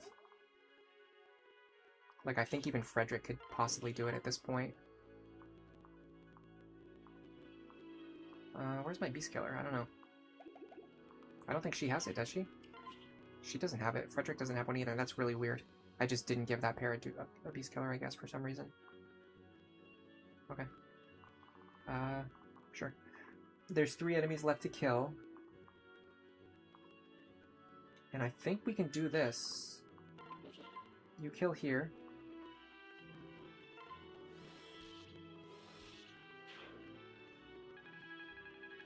There's another level. Vaike isn't just money farming, he's aura farming, guys. You can kill here.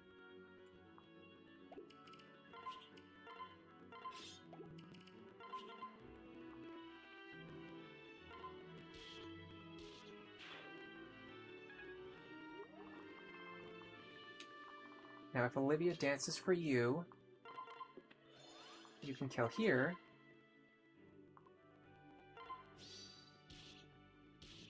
I'm very happy with my decision to give Ignis to Noir.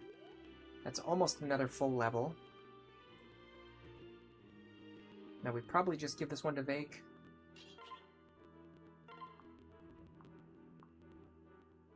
But what about Sully? Technically, yes, but if she misses, it's a game over. That's a pretty bad proposition.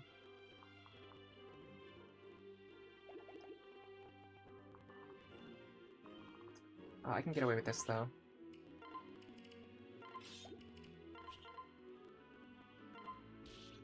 Yeah.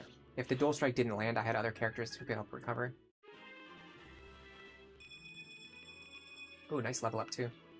That puts her on 20 skill. That's +1 skill for Vaike.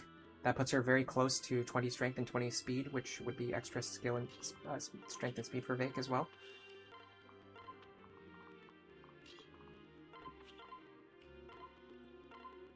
Our staffers can start staffing.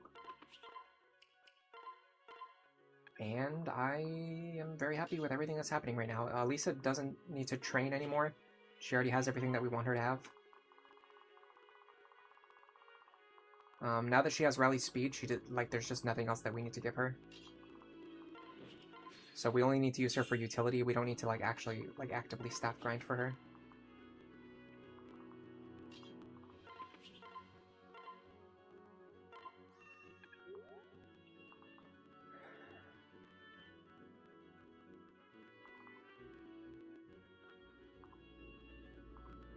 I think we should start pairing Owain and Noir.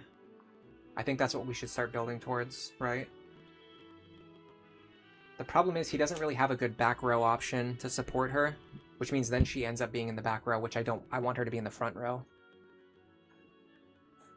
Is there any other partner we can find for her, even if it's just like a weird one, like a suboptimal one? She can definitely use Morgan as her sister, as her partner, but then that kind of puts Owain into a position where he's only doing staff duty. I feel like Morgan Owain works really well. The way they're set up right now. Morgan Owain already has good synergy with each other, but it just leaves Noir without a partner. And her options are all physical characters. What about Trickster? Inigo?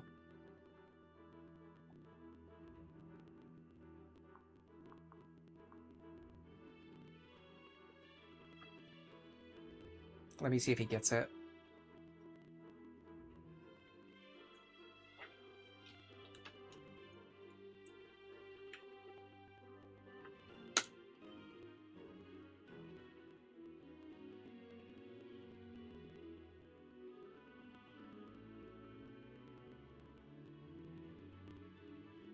He has Assassin.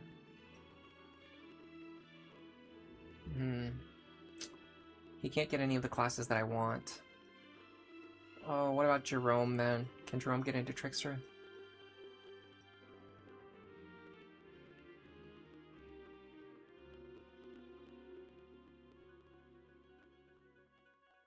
He could do War Monk, but War Monk doesn't give speed. What about Libra as a father? What does he give? Nope, he gives Mage. Huh. I don't have any Trickster options for her.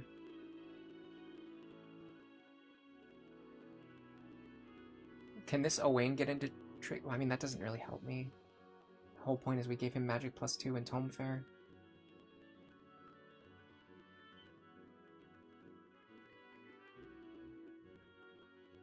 He can't even get into Trickster anyway. Man, Trickster is actually deceptively difficult to get into. You need Lon'qu as a father, or Gaius as a father. Or Henry. Does Henry work? Yeah, Henry works.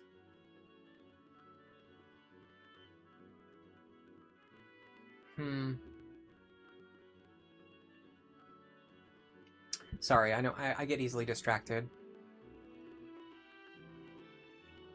Yeah, I love to mess up my inventory all the time. It's tale as old as time, honestly. All right, I'm gonna stop getting distracted and thinking about things that probably matter a lot, but I should have thought about before I even started this run instead of trying to figure them out halfway through the middle of a map.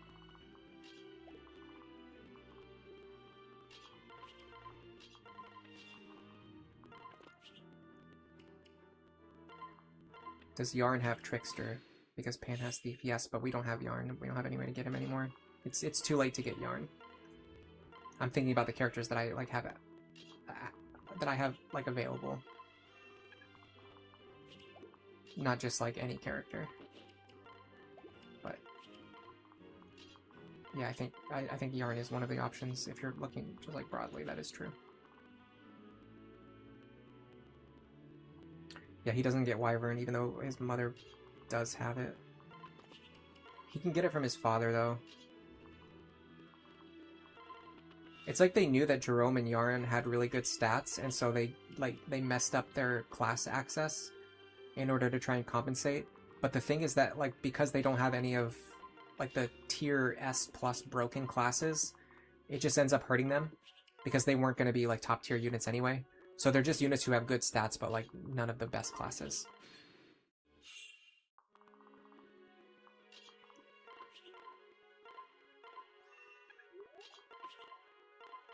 Since Owain can't get into Trickster anyway, I think we should do Morgan Owain. And then for Noir, I don't know what we're going to do exactly. We're going to have to figure something out. I don't know what it is yet.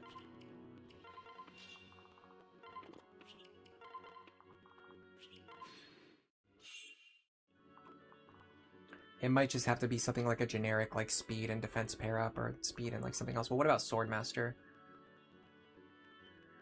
Swordmaster's not as good as Trickster, but it's better than nothing. I know I said I was going to stop, but here we go, we're doing it again. Go back to Inigo.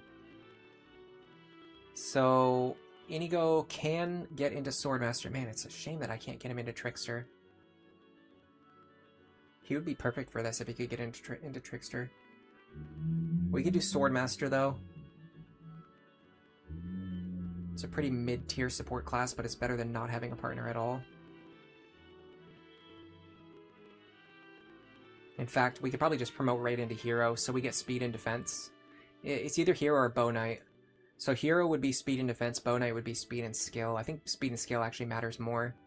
So we go directly into Bow Knight, and then maybe reclass into Swordmaster later, or we just stay in Bow Knight. That's probably the play.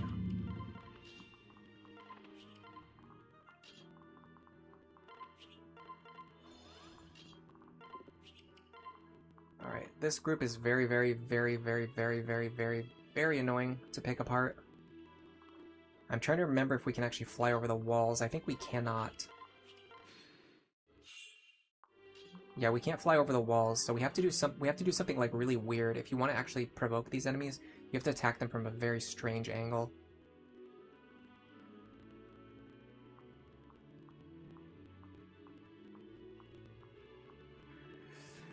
I'm gonna have to do like rally move plus dancing plus I don't know, whatever else. Possibly even multiple rescue stabs in order to provoke these enemies. If I'm gonna do that, I want to make sure I kill this guy.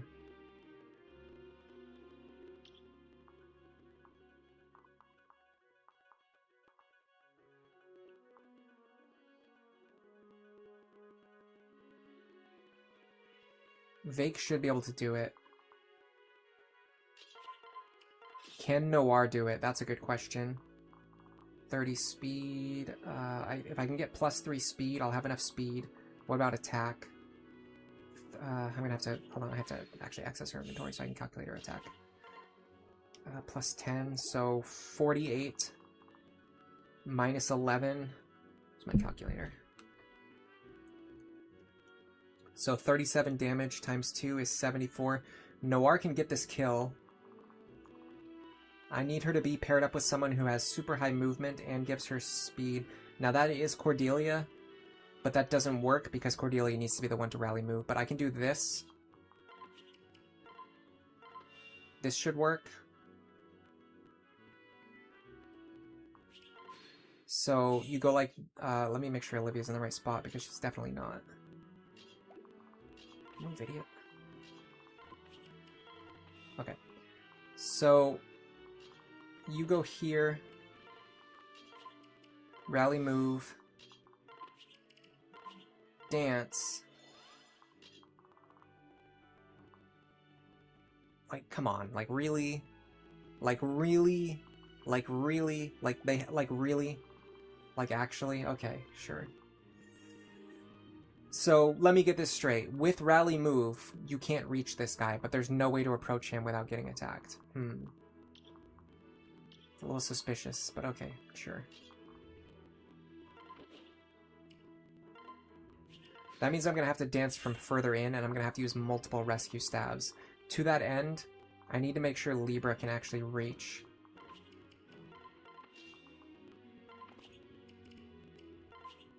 And he's actually holding a rescue staff too. That's kind of important.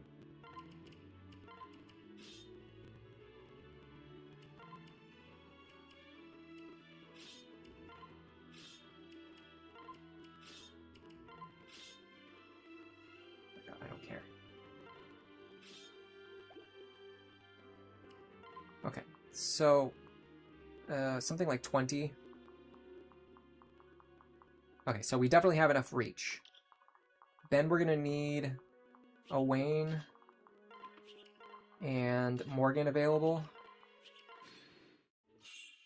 Okay, so try this again. Go here.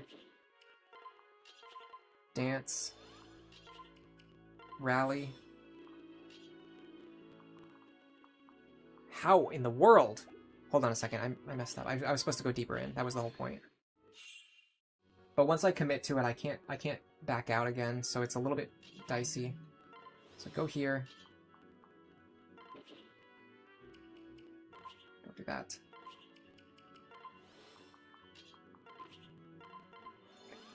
Now we can reach.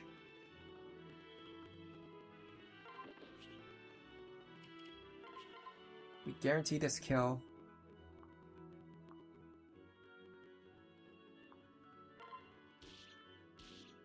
I think this is the wind tome we forged at the very start of the game, by the way. It's either this one or the other one.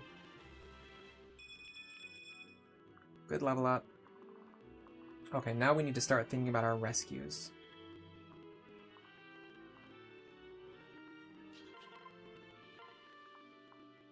Hold on, she only has one left, so I'm actually going to use him instead.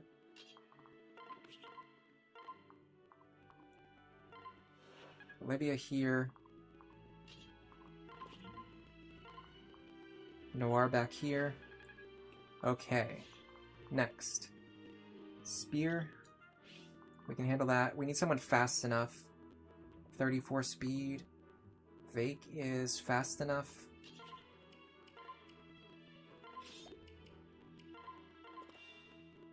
$39 versus 34, yes.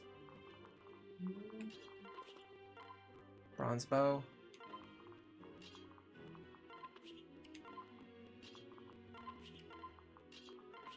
Everything looks good.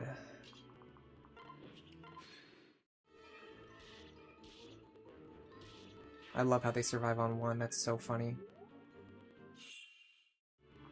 Definitely should have used a strength tonic. Alright.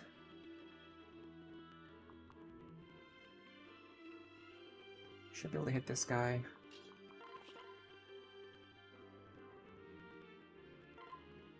Full strike.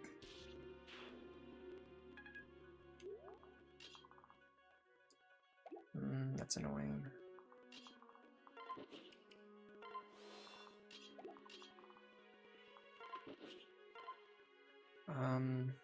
Fortunately he rolled exactly Aegis Plus.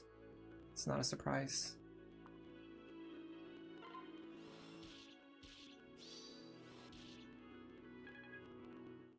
It's another level. I wonder if I can get to 10 before the end of this chapter. Furthermore, I wonder if I should promote at 10 or if I should train for longer. Pull Nora back. Now, do we actually need to pull Vaike back? Probably. There's a lot of enemies.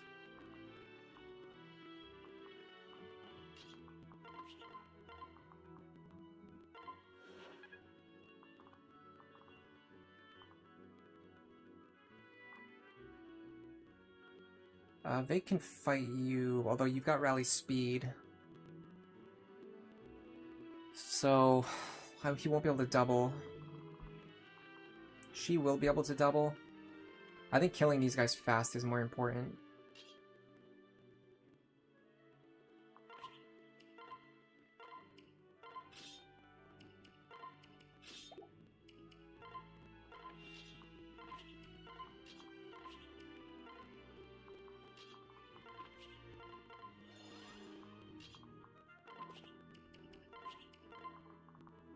Okay.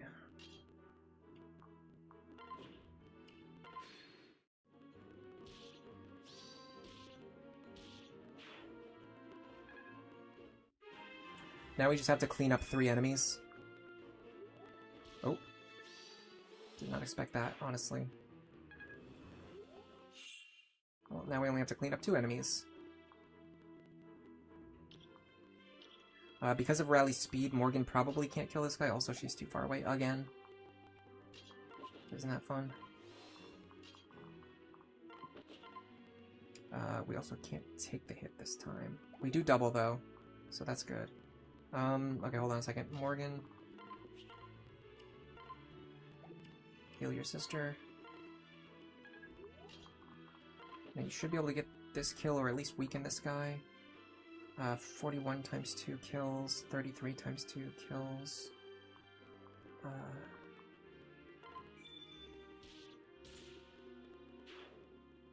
Is that a level? Not quite. Now we can attack you safely. We have to get over there, though. We have no way to get over there safely.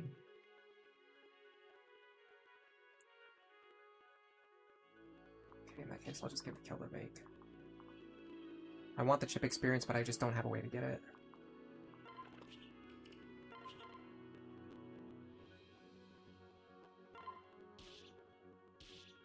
Nice. Alright. We do want Tome Fair, so I think training him with stabs is important.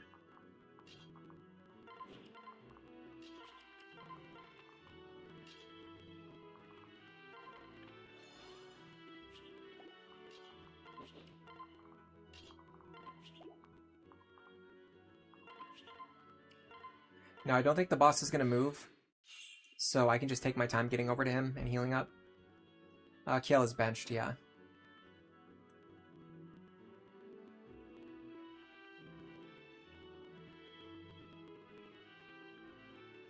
Hello, Pakes Cafe in Nado.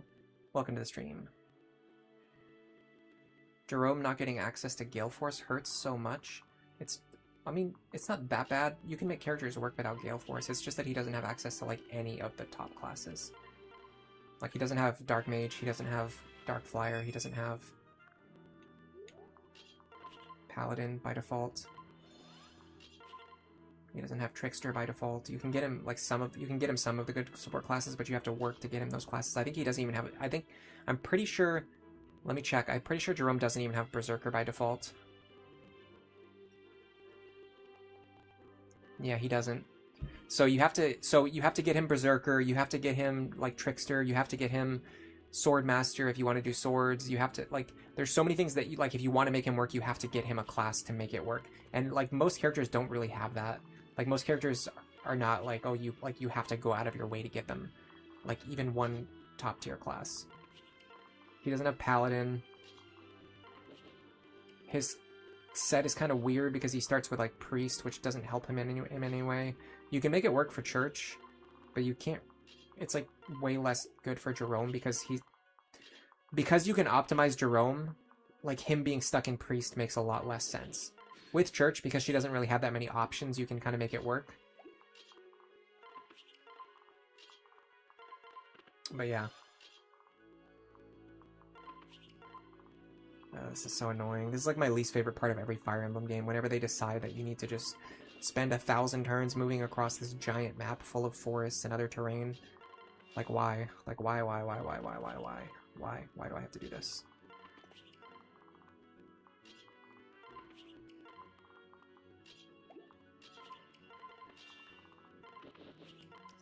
But yeah, I think Inigo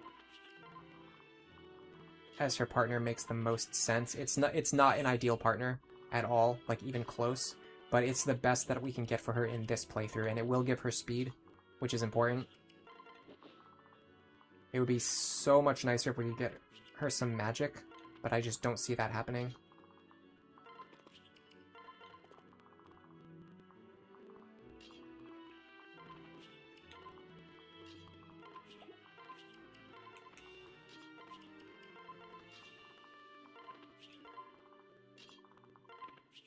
This is mind-numbing. I don't know why my brain is like this. There's things that I can do for like 2 hours and not get bored. Like I can just do the same thing over and over again for 2 hours and not get bored. But if you make me do something that I don't want to do for like 30 seconds, it's excruciating. Like I just cannot handle it. Like this is so boring to me. And I don't know why. I don't know why it's like it doesn't take that long. Like we're almost done already. And it would have been even faster if I just shut up and did it. Instead of yapping the whole time. But I just can't handle it. Like, my brain just cannot handle it.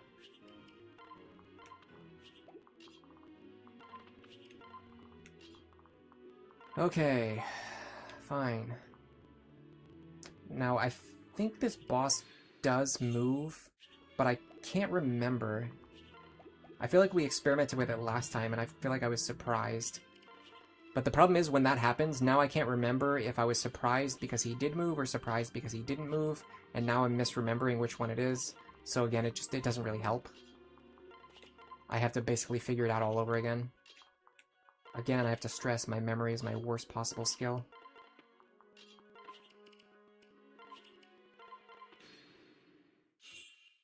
So, is there any conceivable way that Noir fights this guy a bunch of times and gets to level 10?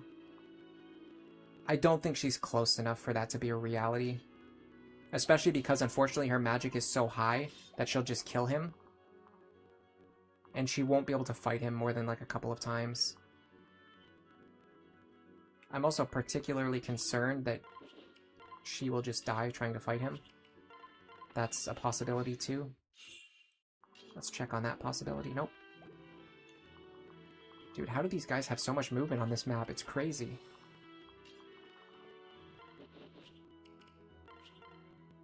So we take 32, there's no crit chance. We deal 26, there's no crit chance. This is honestly like an ideal situation. This means we can just get like a free round of combat here. Free round of chip experience here. Does he move? Yes. Perfect. Can we box him in? Unfortunately, no, because he has a sword. He'll switch to his sword.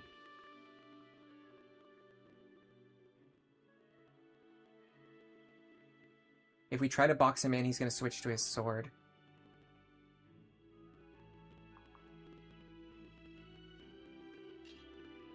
We can still do this.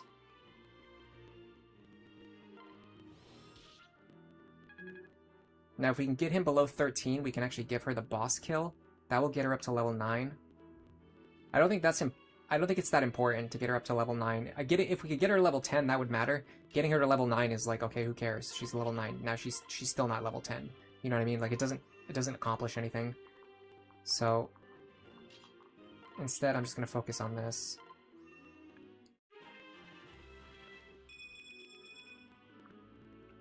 Okay, who are the best candidates for the kill? Number 1, Vaike, he needs more speed. Number 2, Libra, he needs more speed.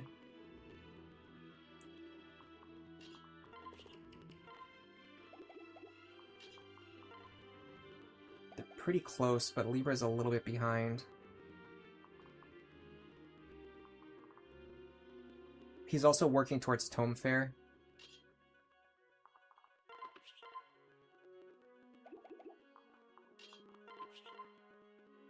Here's the trick. I need to get his health low enough without killing him. 34. If I pair up with Sully, I'm going to double him. That actually works to my advantage. As long as I don't crit him, I can do this. Oh, that brings up my crit chance massively. Okay. Well, if Vaike gets the crit, Vaike gets the kill. If not, Libra gets the kill. I'm fine with either outcome. Okay, anything else we can do before we leave the map?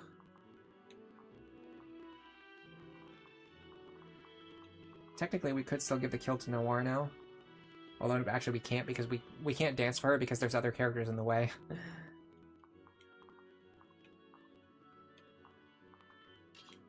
Do this. Free staff experience. Alright, now Libra.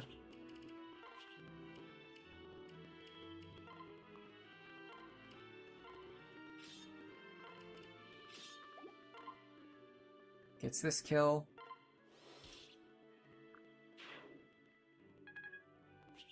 Wonderful.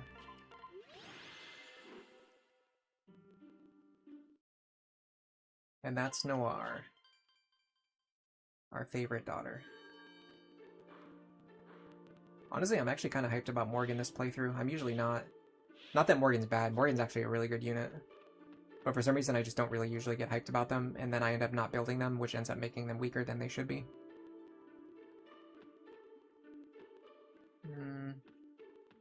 That Hellfire Tome is kind of appealing, but not really, because the Fire Tomes are like the weakest.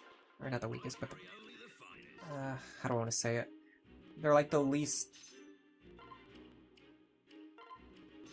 I don't know, they're like the least convenient for like team building. Because you typically want to just have like Thunder Tomes. And Wind Tomes. So the Fire Tomes end up just occupying this weird middle ground where they don't really do anything. Alright. So probably... I think our next goal is probably to get Inigo. If we can get Noir, we can get Inigo. If we can get him, we can immediately promote him into a hero or a Bow Knight, and then just pair him up with Noir. And then if he gains enough levels, we can possibly go into Swordmaster if we want to go that route instead. We're basically just doing it for either speed skill or speed defense. Again, it would be better if we could get magic, but we just can't. So if that's not an option, then we have to pick the next most useful stats. Fire Tomes have aura. Oh, by the way, Nick is a neat. Welcome to the stream. I haven't seen you in a while. You've never managed to catch a stream past chapter 6 or 7, so seeing the late game feels wrong. I haven't seen you in a while. In this stream or other streams, really. Yeah, this is my late game team. Chrom, Robin, Saria. I'm actually doing like Saria in the lead, not Robin in the lead. I just have to level her up a bit more to get it working. Frederick Cordelia is like falling off a cliff hard. I'm basically going to replace them as soon as I have other units, which is pretty much now. Vaike, Sully are doing great. If you ever want to make Vaike work, just give him Sully. And then you go Barbarian, Berserker, Warrior. Lisa is doing fine. Her partner, Rickon, ended up being benched, but that's fine. She's just like a staff bot, and we got a free Paralog chapter out of it, and we got a Wayne out of it, so everything works out. You don't need her, like, you don't need to send Rickon into battle to make her good. Oh, my encoder's dropping off again. Hold on a second. Let me make sure I'm actually still streaming. Yeah, this one's really... Wow, it's like really dropping off now. That was down for like 10 seconds. Is Noir going to be a Dark Knight? Possibly.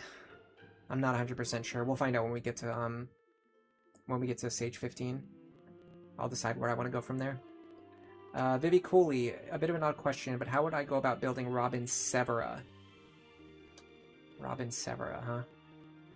Let me look at Severa and see what she wants. Daisy Debug, welcome to the stream. If you were forced to marry anyone else in the game, who would it be? Good question. My favorites are obviously Saria. I like Cordelia, maybe. I like Maribel. I like Lisa. I don't know. I like a lot of them. I guess I don't really have any favorites. The only reason I like Saria is just because she's the most, like, goth one. It's a very, very shallow way of thinking. And also Yandere, which I also like. I was answering a question, and that question was Robin Severa. Okay, so let's look at Severa. Let's see what she has and what she wants. So one thing Severa has is really good stats. She has, like, some of the best stats in the game, if trained. She doesn't have, like, the best bases, but she has really good growths and really good caps. I would want to build her physical, so you would do plus strength Robin. You would pass down Ignis. So you would go right into Grandmaster. You pass down Ignis. Or you try to do Archer Robin and pass down Beaufair, but I don't think that's important. The reason is because... So here's what I would do. I would pass down Ignis.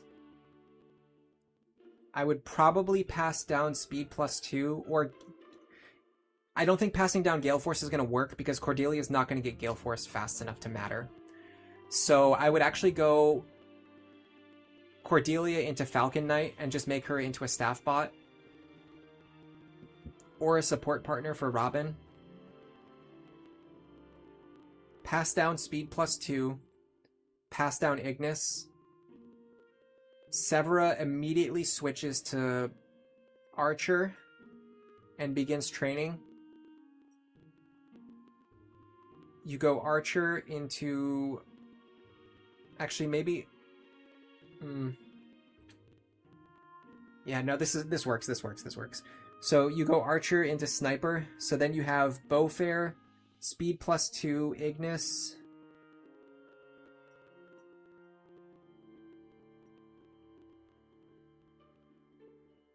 You'd really like Luna or Astra, but I don't see how you get it. Not you could do it with grinding, but you couldn't do it like in a no grind context. You wouldn't be able to get them. I still think Beaufair, Ignis, Speed +2, Arms Thrift is fine. And then like hit +20.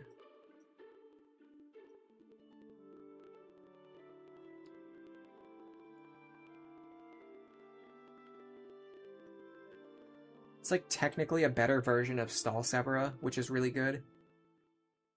And with plus strength Robin, she's going to have a really good strength cap. So her damage is going to be high. She's going to get Beaufair. You're probably not going to have strength +2 again. You can't really go out of your way to get it. You're not going to have Astra or Luna. That's like the big thing. But you'll have Ignis instead, which is like... If you have Robin as a father, Ignis is really good. Which, that's the only way to get Ignis anyway, so you just end up with that anyway. Yeah, I guess I would just run like hit +20, or maybe skill +2. I think hit +20 is better. If I'm having problems hitting enemies, I would do hit +20. If I'm not having trouble hitting enemies, then I guess I would do skill +2 because it's technically a higher Ignis activation rate.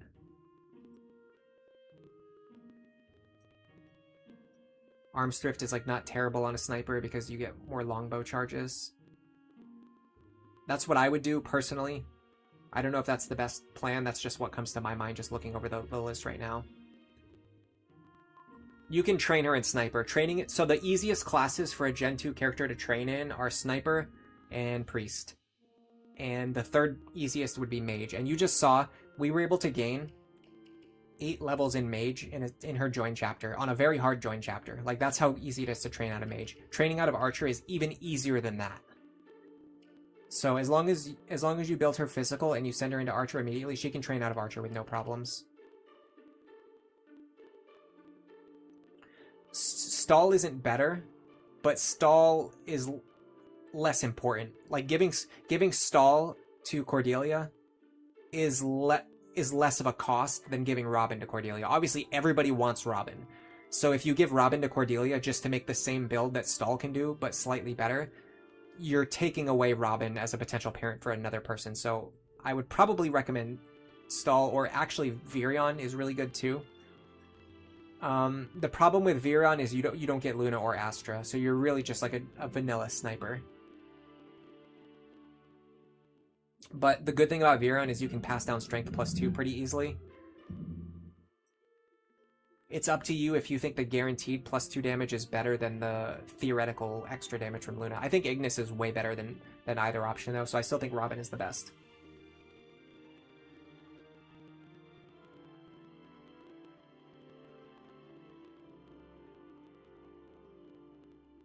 Typically, you just like to marry characters rather than optimize units. That's totally fair. I mean, when I first got into Fire Emblem and I was playing the 7 and 8 on GBA, like, I was basically all about like shipping. I loved shipping the characters together and like pairing up characters and seeing like who pairs with who. And that game didn't even have like inheritance or child units, or like most of the pairings don't even have confirmed romances, but you can still ship them anyway. Like, for me, that was like the foundation of the series, and I only got more into like super optimizing and like more gameplay focused stuff much later on. Gen 2 mages are good, yeah. I wouldn't do Severa as a Gen 2 mage though. I would do her as a Gen 2 archer. It will, trust me when I say this, if you put her into Archer, it will be so easy to train her. It's very, very easy to train out of Archer because you can do exactly what we did with Vaike. You can make a bronze bow with 8 might, very, very cheap, and then they can just use that until they get D rank. And then when they get to D rank, you can make an iron bow with like, I don't know how much might. It's very high. It's 6, so like 12. You can do an iron bow with like 12 might. Again, very cheap. Or was it 11? 11 or 12 might, very cheap. And then once they get to C rank, you can do a steel bow again with like, 14 might or whatever for relatively cheap. Or honestly, like by that point, you're past the point of needing like a forged steel bow. Like honestly, your forged bronze bow will carry you until it breaks, because bows are just so strong in this game. You're gonna think it over, but you're wondering because you're a fan of Robin Hood. Like, yeah, you can make it work. Like, it's a good pairing. The main thing I would actually be concerned about is Robin Cordelia themselves. I don't know how to make them work with this configuration. Considering you want to pass down Ignis, it's really clunky. Passing down Ignis is really clunky. But honestly, you could just train Robin as a hyper carry up to Grandmaster 10. Pass down Ignis. Cordelia goes through Falcon Knight to give speed to Robin, because the only thing Robin needs is speed. They just need a partner that gives them speed. And then she can just train using her staff, so she can get levels that way, so she doesn't fall behind in levels. And then once she gets to 15, like, you can maybe switch things up, like Dark Flyer with a Grandmaster partner, or you can just keep her in Falcon Knight forever.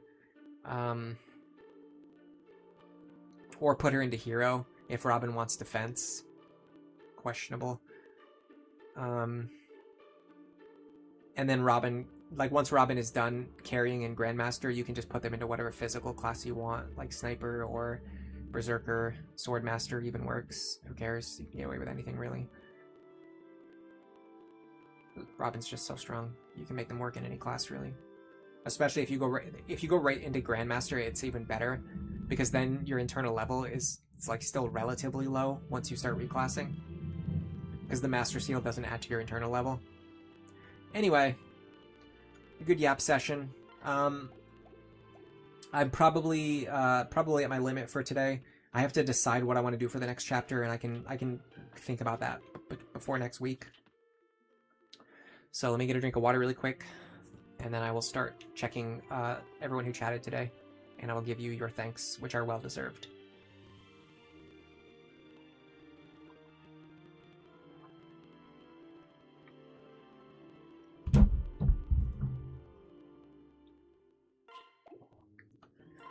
Nick is a neat says that the way we trained Noir was pretty genius. Yeah, it's one of those things that like just works because Mage is so easy to train out of. I honestly think if you want to use a Gen 2 unit, you need to either put them in Archer, Mage, or Sage. There's very few other ways to make them work.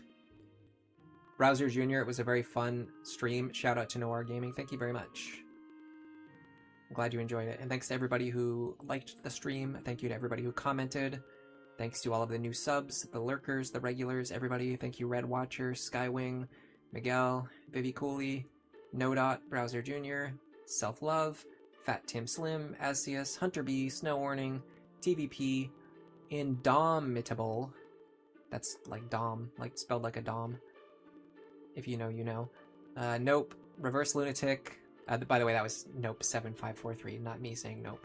Reverse Lunatic, Scuba Luigi, Azunix, Hoshino Tokokoro, Bookerbot, Chris Like AMV, Aleph Null, Nick is a Neat, Angela Netchel, Ikularg, Mild Froggy, Frozen Helm, Yikaw, Kibi Chukai,